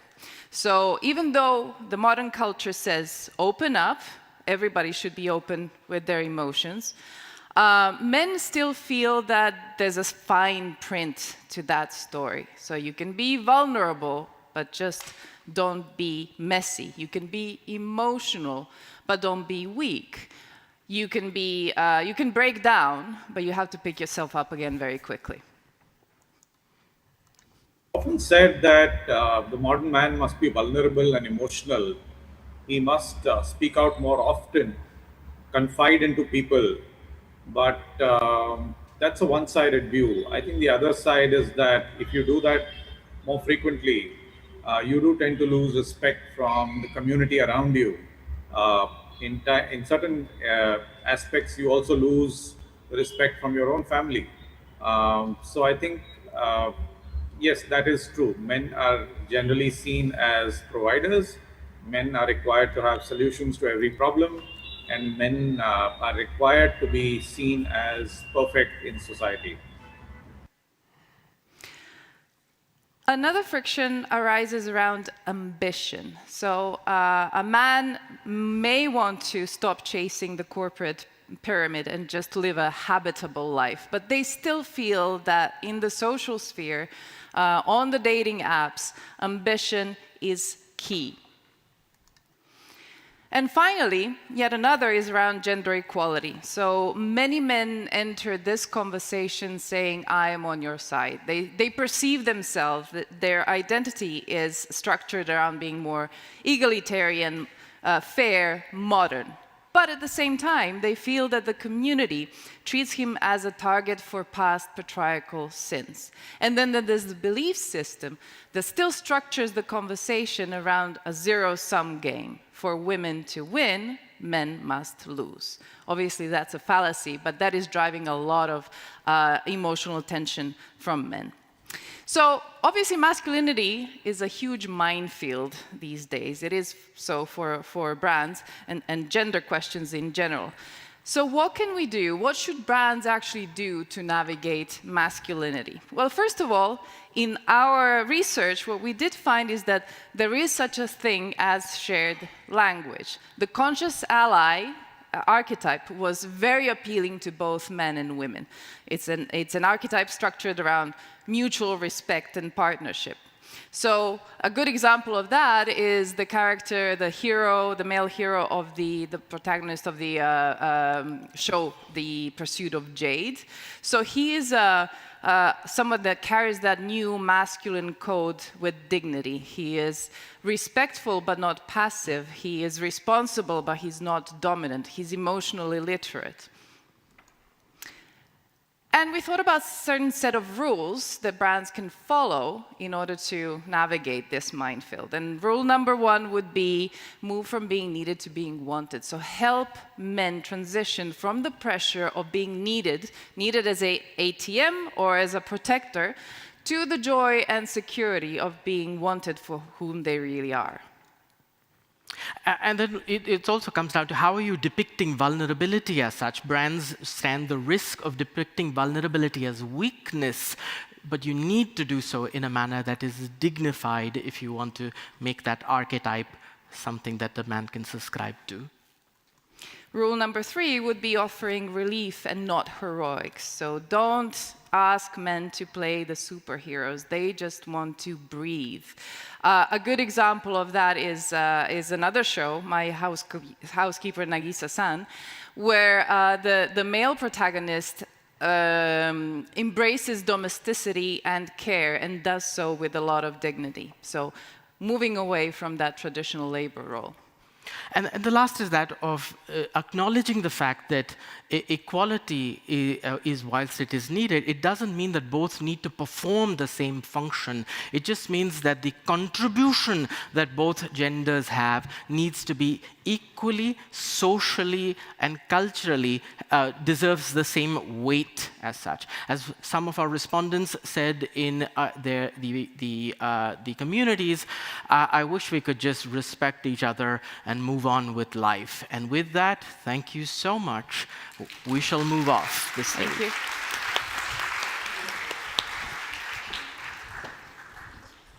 Okay. And the last speaker for this session, let's welcome Jimmy Snyder from Cint, who will talk about the connection between empathy and data quality.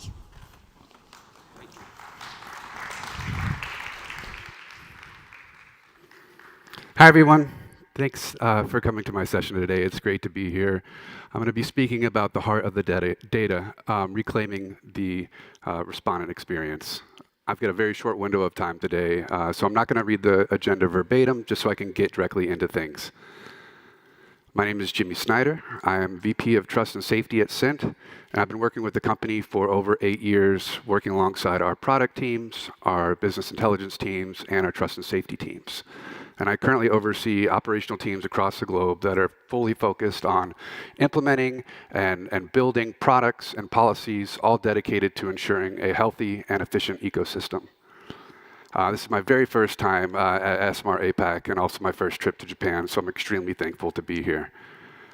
So let's get into things, shall we?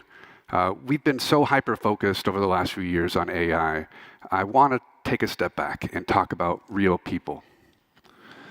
We often talk about data points and incident rates and feasibility. We look at dashboards that are filled with percentages and trend lines. But today, I want to talk about what, or rather who, sits behind every single one of those numbers. We're in the midst of a technological revolution. The rise of generative AI has changed the landscape, and it has brought unprecedented speed. But it has also brought a shadow. It has brought a wave of synthetic bots and more sophisticated technology than we've ever seen before. And in our industry-wide scramble to protect our data, we've built a digital fortress. But here's the truth. In our attempt to lock out the bots, many of the protective measures that we have are accidentally locking out real humans as well. Today, I want to advocate for the lifeblood of our industry, the respondent. It's a perfect way to highlight one of the themes of this year's conference, empathy. And we need to shift our focus from verification at all costs to empathy by design. So now let's get into what really tests our patience. Think about the last time you were on a website and you tried to log in and you were asked to select 3 pictures of chimneys in a very blurry photo just to be told that you've got one incorrect. And then they sent you to go select chimneys and mopeds and buses and crosswalks, and your blood pressure is starting to rise. Now, imagine that you're a respondent. You volunteered your time for a very modest compensation to offer your opinions. But before you even hit the first question, you've got to go through 3 CAPTCHAs. You need to have a digital fingerprinting delay, and you have to answer repetitive screeners that you've probably answered 5 times this week. When we treat every single person as a potential criminal until proven otherwise, we should expect them not to show up. We're creating opportunities where we're only leaving people that are willing to endure the pain and have no other choice, or the bots that are programmed to bypass the hurdles that we put in place. So, how can we use AI for good? AI is a tool. It's not an excuse to be invasive. And yes, we must use AI to detect patterns of fraud, but we should also be doing it to make the respondent experience more easier. Many companies are asking 20-something demographic questions that they've already answered in their panel profile. Many are using invasive tracking when they could be doing predictive modeling. There's almost a desire in our industry right now to prove at all costs that we are stopping the bad actors with zero regard for genuine people.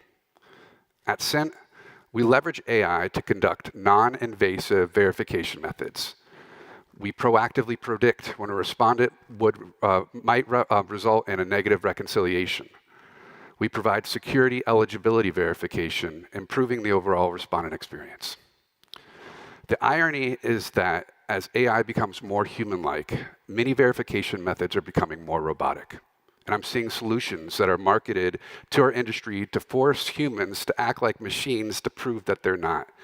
And we need to use our tech to create seamless, invisible layers of security that run in the background so the humans can actually just talk to us.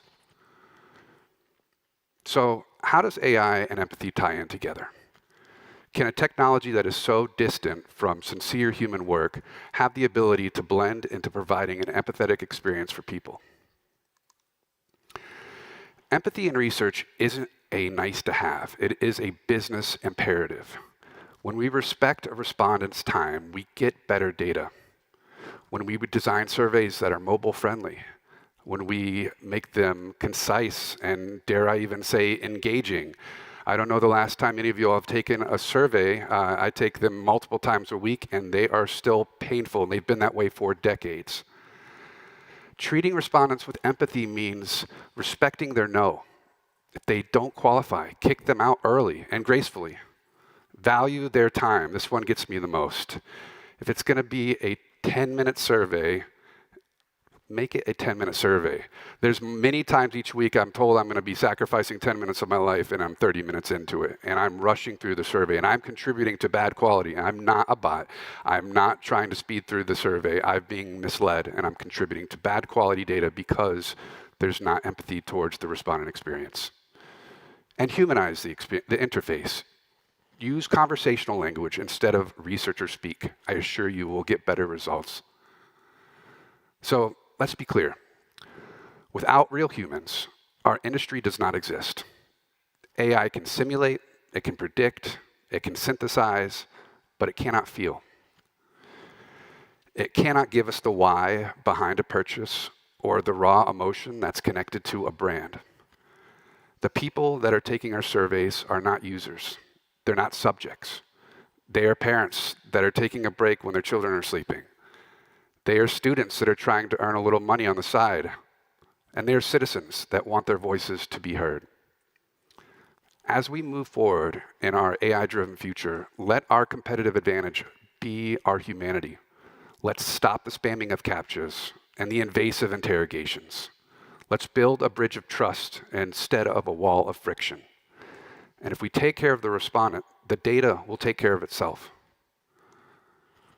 I want to thank you all for your time. I've truly appreciated the opportunity to be here on stage today. If you'd like to learn more about Cint and our quality difference, you can visit us at our booth. Thank you. Thank you, Jimmy. Okay, so as we close the session, just a few housekeeping reminders. There will be networking drinks after, so we invite you to come to that. And then, of course, as you post on social media, don't forget to use the hashtag SMRAPAC 2026. And, okay. The next session will be how modern insight teams operate, and then from insight to decision, speed versus judgment, which you can see later either at the lab stage or at the forum stage. And that's all. Thank you to all the amazing speakers, and thank you everyone for listening.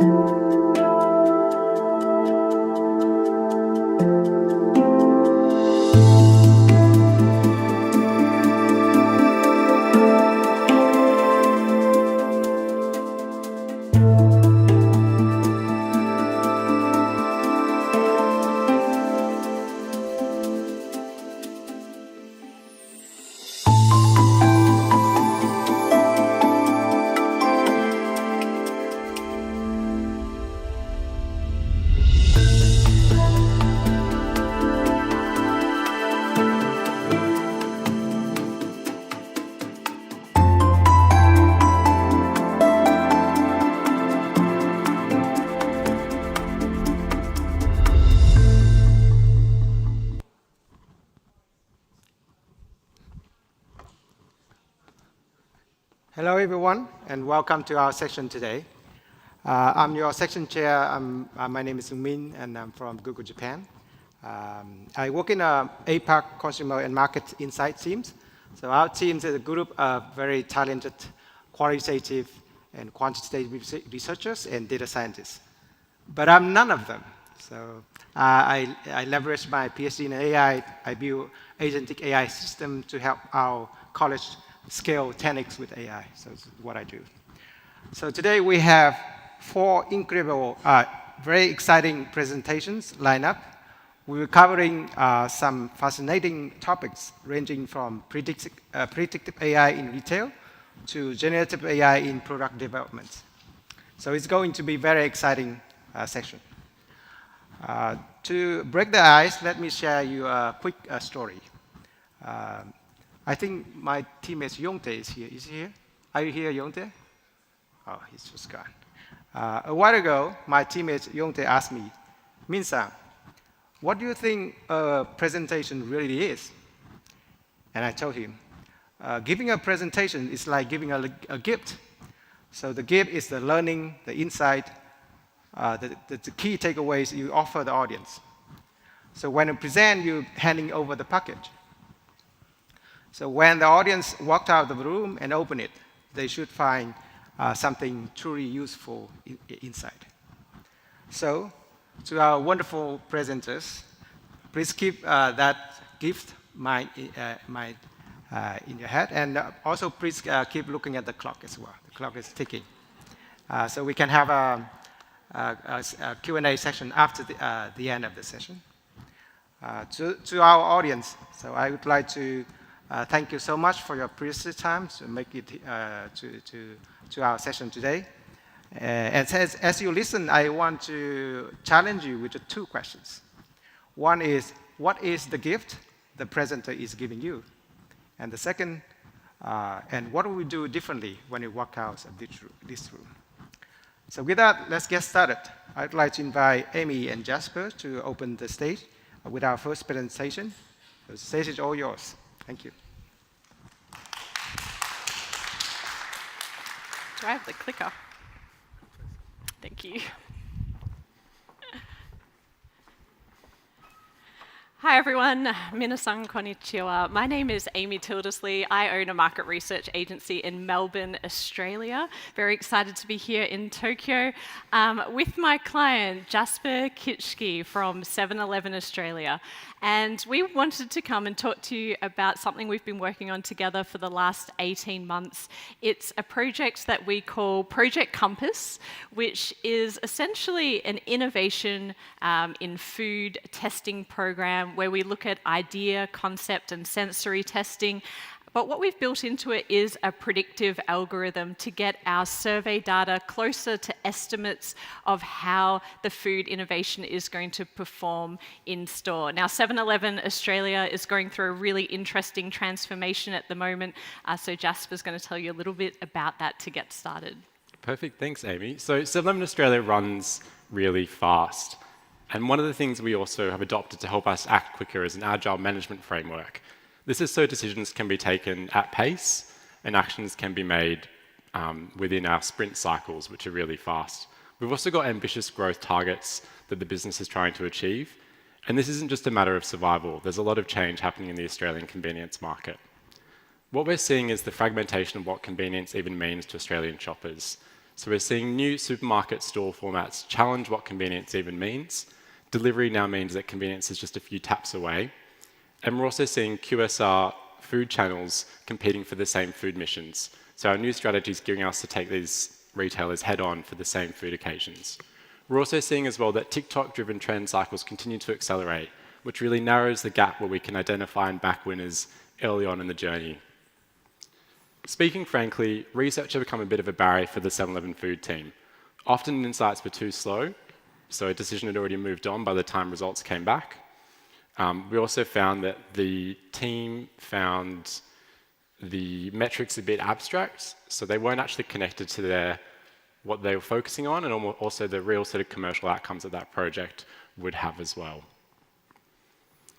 At the same time, 7-Eleven Australia was acquired by 7&i Holdings, and this was a really big transformation moment for the business because it opened up access to innovation from markets across the world, including Japan, Korea, the US, and Hawaii. Japan in particular is one of the most popular travel destinations for Australia at the moment. So when the news broke that we were being acquired by 7&i Holdings, the public was really excited for our stores to become more like Japan. With this, our challenge became, how do we identify the most famous 7-Eleven products from around the world, test those at pace, and understand which ones would resonate with Australian shoppers? So our brief to Amy and the team at Harvest became, help us design a program that is fast enough in the way our business operates and meaningful enough that we can trust the insights.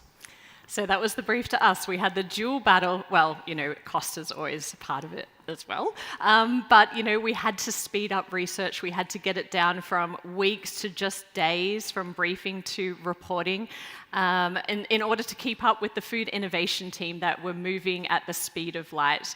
The second thing is we had to improve the credibility of insights. How could we convince the team to really take a consumer-centric approach to the lift and launch products that they were launching from elsewhere, as well as getting advice on the products that they were developing from scratch. So of course, addressing speed was much easier for us from a pragmatic perspective. We created a menu of services for each part of the stage and gate process. So for ideas, concepts, and sensory testing, we really built this into the stage and gate cycle that the team were used to seeing, so that they could understand when and how they could get consumer insight. The second thing we did is we templated all of the surveys and outputs. So for every subcategory, we wrote all of the surveys, we developed all of the reports so that we could go in and showcase what the reports would actually look like, so that they would understand the outputs that they would collect at the back of each project. We also created digital briefing forms. So instead of the arduous task of getting, each of the stakeholders to come to the insights team or to come to us, they could fill out a form themselves about what flavors they wanted to test, what the RRP was going to be, provide the concept board that we also provided a template for, and then they could basically send that to us, and it could be inputted directly into the pre-programmed survey to really cut down, that time to field. And finally, of course, online reporting, very commonplace nowadays, but we had a full online dashboard in a secure, hosted environment where as soon as we get the data is inputted into slides that, data looks like slides that people can export really easily. They can filter and take into their meetings. But I think the harder part of the program was to build credibility. So our main pitch to 7-Eleven Australia when we got this brief was, let us build a bespoke predictive model for you. And so FMCG manufacturers don't have the same luxury as retailers. Retailers have access to a lot of data, and 7-Eleven Australia is no different. They have a lot of SKU level data, a lot of buyer credit card data as well. And so as soon as a product is launched, they get really quick information, and information that we could leverage to bridge the survey that we were designing to some real sales metrics. So as part of the setup of our program, we ran a foundational study, And what we did in this foundational study is we took concepts that were already launched in the Australian market. So we went through a range of different products that had launched in the last 12 months, and we picked products that had performed really well, ones that were about to be delisted and weren't performing very well, and essentially we backfilled the concepts for these. So we developed concept boards in the same way that we would in a regular concept test, and we put them through the same program in order to be able to connect what's happening in the survey with the data that they had about these launches. But then the question became, what was the dependent variable going to be? So obviously the holy grail of research is to be able to predict sales, and we all know that that's a very difficult thing to do. But what we started with was a lot of data that was linked to each of these SKUs that had been launched. And so we went through the process of thinking both analytically and conceptually about what was the outcome that made the most sense. So the first thing we looked at was the number of total transactions. So looking at a product launch and seeing how many times it actually went through the register. But the issue with this is that oftentimes when 7-Eleven Australia is launching products, they put it as part of a multi-buyer promotion or a coffee and a cake, for example, and that meant that often this data was quite flawed. So looking at total number of transactions was not going to work.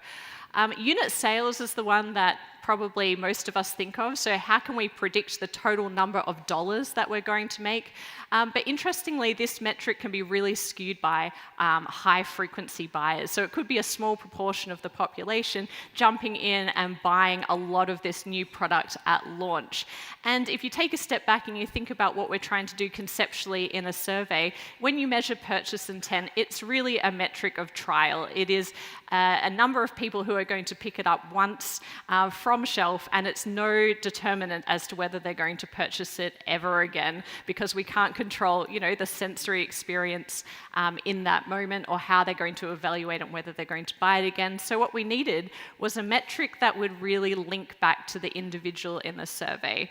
So that led us to unique shoppers. So 7-Eleven Australia in their database has a variable of the number of unique shoppers, and this we felt was a much better representation of what we're capturing in a survey, an individual metric that we could correlate with our survey data. But then interestingly, what is a good number of unique shoppers? What should they be aiming for? And what's interesting is that differs significantly between different subcategories. So if you've been to, has everyone been to Australia before in the audience? Okay. If you've been to Australia before, you might have had a meat pie. A savoury meat pie is an Australian staple, and at 7-Eleven Australia, it's one of the key, I would say maybe the key product that sells. It's a real grab-and-go hot product, and so in order to justify giving up shelf space from another pie variant, then a hot food product would have to perform exceptionally well, and much better than, say, a snacking product or a product in the chiller. And so what we did is we created an index for each subcategory to represent what good looks like in terms of the number of unique shoppers. The modelling, there's no black boxes here. It wasn't that complicated. It was just a linear regression. But I think what was interesting in the modelling is we also found that each of the subcategories needed a separate predictive model as well. So not only were the variables, the independent drivers that went into the model were different across subcategories, but also their weighting was different as well, which makes sense when you think about it conceptually. The things that drive you in hot food are different in snacking. The competitive environment is very different, and the competitive context outside of the store is very different as well. And when we created these models, we ended up coming back to a very simple traffic light system. We still give the predicted number of unique shoppers to the team, but this traffic light system really helps them understand which ideas should we progress with, which ones should we invest more in terms of media spend.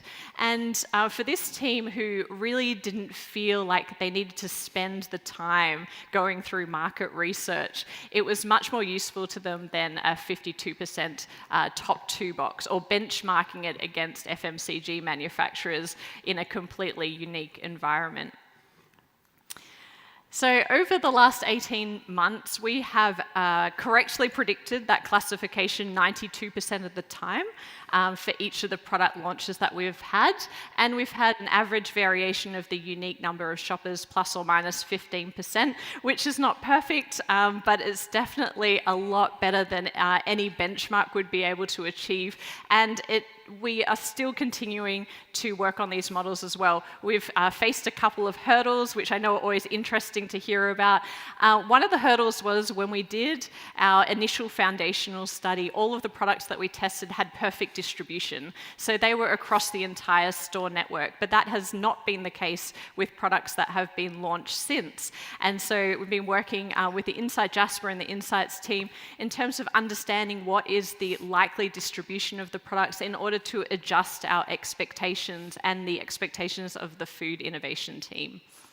The other thing is that occasionally the product that gets launched in store looks a little bit different to the products that we tested in the concept. So maybe that ideal packaging wasn't available and the team have had to compromise along the way, and it was launched in a completely different shape or different style than what they wanted. And so that throws out our predictive accuracy, as you could imagine. But what it does do is I think it gives the team a bit of ammunition to really fight for what they originally wanted as well. Like, why is this so different to what we expected? Well, we had to compromise here, and maybe we should think about repackaging that the way that we thought it would initially work well. The other thing is our models are built on unpriced purchase intention for a number of reasons, the main one being that it was really difficult, particularly at the beginning of this program, for the teams to estimate what the RRP should be. So we didn't want to base our predictive models on priced purchase intent. There is a measure of unpriced purchase intent here, but when we found the team to price it too far away from what consumers expect it to be priced, of course, that throws out the predictive accuracy as well. So still some things to work through, but we're very happy with this result so far. The other thing is that, as Jasper mentioned, the team does move super quickly, so fast, in fact, that ad hoc research is not done very often at 7-Eleven Australia because this team, especially the food innovation team, are moving at pace. And so what we decided to do was build some insights by stealth. So I'm sure if you're agency side here, if you're dealing with constraints as a client, a lot of the time you have to do a lot of quick research with very low budgets. But you can still make it really impactful over time. So what we've done in the 7-Eleven program is we've built in some tracking metrics. We knew that thousands of people would be going through this survey. And so we've built in some perceptions about 7-Eleven Australia at a subcategory level that is just ticking along in the background. It's data that we can pull out at any time to show the team more broadly how all of their great innovation is really impacting on the brand as a whole. Every 6 months, we also come back and we look at the totality of everything that we've tested and get an understanding of, hey, what flavors seem to be working in Australia? Or, hey, how well are we pricing things? And that allows them to learn as we go as well. And one of the biggest examples of kind of the power of that repetition is there's been a lot of products launched in Australia that have come out of Japan. As Jasper mentioned, Australians love going to Japan. They come and they have the 7-Eleven experience here, and they expect that to be reflected when they go into an Australian store. But in Australia, we have the tension of balancing what Australian 7-Eleven is known for as well.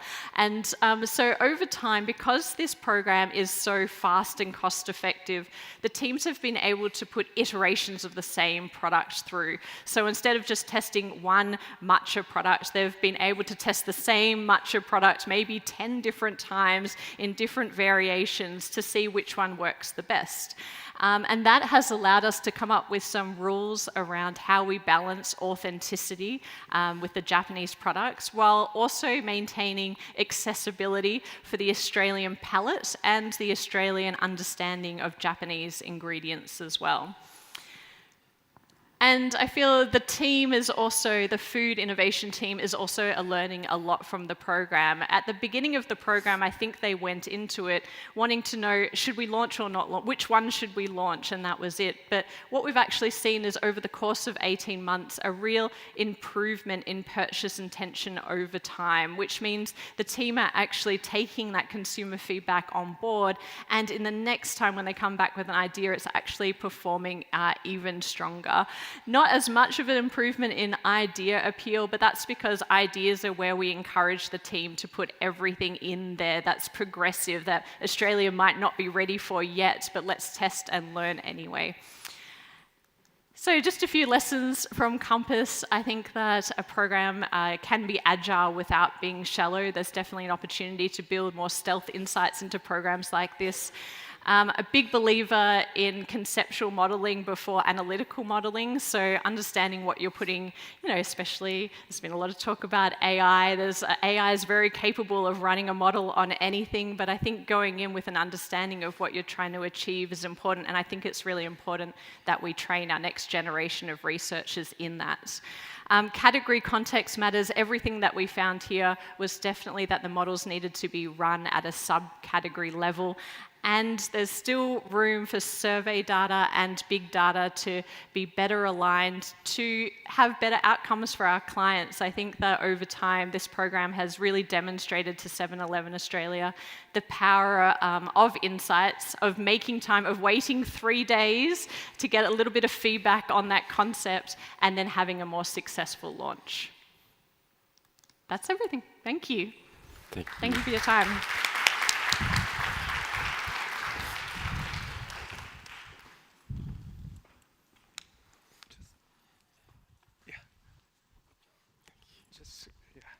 Pass the click. Go ahead. No, should go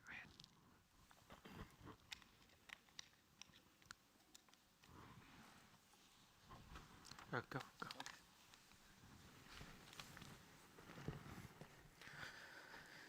Hello, everybody. I know you should be feeling a little sleepy after the lunch, but let's try to basically wake up. First of all, I am really missing my co-author, Afran Khalid, who couldn't travel because of the visa issues. Otherwise, he might be presenting with me here. So moving on to the topic, the clock is ticking. How many of you felt your grocery bills are going up over the period? Right? So there are quite a few. And obviously, the respondents here are from a very diversified geographical and economic platform. Think about a family earning $200 a month, receiving the grocery bill, which is 10–15% higher, and that's the kind of reaction that we see every day in supermarkets to general stores, where the final bill gives them a shock.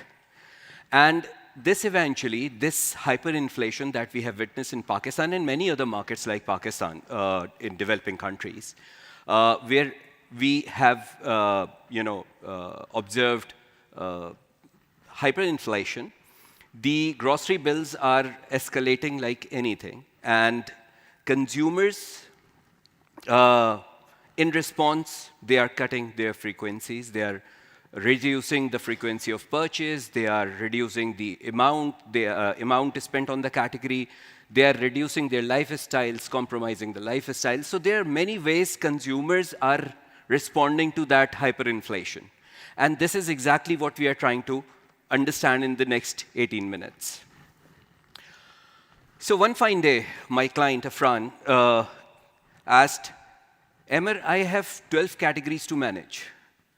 And I have no clue which category is being hit the hardest and which one is like moderate and which one is not impacted by inflation. And that was the starting point of the research. We knew that there is hyperinflation. Some categories are decelerating, some are already in negative, some are slowing down, some are still growing. So how to identify those categories so that you can eventually strategize and focus, especially for a company which has good 12, 14 categories to manage. One. Two, within the category, what actions are required in order to get adjusted with it. You cannot just simply reduce price everywhere. So there has to be certain action according to the consumer preference. And obviously, this cannot be done unless you develop an index which is uniform across all the categories.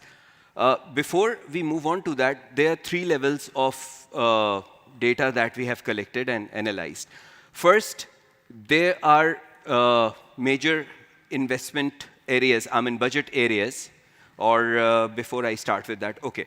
What we have done is to basically conduct 16 focus groups to understand how consumers are responding to inflation across categories, how they are basically responding inflation when it comes to the household budgeting, not just grocery purchasing, but travel, communication, health, transportation, housing, rentals. And to confirm specifically for grocery items, impact on grocery items, we have also spoken to retailers to understand what consumers are claiming. Is it something being observed by retailers also in terms of how consumers are changing their behavior, purchase behavior at the retail? So with this, the framework started with the first pillar. The first pillar talks about the overall heads that one person consider at the time of household budgeting. And consumers clearly identified that there are certain essentials where they cannot compromise, and there are certain luxuries or desires where they can probably compromise. So if you look at that, they have home rental to home decor to groceries, healthcare, education. Now, question remains, how one basically adjusts the budget? There are 2 ways to go about it. One way, they compromise their lifestyle. The other way, if they are not compromising the lifestyle, then they reduce the expense. Either I can reduce the lifestyle and reduce the expense. I can increase the lifestyle, improve the lifestyle. Eventually, the expense will go up. But it may also happen that in certain categories or certain budget heads, instead, despite you reduce your expense, the lifestyle will compromise. I'll give you an example. So what we have simply done is to ask for all budget heads, we have asked these 2 questions and put that onto a XY plot, where Y dimensions tells you whether they are compromising lifestyle for a particular category or they are not. And the x-axis tells you about whether the spend on this particular budget head is increasing or decreasing. So there are categories like fine dining, online food delivery, buying branded clothes, home decor. This is where they can compromise, and they have reduced their expense by compromising on these categories. But on the other hand, there are categories like education, utilities, where they are not ready to compromise. They are not switching their school, their kids' school. They would want their kids to continue education despite the fees is increasing like anything in Pakistan. So they are not compromising on this. Eventually, the expense is also going up. Utilities, the electricity bill is increasing despite they are containing the usage in terms of unit, because the unit price is increasing very rapidly in Pakistan. So there are areas where, despite they are improving or maintaining the lifestyle, the expense is increasing. Grocery, however, is an interesting one. Grocery is exactly tells you they are trying to reduce the expense, but the compromise on the categories is also there. Despite they are compromising, they're containing, they are reducing, switching to the unbranded one, they are reducing the quality of the produce that they are getting. Even then, the spend is increasing. And this is the first step in our framework, we have identified how much pressure groceries in general is having. Now, moving on to what is the respective pressure on the categories, grocery categories. That was a broader picture for the household budget where grocery stands. On the second stage, we talked about what is the impact of inflation on certain categories. So we covered almost 25 categories, but over here I'm just showing 6, 7 categories where you can see the diversity. For flour, you can see majority of the respondents said we haven't changed anything. We were buying whatever quantities, whatever quality of flour, we are continuing that, nobody's exiting the category. But beef, which is again another commodity, within beef, there is only 13% who are claiming that they are maintaining whatever they were doing. And almost 13% people are opting out of the category. They have basically, later on, we have checked that they have moved to chicken or they have left the meat at all, just to compromise on the budget. Similarly, on shampoo, majority is saying unchanged. 30% claimed we are not changing anything. At best, we will reduce the quantity. But for the same category, personal care, hand wash, almost 23 people opted to opt out of the category. They clearly said, look, we can do it with soap. Why do we need liquid hand wash, which is expensive than the bar soap? Similarly, in the food category where my client's interest was, 2 examples, recipe mixes and mayonnaise. Recipe mix, very high penetration in Pakistan. Mayonnaise, relatively half of that of recipe mix.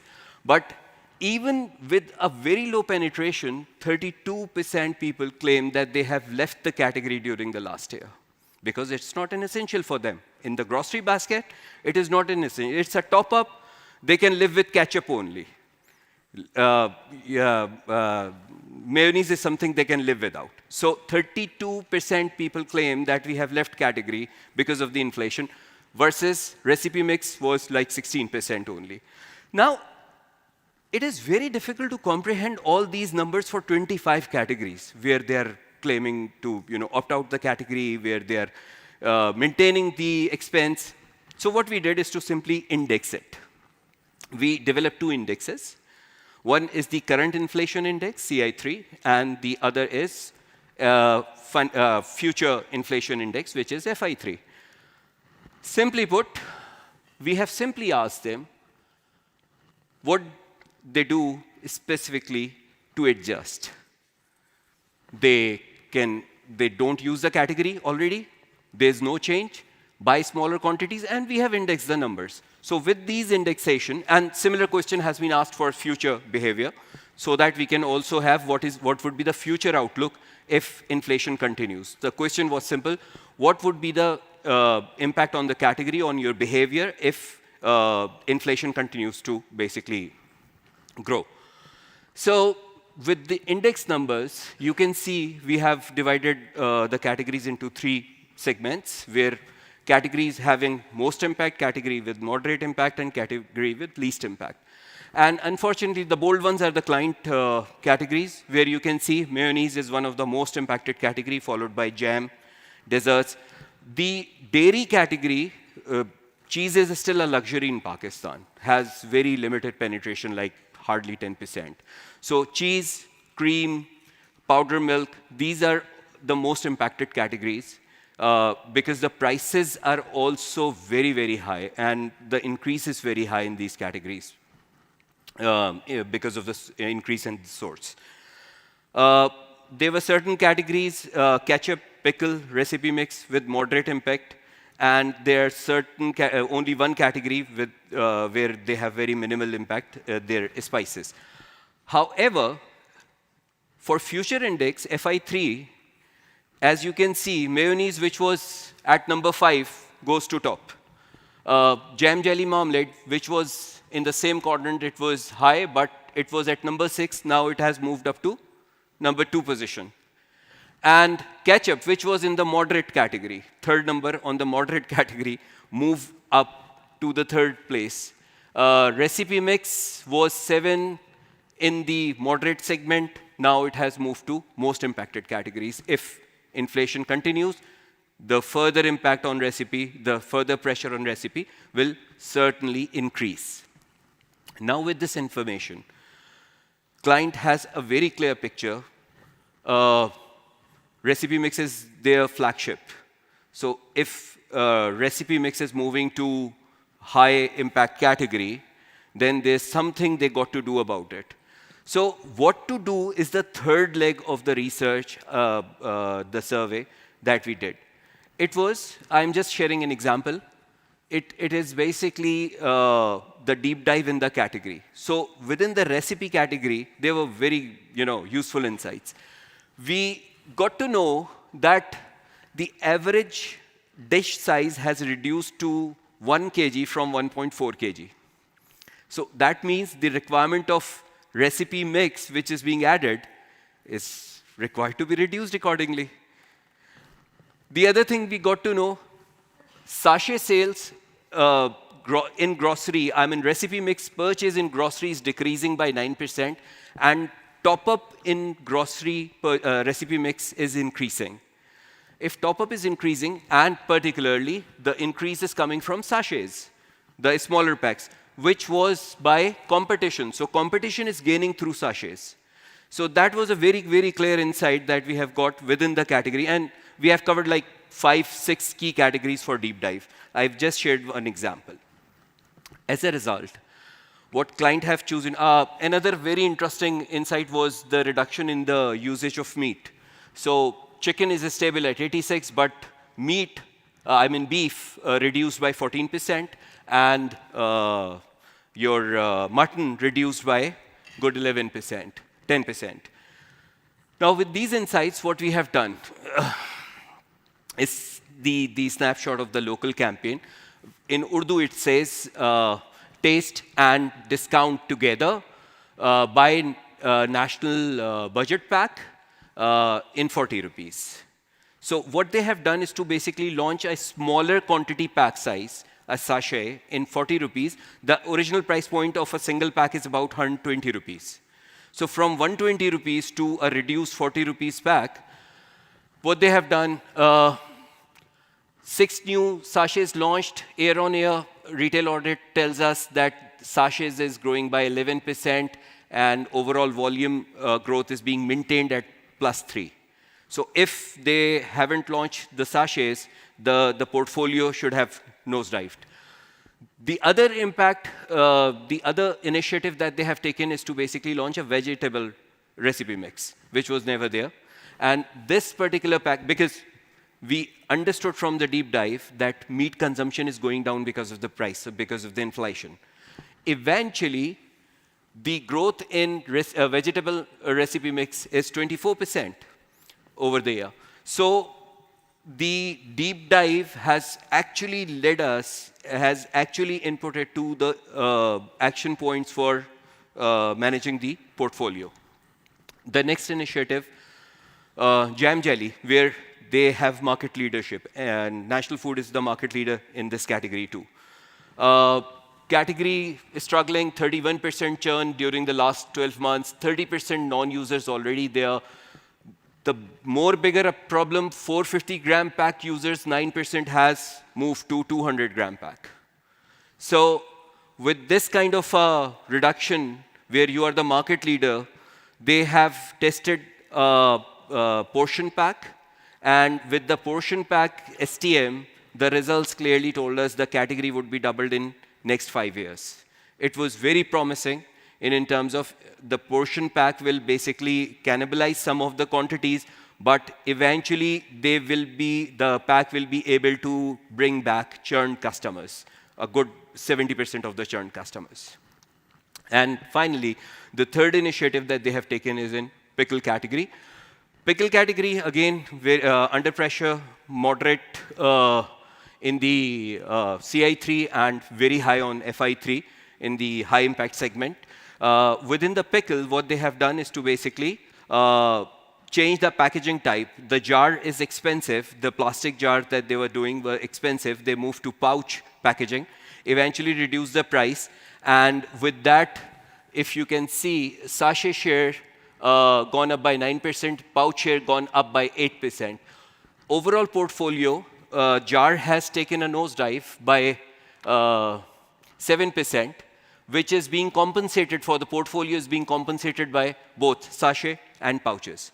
So this is the ultimate tool where you can have an answer how to strategize and do your portfolio management decisions. And it not just only talk about, it's not a UNA, it gives you a framework of understanding the overall impact on grocery within the household budget expense heads, followed by what is the impact on each category, so you can compare which category is having what kind of an impact. And then finally, you have a third level deep dive within the category to make your portfolio decisions. And with this, obviously, your macro allocations, as I said, your macro allocations, how to basically, the psychological trade-off that consumers are doing in order to adjust. Yeah. Yeah, I've seen that. Just concluding is the last slide, rest assured. Okay, so macro allocations, if they are adjusting, overall compromising on certain lifestyle, how can I get out of that? How can I basically bypass that compromise on lifestyle, or where I can actually answer to a problem that consumer is having in terms of maintaining their lifestyles, especially the ones who are having most economic pressure.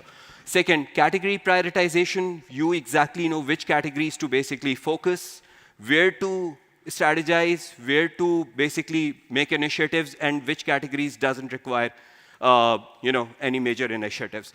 Third, action design, where product, pack archetype, pricing, packaging change, these are the kind of decisions that you get out of the deep dive.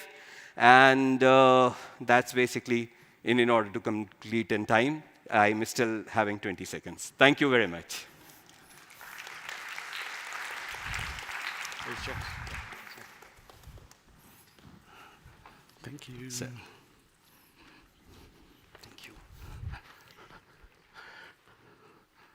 Hello, everyone.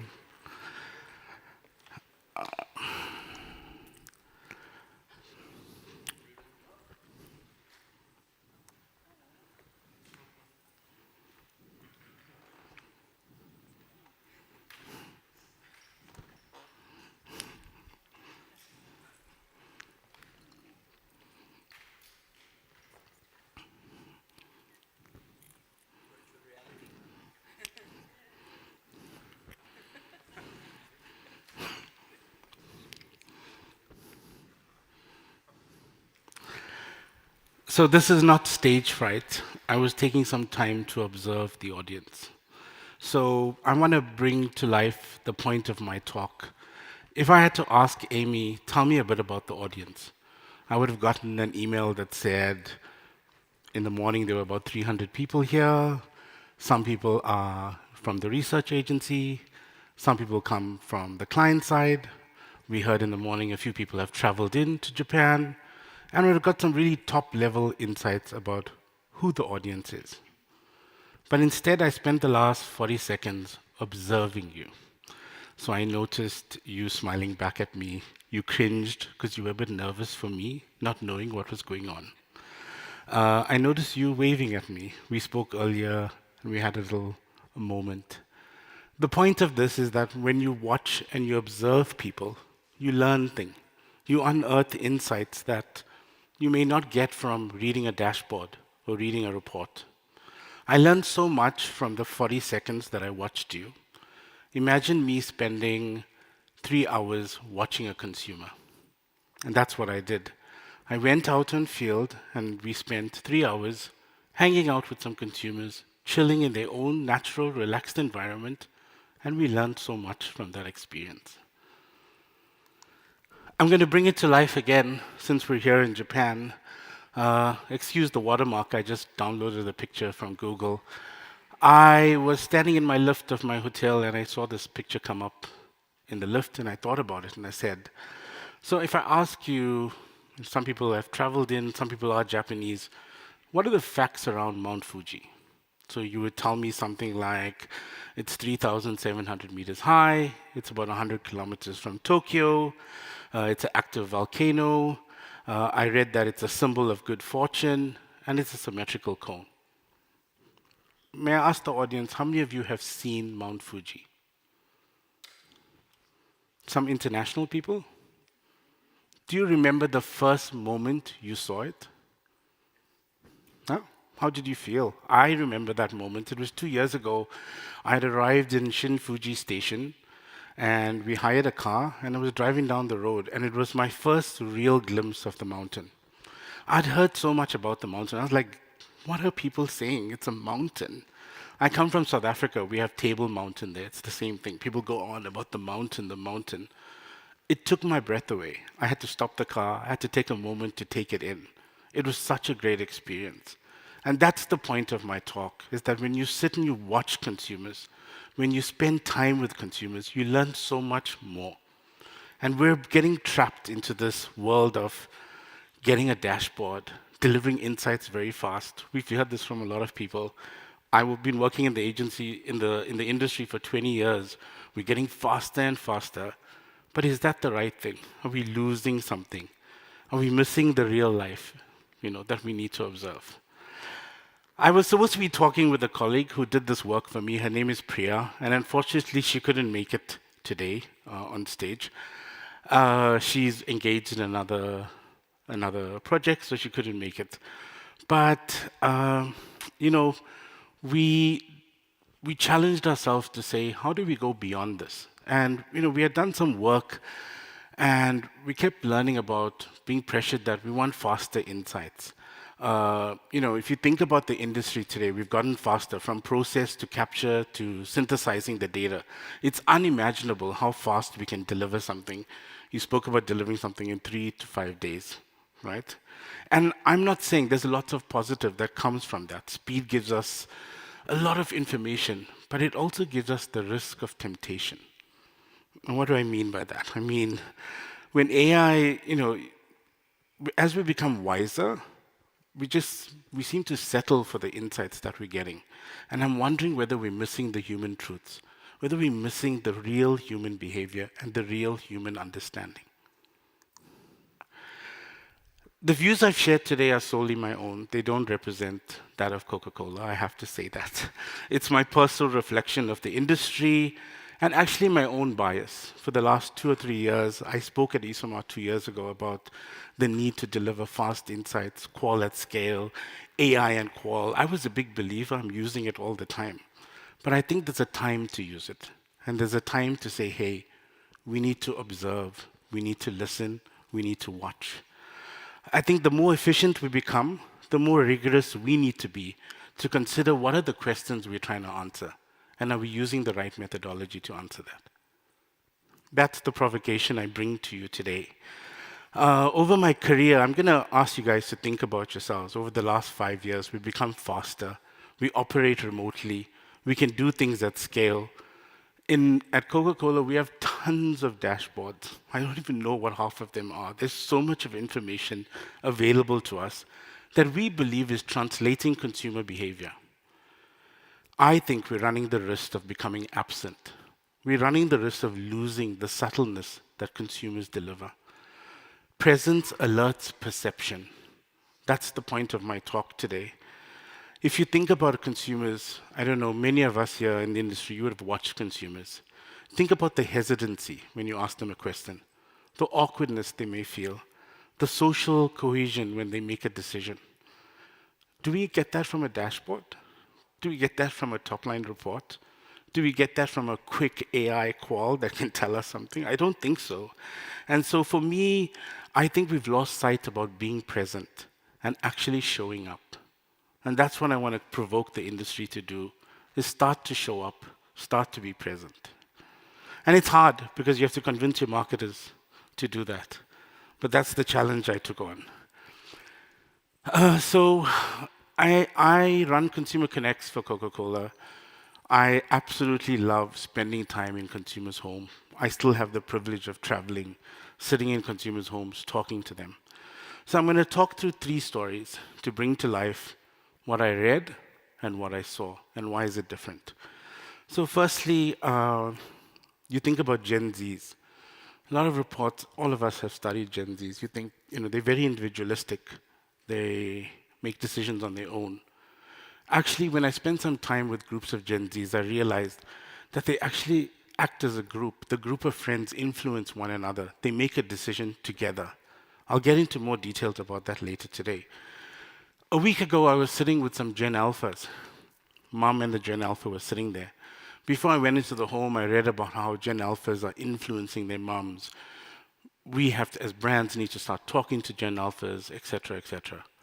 When I sat and spoke, I spoke to about 5 Gen Alphas over the, some immersions. All of them, when I asked a question, they turned and they looked at their mom, they got approval from the mom, and then they answered the question. And the insight I took out is that mom is still a gatekeeper. Mom is still the person I need to speak to. So it's something different.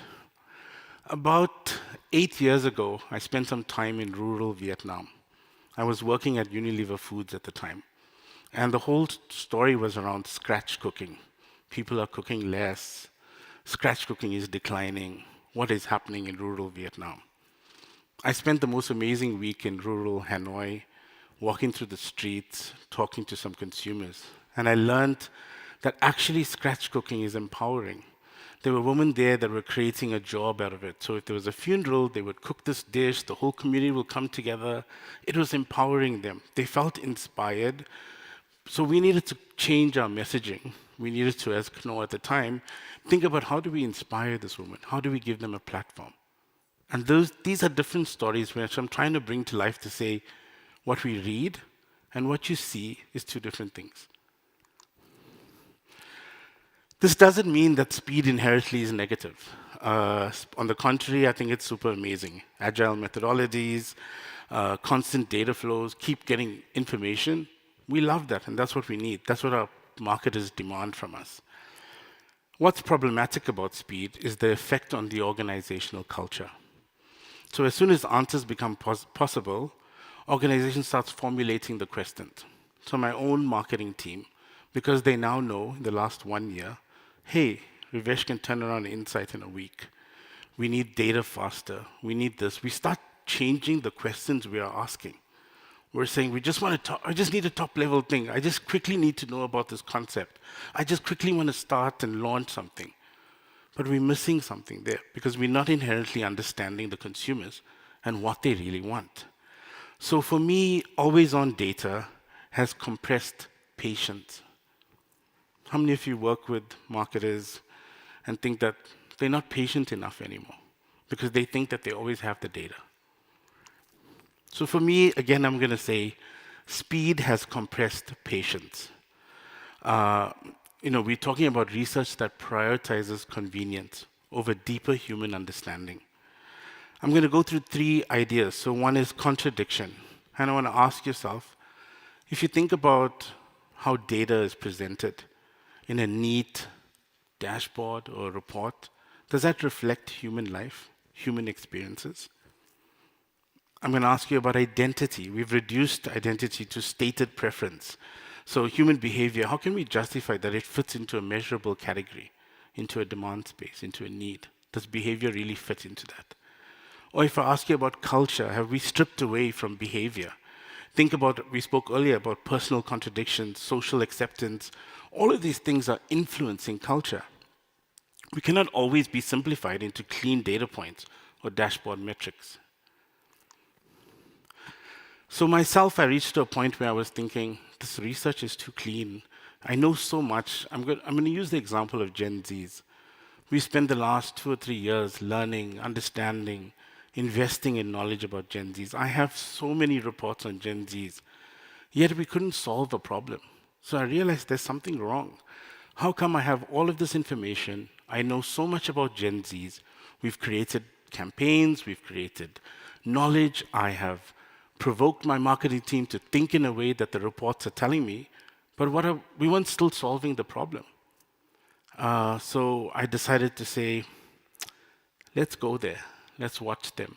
Let's be present. Let's experience and see if there are any contradictions. Let's see if these patterns make sense. And that's what we did. So through observation and ethnography, I realized that behavior never exists in isolation. It's always shaped by context. So I'm going to ask you a question. The last time you made a decision, think about the people in the room. When you made that decision, did it influence your choice? Did it influence why you did what you did? Because the context was more important. And that's what I learned from Gen Zs. Actually, they're not making individualistic choices. They're a group of friends.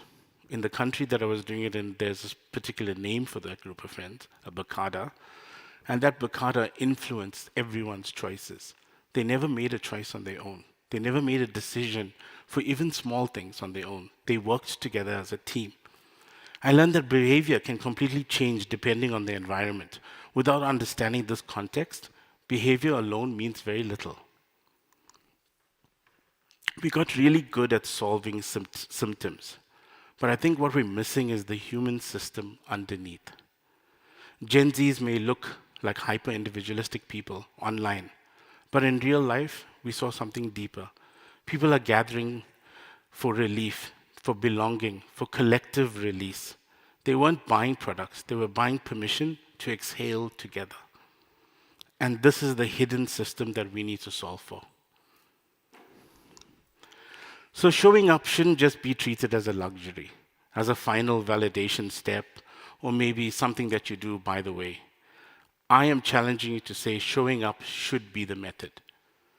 If you want to understand people, and for the things that we struggle to explain, how behavior happens before it even becomes words. If you want to understand the social dynamics that shape decisions, then presence is essential. I'm not saying that this is to defend traditional research. I'm not saying this because, I don't believe in qual at scale or AI-moderated qual because I'm a user of it.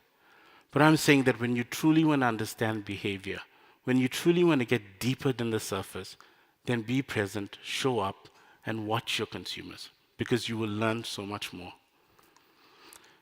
If you learned anything about balancing every project equally, speed, immersions, making sure that you satisfy all the people that you work with, then I say start asking the right questions. When do you use the right methodology? When do you say, hey, it's good enough to get that surface insight, to shape and give some direction? But maybe when I understand the business question truly, then I need to have the courage, I was going to use another word, to challenge your marketing team, to be present, to come with you, to see themselves. I even took the creative agency with me and I said, come, watch, listen, and let's learn together. There are patterns, and patterns tell us what's happening at scale. Meaning is about what doesn't behavior match what people are saying. And then lastly, context, the wider system of behaviors. For me, again, this is not a direction. It's a discipline that I want us all to adopt. Maybe the biggest risk in our industry is not moving too slowly. It's about becoming so efficient at measuring behavior that we stop understanding humans. So the question is, when was the last time your insight came from truly being there? Thank you so much.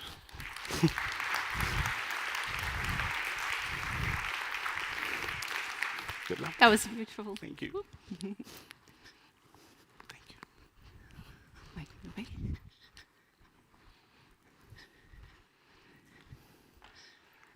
Hello, and thank you so much for staying.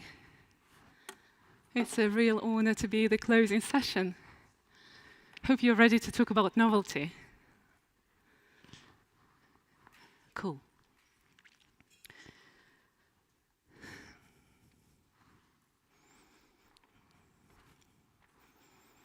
I wasn't observing that as stage fright.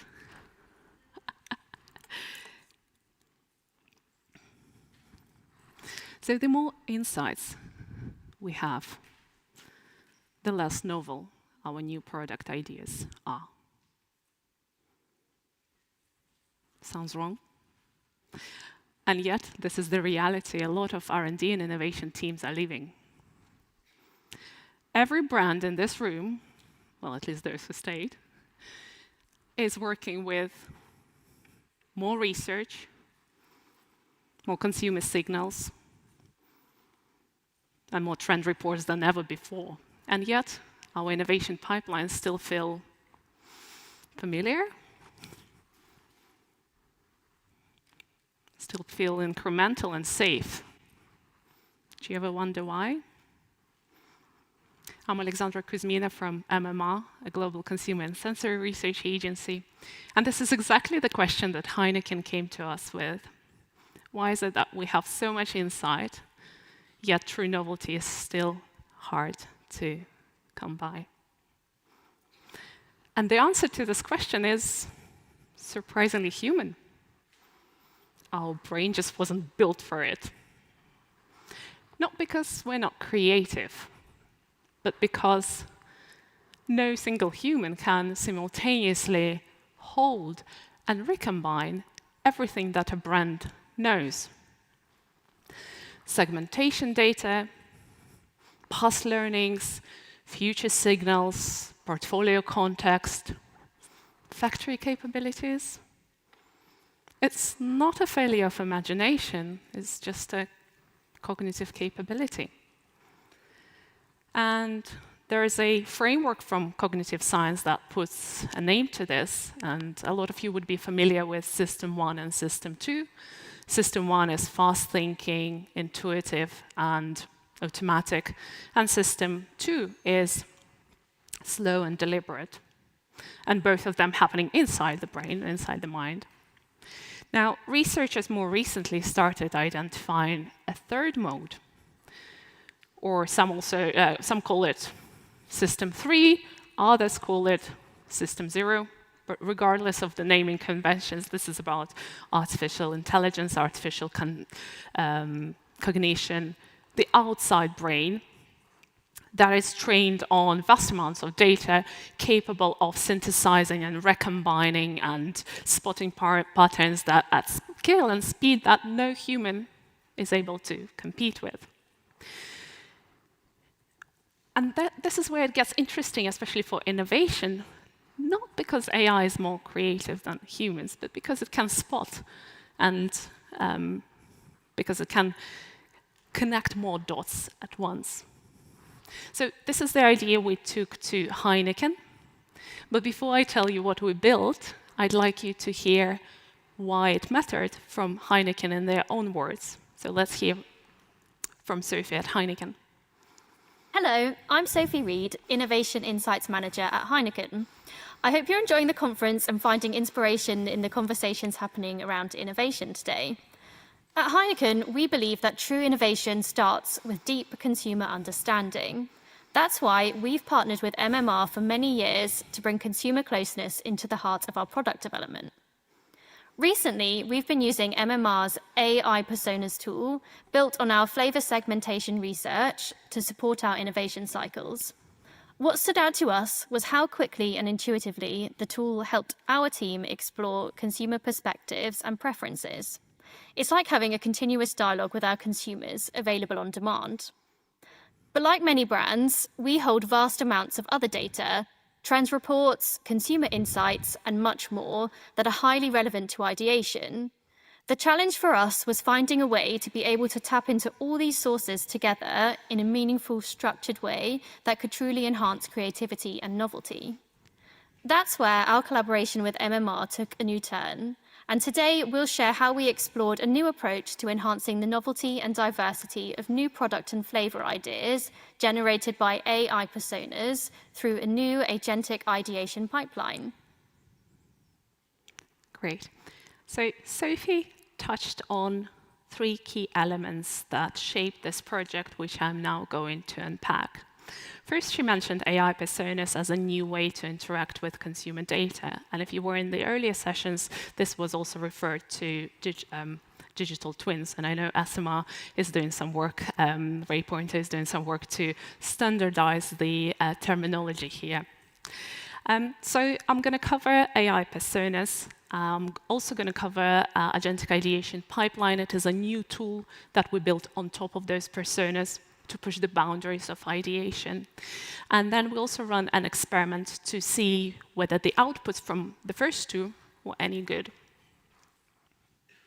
So let's start at the beginning. What exactly are AI personas. So personas are essentially a chat interface to your data. And we use segmentation data to feed into the model. So personas essentially are segments from your segmentation study. So this is very different to asking ChatGPT or even your Copilot to respond pretending as if it was a Gen Z early adopter from Kanto region.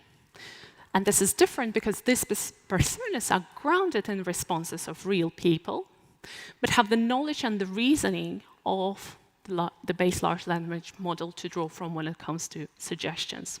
So this combination allows us to explore the data that went in, but also to ask it to react to new ideas or ask it to come up with new ideas. Now, we've been building AI personas for clients for a few years now based on usage and attitude type of segmentation, and clients love them. They work really well. But what makes this project really interesting and unique is that for Heineken, we built personas based on their flavor segmentation. That is based on their conceptual flavor appeal.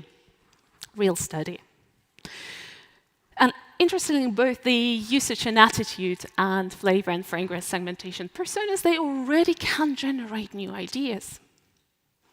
But as Sophie mentioned in the video, brands are sitting on mountains of data, and as Rivash mentioned earlier as well, that could be used for ideation that are super relevant for the innovation pipeline.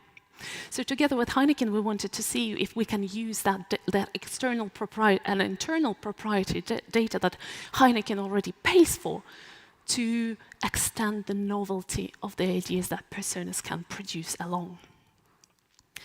So this is where agentic ideation pipeline comes in. And of course, everything is agentic these days. There's a ton of hype. But beyond this hype, there's real potential.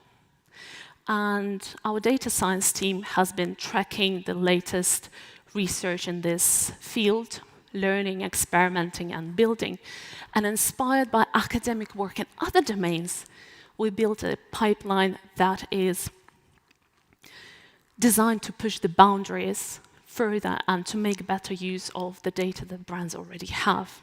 So the agentic ideation pipeline is a multi-stage iterative system designed to enhance the novelty of product and flavor ideas. So I'm now going to quickly show you how it works. It's a bit technical, so stay with me. If you want more detail, you can chat to me later, or you can also download the full paper. There will be a QR code at the end. So the agentic ideation pipeline works in this way. So when given a prompt, the system begins by generating initial seed ideas using a multi-source module that draws from internal and external data, ensuring alignment with the user prompt and going through rounds and rounds of self-correcting.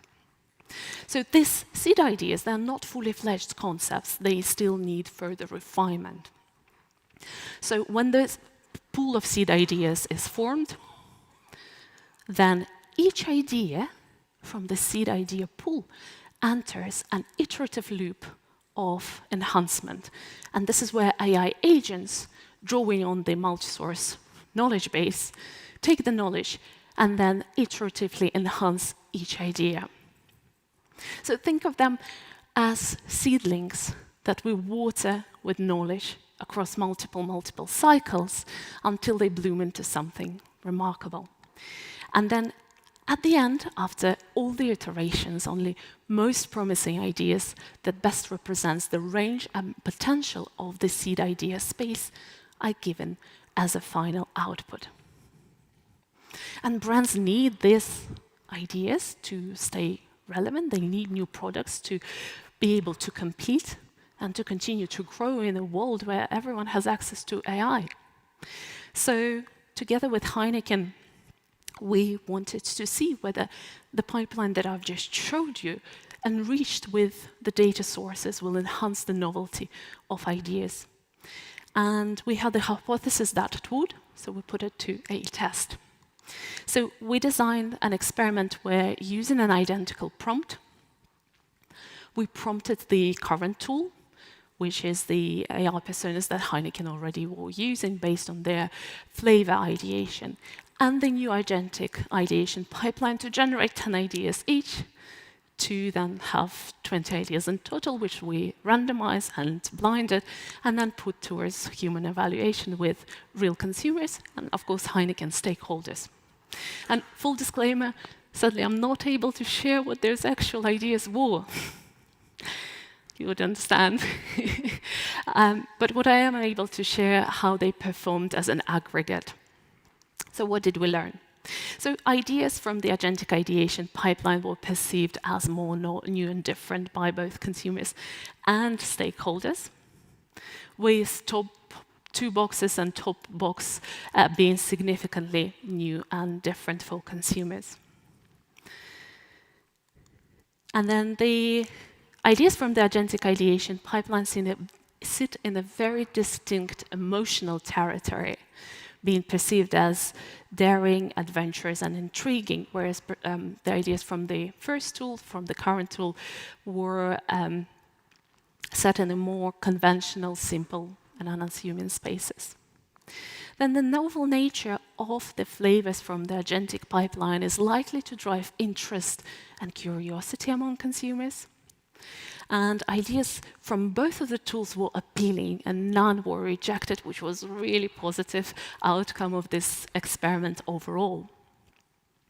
But the ideas from the agentic pipeline required a little bit more cognitive effort to form, from consumers to be able to form an opinion, because they were a little bit quirky, they were a little bit different, so different to your usual apple cider, for example. And then, of course, we looked at purchase intent, and at total level, it was rather niche. And you might be thinking, well, if these ideas are so novel, why didn't they score higher? Well, actually, this is almost as expected due to the familiarity bias, because we often see a negative correlation between purchase intent and novelty.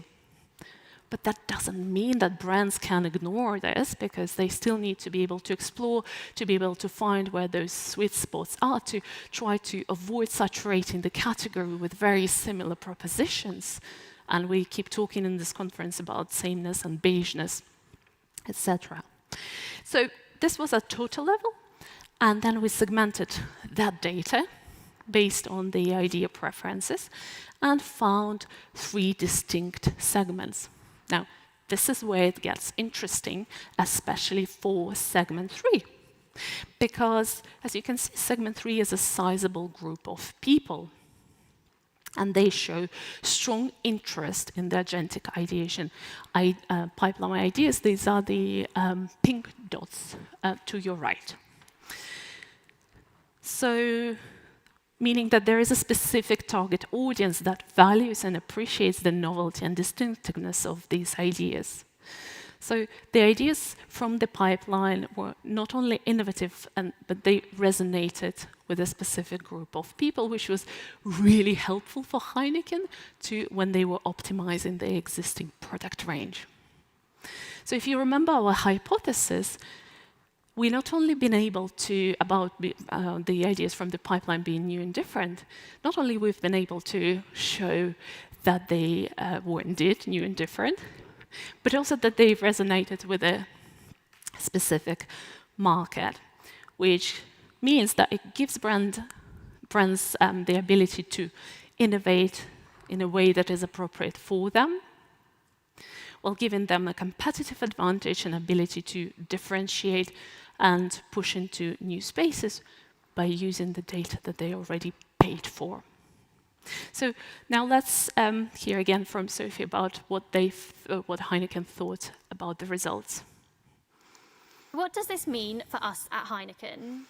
We've always been focused on bringing consumer closeness into our innovation process, and AI personas helped us to do that in a really intuitive and creative way. But the agentic ideation pipeline has taken things further. It's shown us how we could use all the data we have in a much more meaningful and powerful way. The outputs were measurably more novel and emotionally distinctive, And crucially, as you've seen from the experiment results, these ideas were not just new and different, they resonated with a specific segment of consumers actively seeking something new. That gives us a clear opportunity to tailor innovation and marketing strategies to meet their expectations.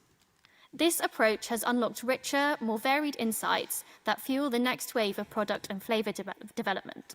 It has given us the confidence to differentiate, to move into new spaces, and to do so with creativity that's informed, not just inspired. Brilliant. Thanks, Sophie. So what started as a bit of an experiment actually landed and was embedded in Heineken's front-end innovation process. But, and this is important, what makes System 3 so powerful can also be super risky, because when something is fast and fluent and so persuasive, we tend to trust it. And not occasionally, but by default. And if we trust it too much, then something that researchers call cognitive surrender happens.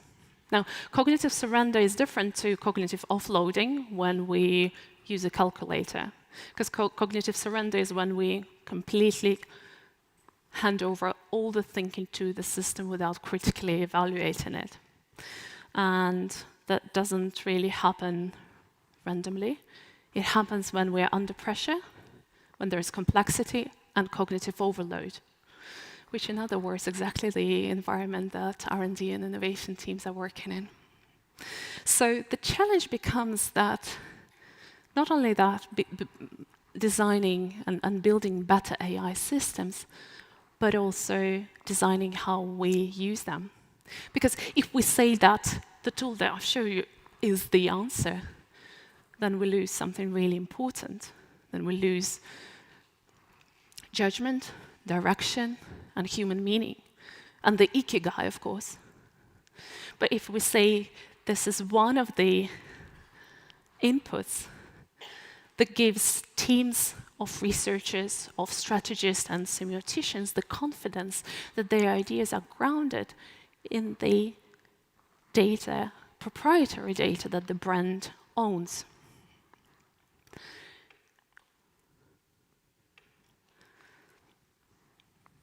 And that way we can avoid removing the responsibility to think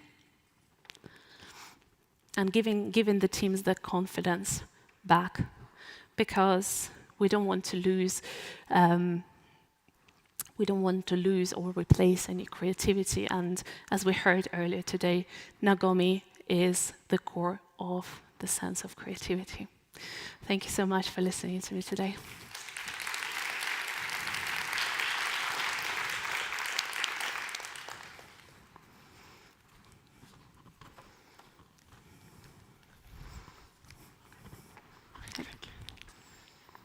Thank you, everyone, for staying with us until the end of the day.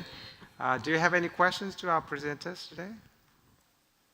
I know that we are sitting between the network drinking, so I don't want to take your time. But if you have any questions, we have mic for you. All good? If you're all good, then I really want to. Oh, there's a question? No. Okay, again, thank you so much for staying at the end of the day with us. And thank you for all presenters for giving us a lot of meaningful, useful gifts. And I have learned a lot from you as well. So please give them a big applause.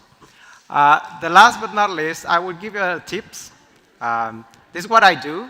So if you want to publish a paper as ESOMAS, is there's a way to generate idea, which is what I do. So because you join the conference, you can download all the papers. And these 20 plus papers is selected by the program committee over 100 and more than 130 other papers. So they're very high quality papers. So I suggest you to put it into a notebook LM So when you can query to understand more about.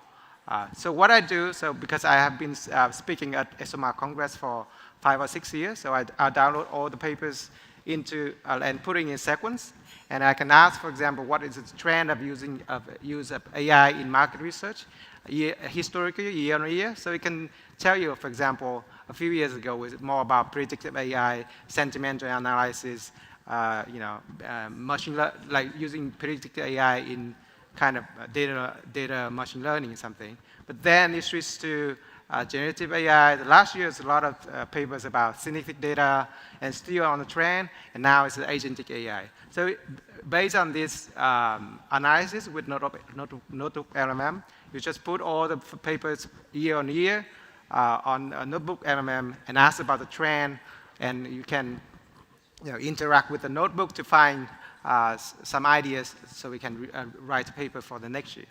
So yeah, I give that the tips that I do. So I hope that we can meet in SMR Congress or SMR region or SMR next year using these tips. So that is my gift for you. It's really useful with Notebook MMM if you use in a way like that. So thank you, everyone. And see you at our exhibition area. We have network things over there.